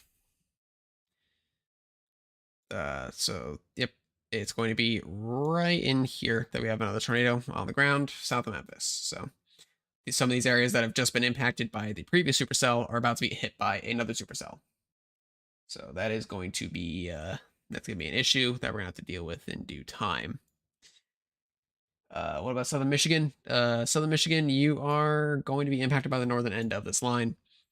In fact, there is some of the line is actually over Lake Michigan as we speak. It is producing some pretty strong winds as it's moving across the lake. Once it gets to shore, I don't think it'll be very intense, but it could potentially produce some stormy weather. Let's see. There is a tornado warning here for Stillwell. That's probably the closest to Elkhart that I can get for a tornado forming, but overall, I don't think the threat's very high for you at this point. Let's see here. What's going on here? Sullivan, what's going on here? This is still a particularly dangerous situation as of 6 minutes ago. All right, so nothing else has changed with that warning. Let's hope that stays that way. Let's hope it lifts and we don't have to deal with it anymore.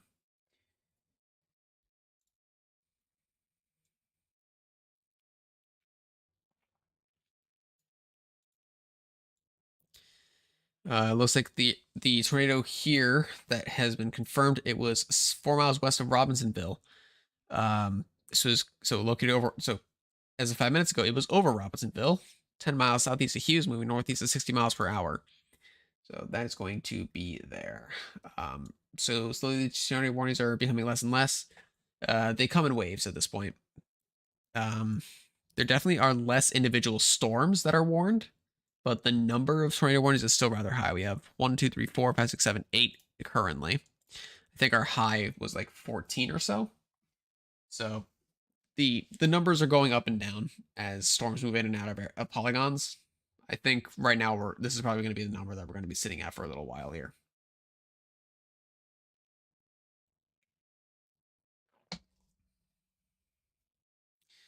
I wish that were coffee, by the way.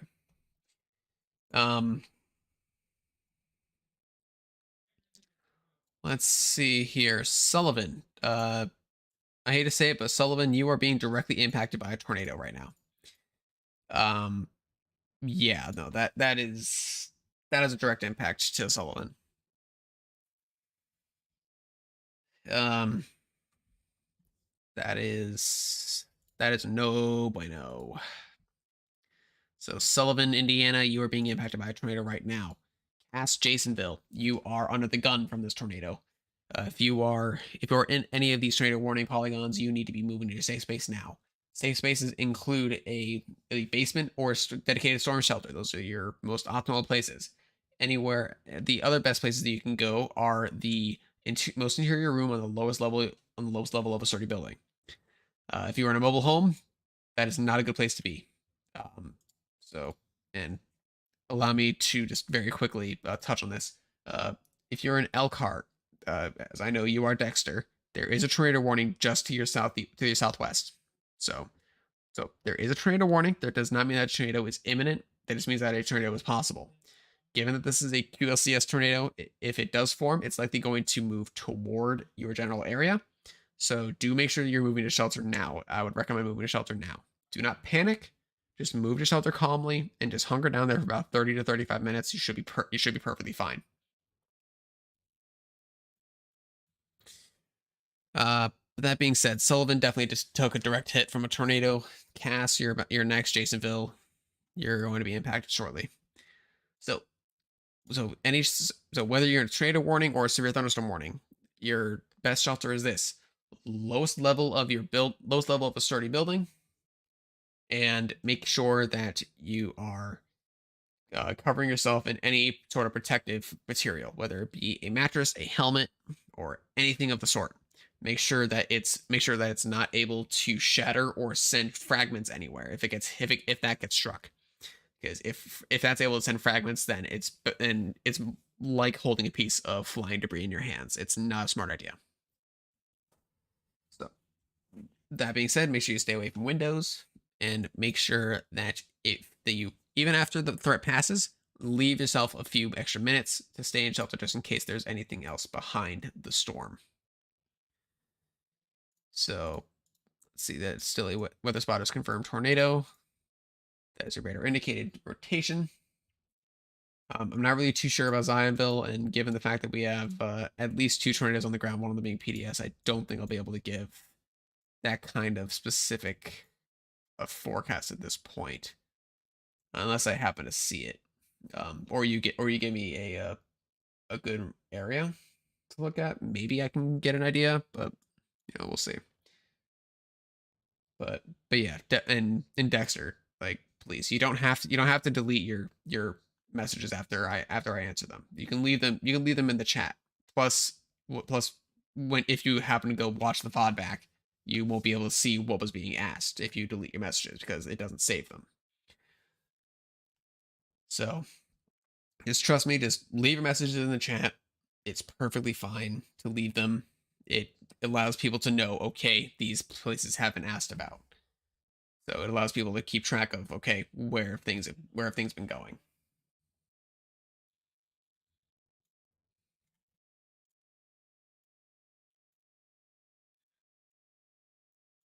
Have a look at the terminal radar here. I'm not seeing too much in terms of rotation on this supercell that apparently has a tornado still on the ground. So we'll see whether or not they reissue a confirmed tornado on that, but who knows. This here near Bethel Springs could be an artifact. It could be another tornado that's forming here. We're gonna have to watch that very closely. Let's see. We do still have this radar confirmed tornado that also is producing golf ball size hail here in Indiana. Let's see. Is this radar confirmed still? Yes, it is. So this is going to be the one that we're watching for the next few minutes here, while I get some more water in my system because, geez, my throat hurts.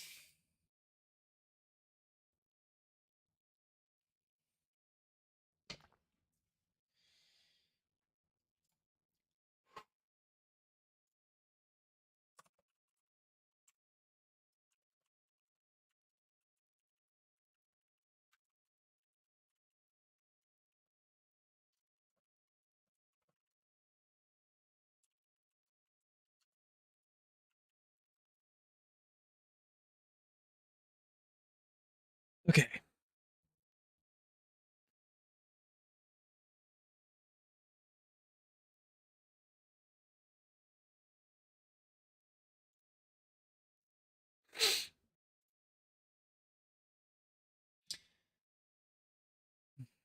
But yeah, no, it's fine, Dexter. You learn, right? As long as you learn from the mistake. All right, so southern suburbs of Memphis are now under a tornado warning. This is for a radar indicated tornado. It is not on the ground at this time. However, it could very easily put one down. Given trends with these tornadoes, once it does, it'll likely track further south. But as long as it doesn't produce a tornado, it's going to keep on moving toward the Memphis metro area. So make sure that you are watching this if you are in Memphis. It is getting rather close to you, way too close to comfort even for me, and I don't even live in Memphis. So definitely make sure you're seeking shelter, or at least thinking about seeking shelter if you are in Memphis. Other places that are in the path of this tornado, which has recently produced a tornado, are South Haven, Collierville, Germantown, Olive Branch, Horn Lake, Hernando, Memphis, Walls, Lynchburg, Eudora, Southeast Memphis, Whitehaven, Pipperton, Rossville, Case, Cedarview, Nesbitt, Handy Corner, Capelville, and Kirk. Case was one of the towns that was actually impacted by the December 10th outbreak back in 2021. Seeing them under the gun again is never a good thing. So let's see here. This is also radar indicated out ahead. So far down south, we don't have any confirmed tornadoes, which is good. Near Evansville, we don't have any confirmed tornadoes, which is good. We do still have the radar confirmed tornado, however, up here in Indiana, which if I circle here near Jasonville, I don't quite see a CC drop associated with that velocity couplet, but again, everything could just be misaligned because of different times, which doesn't look like to be the case. So we'll see.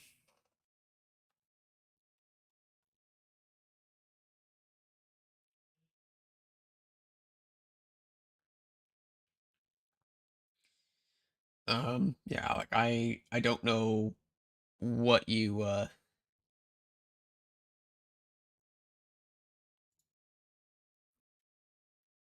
my to our Discord. I don't let's see. Oh, you're talking about me. Okay, sorry. It took me a second to realize what you're asking. Let me just go over this first. So there is a radar confirmed tornado located 7 miles northwest of Linton, 24 miles south of Terre Haute, moving east of 70 miles per hour. This is a radar confirmed tornado. So again, this is observed. It'll be near Worthington and Coral City around 10:45 p.m. Eastern, Patricksburg around 10:50, and Freedom around 10:55. So this is moving and it is still on the ground. As for whether or not I am a just allow me to kind of let you know my credentials. I don't have any formal meteorology education. I was part of a number of different little organizations over the last few years that have given me enough of a foundational education informally to be able to do this kind of thing. I'm definitely no expert by any means, and I don't claim myself to be. I know that I am not degreed. I my college education was in chemical engineering, um, but there is a chance that I might go back to school for meteorology. I'm not sure just yet, but we'll find out here shortly. That being said, I do still have a good passion for this kind of thing. There is the majority, or sorry, apart from myself, the entire team here at Advective Weather is a current college student studying meteorology. I'm the odd one out as I don't have a meteorology degree, or I didn't study meteorology during college. So I hope that clears that up. But do know that any opinions that I have are from the lens of someone who doesn't have a formal education. I just have a good enough education is what I'd say on the subject. I thank you, Alec. I do appreciate that. Um, yeah, I do really like I do enjoy being able to make sure that people are okay and that information is being given out. Um, so regardless of whether or not I have a formal education or not, I'm glad that at least I'm able to make things understandable and in a good way to make sure that people are able to understand what's going on during these kinds of events, especially since it's a high risk. The majority of the team is either busy or asleep at this point, so I don't know if I'll be able to get another voice on or hand off to coverage to someone else, but we'll see. We'll see. Regardless, though, I'll be taking you through for as much as I can. It is getting a little late. It's about 11 p.m. where I live, or quarter to 11. Um, and I have my own severe event to worry about tomorrow, as I am in a slight risk, or just about. So I gotta make sure that I'm available for that, just in case I have to, take shelter myself. I don't want to be too exhausted to think. But I will keep going for as long as I can to make sure that things are at least winding down before I end the stream. Because once I end the stream, we likely will not be coming back for the remainder of the night. So I want to make sure that at least storms are waning, that the threat for strong tornadoes has at least started to dwindle. At that point, I will be allowing the stream to terminate. Until then, you've got me here, so I will be more than happy to answer any questions that y'all have. Dexter, please, it, please just leave your, no, it's, please, I'm telling you, Dexter, it makes things a lot easier if you just leave your messages. Because otherwise, all we see is message retracted, message retracted, message retracted. Just leave your messages. Trust me. It makes things a lot easier on us. It makes things a lot easier on anybody else that comes in to watch. Because if someone comes in to watch, they're going to see message retracted. They're going to think you're a banned user. So is leave your messages. Otherwise, people will think you're banned for whatever reason. And we keep letting you back. So, but no, you don't have to leave. Just don't be deleting your messages and just leave them be. Just it makes things a lot easier for everybody. Trust me. You're perfectly fine. Let's see. All right. So back to the storms at hand. We do still have a confirmed tornado that is here in Indiana. This, as of 6 minutes ago, was located 7 miles northwest of Linton, 24 miles south of Terre Haute, moving east at 70 miles per hour. This is still a radar confirmed tornado and is going to impact Spencer and McCormick's Creek State Park as well. This is going to be passing Worthington and Coal City momentarily, Patricksburg in about 5 minutes, and Freedom in about 10 minutes. So make sure that you are in shelter if you haven't moved there already. This is a radar confirmed tornado. We do have this tornado warning that just got issued southeast of Lafayette. This is a radar indicated tornado. This is for a QLCS spin up. So this could very easily produce something. It could very easily not. I don't know. This is for the following counties: Clinton County, southwestern Howard, northern Boone, northwestern Hamilton, western Tipton, and northeastern Montgomery, counties all in Indiana. This is a QLCS tornado warning, so it is very likely that a tornado will spin up, it'll produce a tornado, and then it'll go away. But in the meantime, a tornado warning is definitely needed as there is a couplet developing northeast of Darlington, southwest of Colfax. Let's see there. So for Elkhart, you are now under a severe thunderstorm warning for 70-mile-an-hour winds. There is a tornado still possible with this, as there is a bit of a kink in the line. I don't see the threat being terribly high for a tornado, but definitely make sure that you are keeping an eye out for that. Make sure you are in some sort of shelter now, as there are near hurricane force winds moving your way. That being said, this tornado warning will expire in 14 minutes. Further south, let's have a look see at these storms and see what they're doing. Are they producing a tornado or not? I don't see a tornado being produced here. It is capable of it, though. That's why it's tornado warned. It's located near Walls or Horn Lake, moving northeast at 60. Then we have this supercell out ahead. This is a radar indicated tornado near Adamsville, 12 miles northwest of Savannah, moving northeast at 55 miles per hour. You do see a funnel in the sky. I would doubt a funnel. It's most likely a shelf cloud or a tail cloud, if anything. Um, but then again, I'm not on the ground. I can't see what you're seeing, so who knows? You might be seeing a funnel. But if you do see a funnel, then you should probably move into shelter a lot quicker than you already are. Because the storm is moving fast. It's moving at what 65 miles per hour. So if you can see it, it's likely within 5 miles of you, if not even closer, because it is currently raining at your location. So it's probably about only a mile or two away, which means it'll be on top of you in just a minute or two. So you need to move. You need to be moving to shelter a lot quicker than you already are at this point.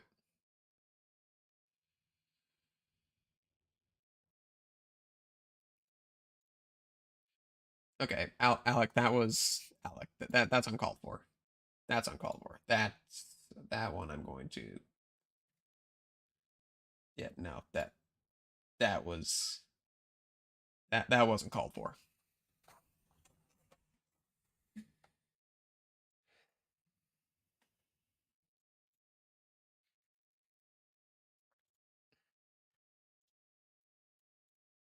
Let's see. None of these. Yeah, no, it's fine. All right. Oh boy. Why are we getting more tornado warnings? Why? No. Stop. Stop. Please. I don't want there to be more tornado warnings. All right. Well, I don't. So none of these are. Oh, never mind. Near Kokomo, that's a confirmed tornado. Yep, there it is. That's a confirmed tornado. That is near Colfax. Colfax, you're currently being impacted by a tornado. This will be near Frankfurt in about 7 minutes, and Kirkland at the top of the hour. Um, so, so that's no bueno. That is another confirmed tornado to add to the tally. That being said, it is indeed a bona fide tornado. It is impacting Colfax and is going to impact Frankfurt and Michigan Town next. So please move to shelter now if you haven't already, if you are in those cities. If you know anybody in those areas, you need to tell them that there is a tornado on the ground and it is coming their way.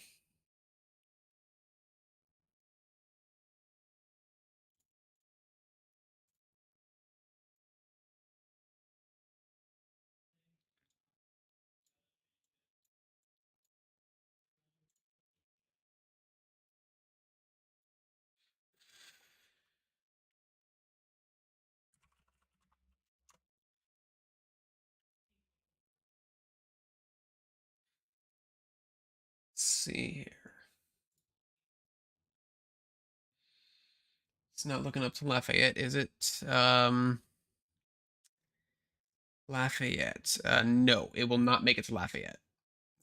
It looks like Lafayette. You're pretty much on the backside of everything now, so things will probably gradually wind down for you if you're in Lafayette. Um, but definitely still don't go outside if you're in Lafayette, because you know still probably some gusty winds on the backside of this. I just don't know if they're anything severe worthy. Did any tornadoes go through Chicago? I don't believe so. Um, there, for all we know, there might have been a brief spin up or two, but I don't know. I just don't know. There could have been. There might not have been. I don't know. The line went through too quick for me to tell. I didn't see any tornado warnings in the area, so we'll see what the surveys say in the morning or over the next couple days.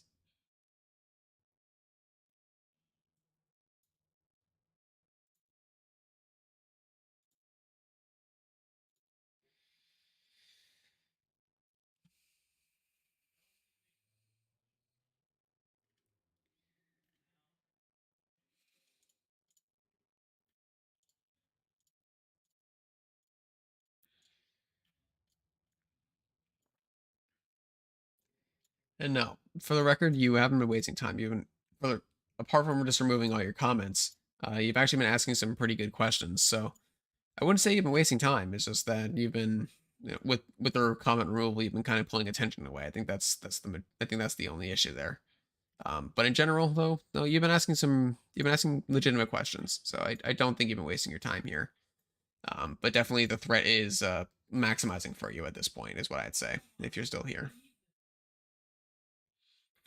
That being said, though, uh, let's see.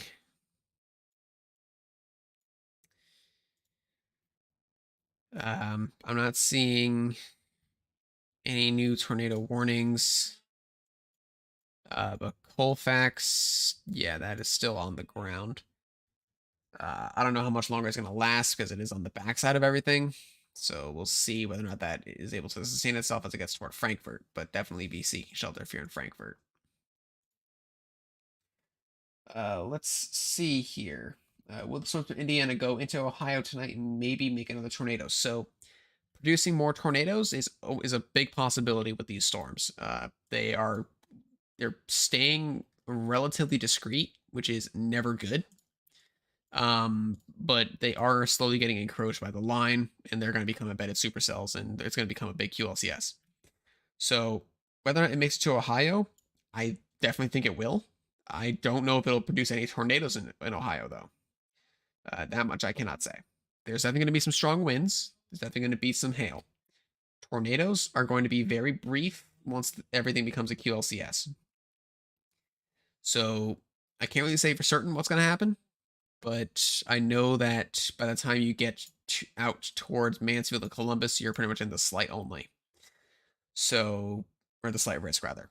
So at that point, the severe threat should be waning and it should be dying down. I do hope that answers your question.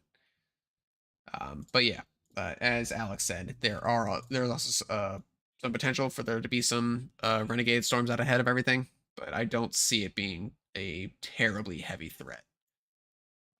We do have the one severe thunderstorm here on Lake Erie, northeast of Cleveland, but I don't know if that's going to be the norm for the night. We'll have to wait and see.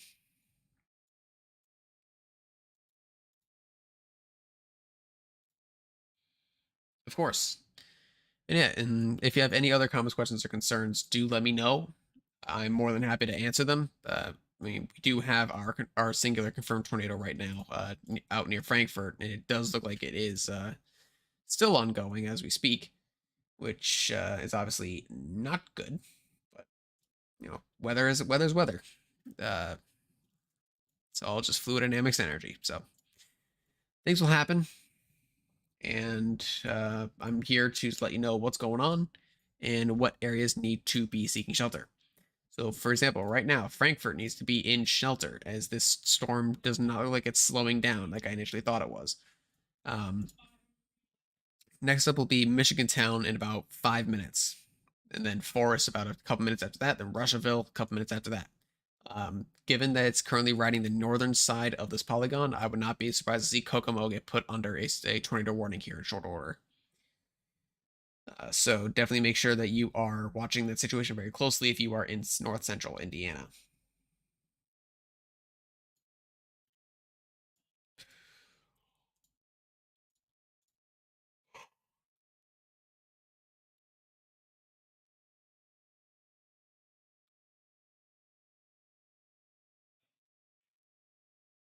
Let's see here. So I'll kind of go in the order that they appear here. So yeah, beginning of April, like yeah, March and April is basically severe season. So I know there's a bit of a delineation as to which region of the country has the best chance during severe season. I'm not too familiar on that personally, but we are getting into severe season in the U.S., so we will see the occurrence of severe weather increase with time for the next couple months. Okay, I just came back from dinner. I left at 7 p.m. So we have had a number of significant tornadoes occur since you left. A couple tornado emergencies as well. A lot of PDS tornado warnings. and we've had some substantial damage occur as well with some of these tornadoes. It's been quite a ride. Uh, Unfortunately, it doesn't think it's going to stop anytime soon. We have currently one tornado on the ground with potentially a handful more ready to go. It's just a matter of can they organize themselves in time before they hit an area of worse conditions for them. Uh, so Kokomo is not under a tornado warning yet. They are very close though. They could very easily get put under one. Even if you're in Kokomo and know someone in Kokomo, you should probably let them know to go to shelter. So Alex Silva, your New England local meteorologist, are forecasting strong thunderstorms tomorrow. What do you think? Is it possible? I definitely do think it's possible. I'm not too certain on what the models have been doing, but I do know this: there is a slight risk in place for portions of the Northeast. How do I know that? Well, I live in the Northeast as well. I'm in Massachusetts, so I am personally under the slight risk. I am just barely inside the 2% tornado risk. There is a 5% tornado risk for a thin sliver of New Jersey and Delaware. Um, However, the majority of the risk will be for wind and hail for New England. That is going to be the threat for tomorrow, and it's going to basically be this system, but it'll just be winding down due to the fact that it's in less amped up conditions.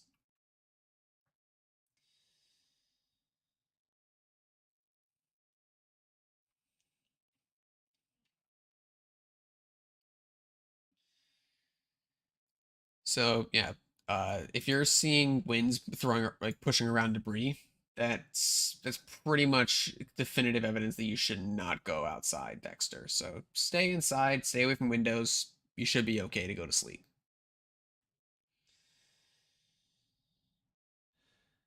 Let's see, Frankfurt is 16,000 people. Well, those 16,000 people had plenty of warning to get themselves a shelter. Um, Unfortunately, Frankfurt looks to nope, it's right down to radar indicated. So they may have just barely dodged a bullet, but it's moving northeast at 70 miles per hour. It can very easily drop down again. It does look like the CC signature is spreading out a bit, which is good. That means it's not quite on the ground anymore, but that could change in an instant with this storm. So, but this is including the suburbs of Kokomo. They will be in the city's region in about 15 minutes. So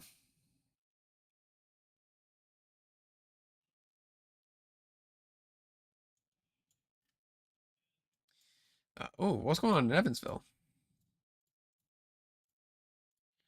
Let me figure out what's going on down here. Oh, that's probably why there's another tornado warning. That's a pretty good couple that's developed there near Roberts. So that's going to be moving toward Owensboro here. So if you're in that area, you definitely need to go.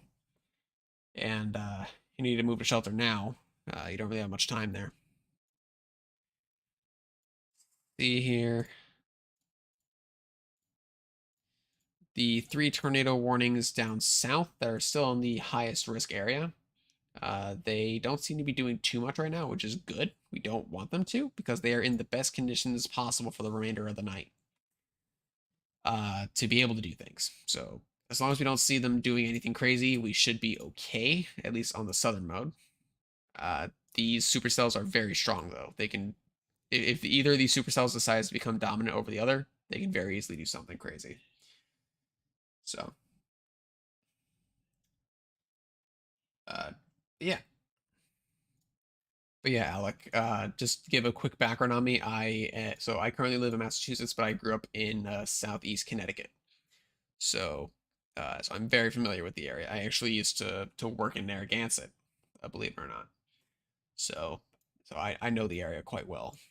Um, ooh, big. I cannot tell if that's back on the ground or not. I hope to God it's not, because if it is, that is a big tornado back on the ground. Uh, I'm gonna let the NWS decide on that one because that's way too smeared out for the. Because given the couplet is very weak at this point, I don't think that that is a bona fide CC drop, but it could be. I don't know. We'll have to find out.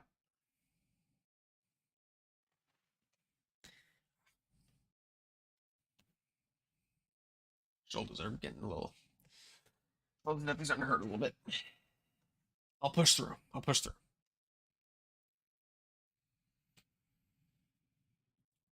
Okay.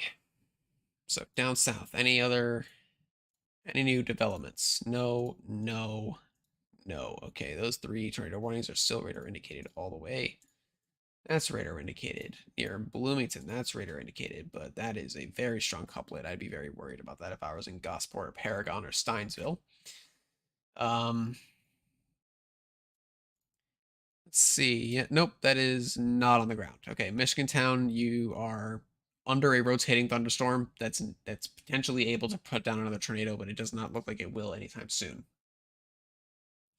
Yeah, privacy reasons is good. Yeah. How long have I been streaming, or how long will I continue to stream for? Um, so I plan on streaming at least until the PDSs stop, for a good while. Um, but if I if I really can't keep going, I will end the stream whenever I do. Um, I don't plan on keeping this going much past midnight, at the absolute latest. But I definitely am getting to the point where I'm gonna have to stop streams rather soon, most likely, unless we get a major uptick in activity. Um,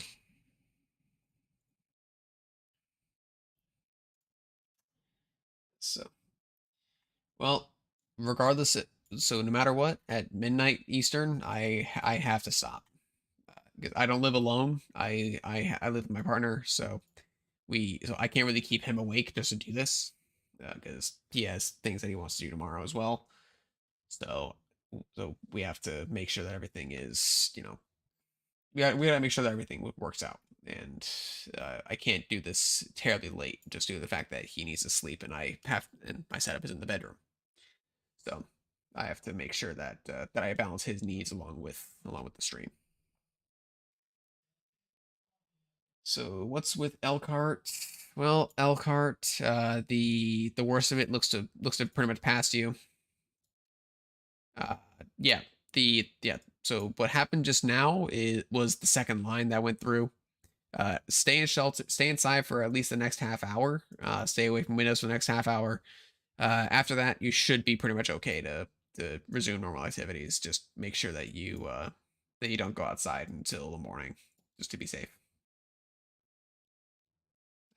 I failed a wink there. I tried to wink and I blinked. Ugh. Okay. Do I still have water? No, I do not. I'm out of water. Okay.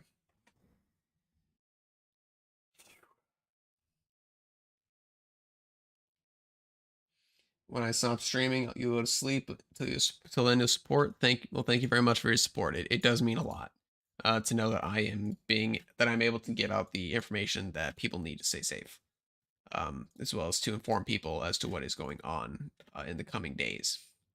We have a new tornado on the ground here, northeast of Spencer and north of Steinville, right here. That is a debris signature. That is another tornado.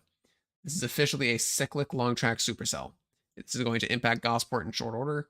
This is probably going to get PDS'd very quickly here. So we have another tornado on the ground.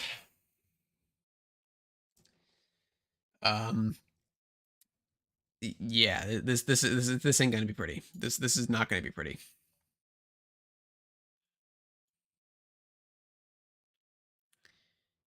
Yep, that is a new debris ball. That's just popped up on radar. Yep, very quick. Geez, yeah, no. Gosport and Steinsville, if you aren't in shelter now, you'd better be. There's a decent tornado that just touched down near you, and it is coming your way hot.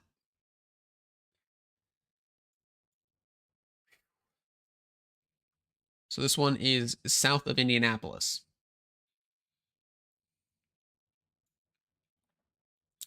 Um, yeah, I'm just waiting. Yep, there it is. Damage confirmer, radar confirmed tornado. This will be near Paragon in 5 minutes. Martinsville and Mahalasville. Mahalasville, at around 11:20. So in about 15 minutes. So I don't know if this is Zionville. I don't know where Zionville is, but if it is within this polygon, they are likely getting the warning now, but nothing will let them know if they are anywhere near this polygon. So, other locations impacted include. Ooh, my goodness, that's a big tornado. That is a big tornado debris signature. Okay, that's a big one. That's another big one. All right. So other locations impacted include Morgantown and Martinsville. So as well as Adams. But yeah. If you're in this polygon, you're in shelter. That's how it should be. Do not wait. Any debris on radar? Yes, there is debris. You can see it quite clearly here. If you look in here, if you circle there, the radar the velocity hasn't quite updated yet. So give it a second. But on reflectivity, you have these pinks here. On correlation coefficient, you have all these blues and grays. On differential reflectivity, you have all these grays. In a minute, we'll see the couplet that is over here in the previous frame get updated to move over to where this debris signature is, and that will confirm our tornado 100%. Yep, there it is. Yeah, it's definitely doing some damage. I don't know how strong of a tornado it actually is. Again, I'm not an expert. I don't know, but it could be a rather significant tornado. Um, Regardless, if you know anybody in this area, that you need to tell them to move to shelter now. That is a significant tornado on the ground that very quickly touched down and intensified rapidly. It's not every day that you see a tornado touch down and immediately have a debris ball that big and that intense. So um, this definitely is a rather significant situation that needs to be handled rather urgently if you are in that area or if you know anybody in that area. Uh, Zionville, I don't believe so. Um, I think it was Steinsville that I mentioned. I think it was Steinsville, this town right here. I think that's what I mentioned, not Zionville. I do apologize if I start my words there. It is getting late, to put it lightly. Yeah, sorry about that, Dexter.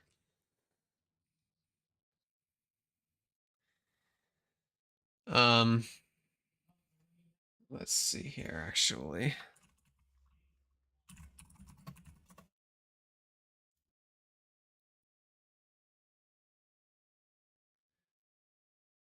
Let's see, so Zionville is Zionsville. There it is. Yep.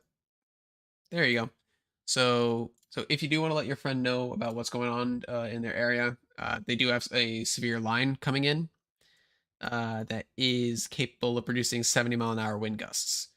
So that is the threat that's coming towards them. If you want to let them know that. Hey, what did we say about deleting your messages, Dexter? What did we say? We had an agreement. You said you would stop. I'm joking. I'm not gonna do anything about that. I see no point.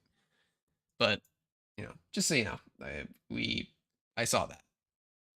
Anyway, so radar confirmed tornado on the ground near Spencer in Indiana. Let me check on other tornado warnings. Make sure we don't have any other tornadoes on the ground. Because I fear that we might, given that I haven't checked on them in a while.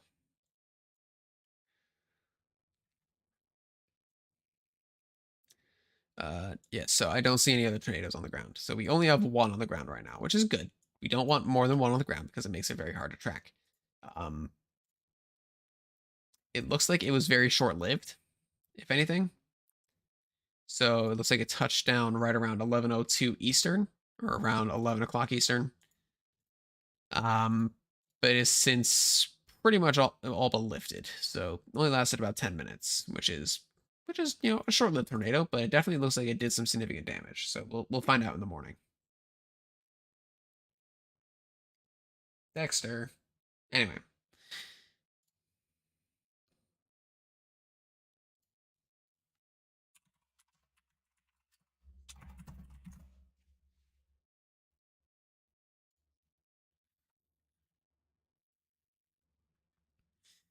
So I do think that I'm only going to keep the stream going until probably bottom of the hours when I'm going to end it at 11:30 Eastern. So, regardless of what's going on, just because I'm definitely getting exhausted. And I'm just about empty on energy here. But I'm going to keep going just because we do have potentially tornadic supercells still in progress. But at 11:30 p.m. Eastern Standard or Eastern Daylight Time rather, I will be calling the stream off. Um, Owensboro, uh, Owensboro, you have a tornado likely. And let me double check. Okay, so uh, there could be a tornado on the ground near Owensboro right now as well.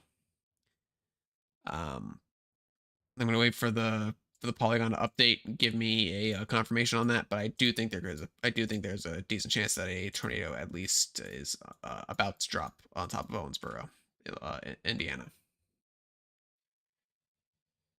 Um, so Alec, if you want to see a tornado touchdown and become dangerous very quickly, there is a video out there of the Joplin tornado forming. Just search up Joplin tornado forming on YouTube, and you will see that tornado go from just a spindly little rope to a wedge tornado in under a minute. Obviously that tornado turned out to be an EF5. So this again, that's the Joplin tornado of 2011. That's not right now. Right now, we have no idea what EF ratings are going to be. We're not pre-rating. I promise you. I'm talking about something that happened 12 years ago. But yes, I am glad that I was able to help you out, Dexter. I do hope you sleep well. Um, and I'm glad that I was able to help you out with the situation as it unfolded near your location. So let me see here. That is still called a radar confirmed. Let me see if it managed to touch back down or anything. I don't believe so, but it might be trying to recycle here. Maybe. Maybe. I don't know. Martinsville definitely still needs to be in shelter though, because it was very recently tornadic, and I don't want you to be caught outside or any situation that you'd rather not be in, given the circumstances.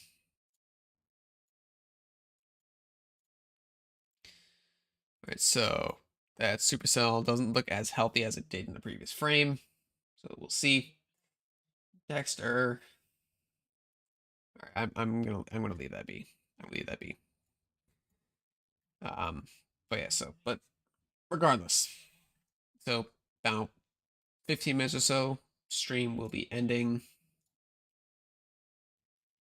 So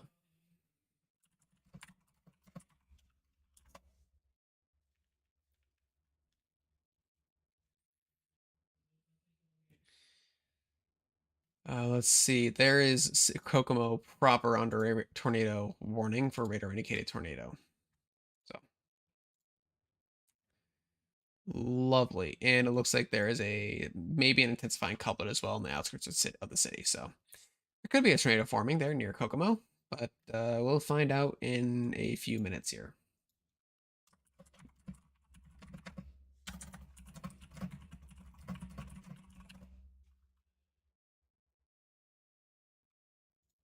So if anybody has any last minute comments, questions, or concerns, or anything really regarding the stream, regarding the forecast or anything, please let me know.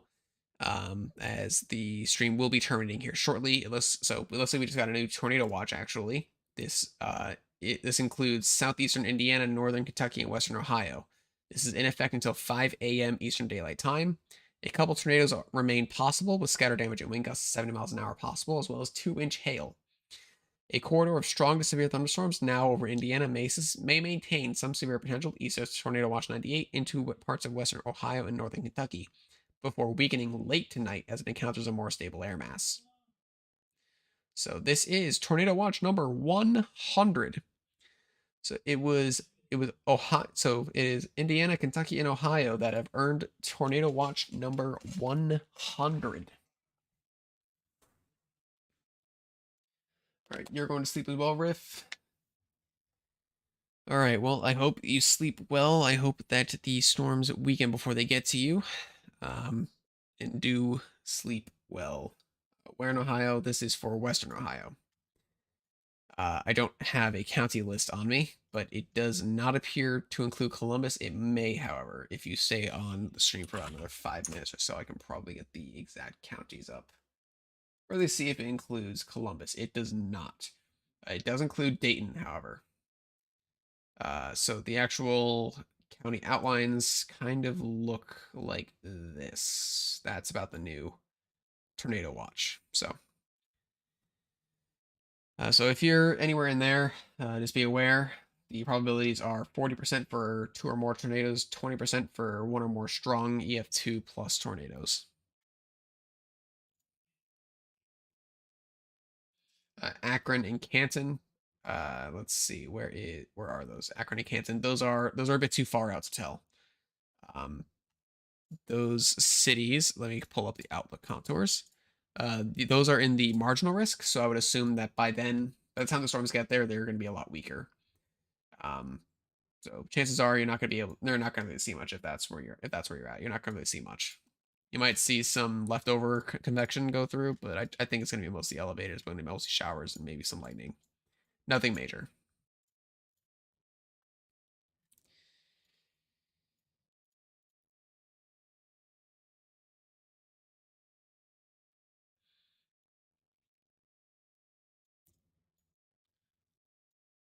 Let's see, there's also this mid-scale discussion down here.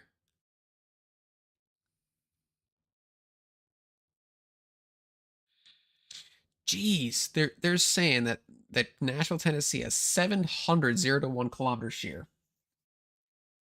That is more than enough shear to sustain supercells and produce tornadoes as they get close. So that is now Nashville has 700 helicity. Any supercell with any sort of mesocyclone that gets there will be able to produce a tornado. I'm not going to be staying up that late to continue to monitor the storms as they get to Nashville. But if you know anybody in the area of Nashville, for example, Clarksville, Murfreesboro, Columbia, you need to let them know that there's a very good chance of seeing some strong rotation and strong storms in their area. But and potentially tornadic ones as well. So just make sure you reach out to anybody who's in that area. Let them know, hey, you got some strong storms coming. They could intensify even further. You could get some strong winds, maybe a couple tornadoes. Just make sure that you're aware of that. You have a way to get warning. But so I guess I'll start giving some closing thoughts here as we get into the last few minutes of stream here. This event definitely verified perfectly as a double high risk. There's absolutely no doubt about it. The amount of tornadoes that we've seen, it was definitely a lot larger in the beginning, but since then has decreased. That being said, the number of significant to potentially violent tornadoes definitely met expectations. We had at least 2 or 3 over the course of the night. There is a chance that we could get 1 or 2 more as well, given the profiles and the moderate risk that still exists.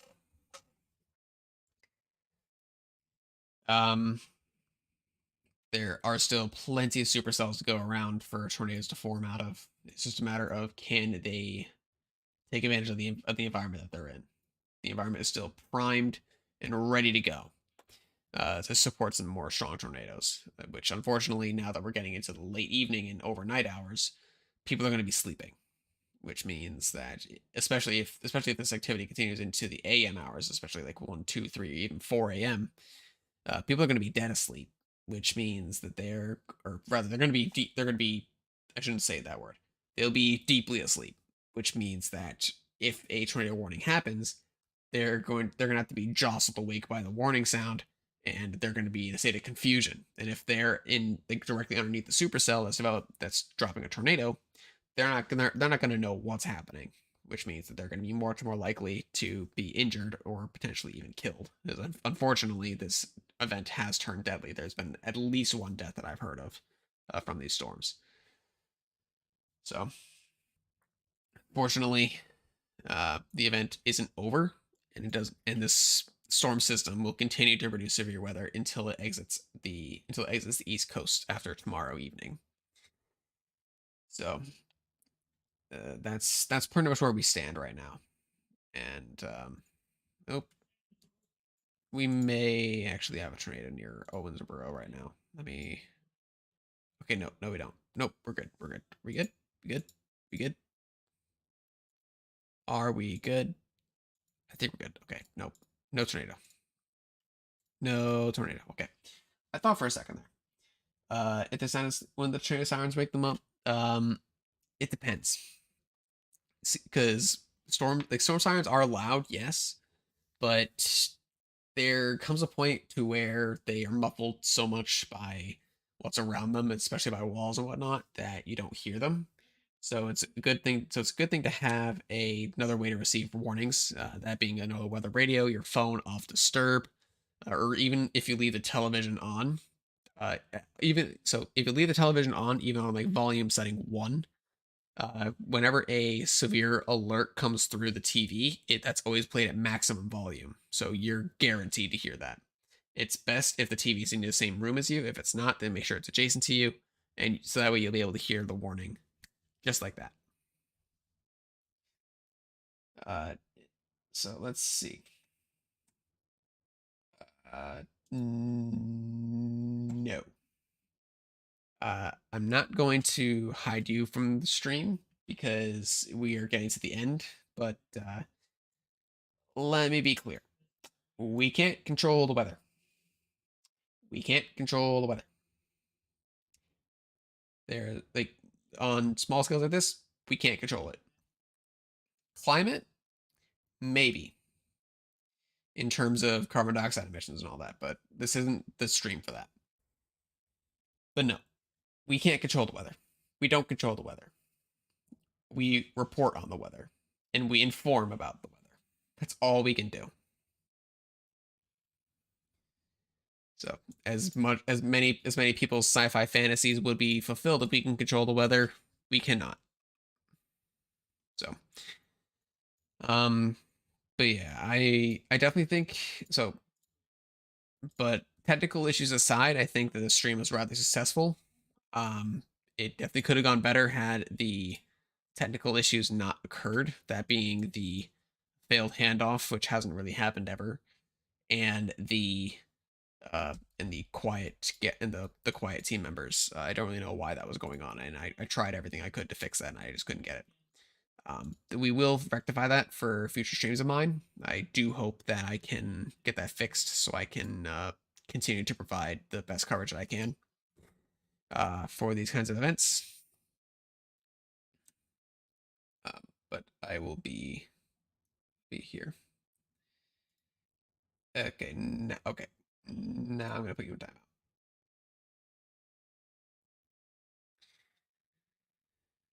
So let's see here. What's going on with Owensboro? Yep, radar indicator rotation. Yeah, okay.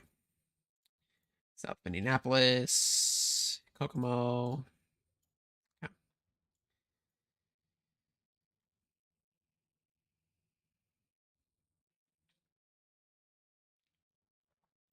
So, but overall, I think this event was pretty well forecasted. This was given an enhanced risk, I believe, in the days leading up to it. We got the day 2 moderate. I think the SBC absolutely made the right call in pulling the high risk today. The northern mode definitely exceeded my expectations, and the southern mode, while a little slower, to really get going, definitely also was well forecast and well needed the high risk. In terms of the watches still in place, I don't believe any of them are PDS. I think this one might be. Yeah. Okay.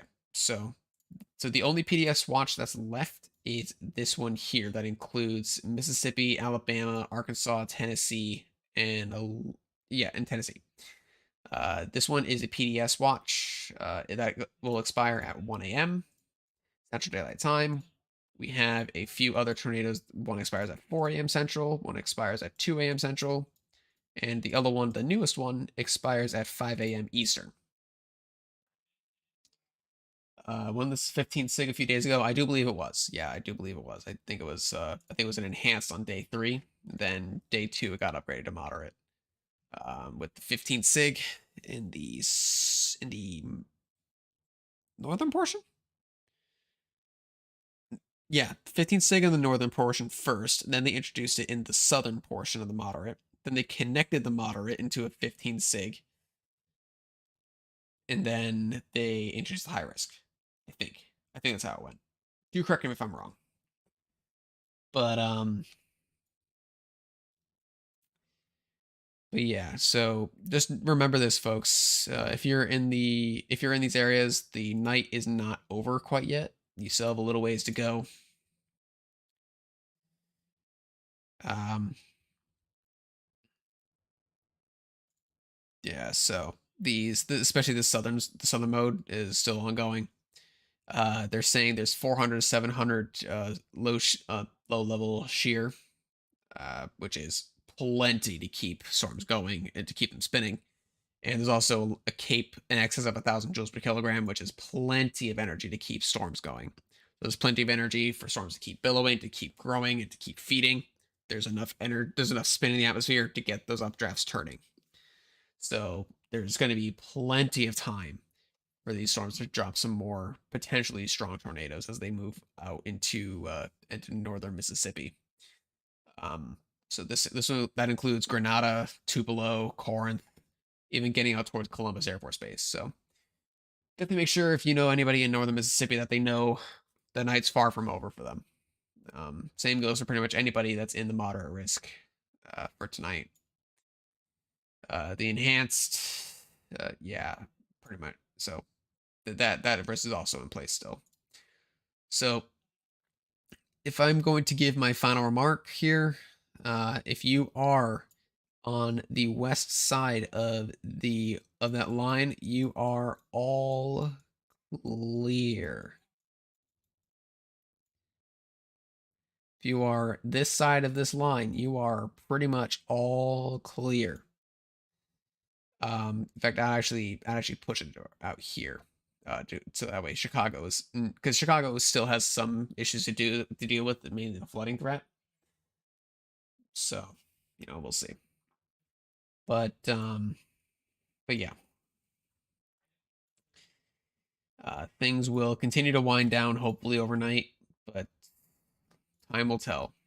I do want to point out though, Fort Wayne, you are in the path of a tornado warning. Indianapolis, you are getting grazed by a tornado warning. Owensboro, you got a good scare from a tornado warning. Clarksville, you are under the gun from a tornado warning. Oh, actually, there is a tornado on the ground there.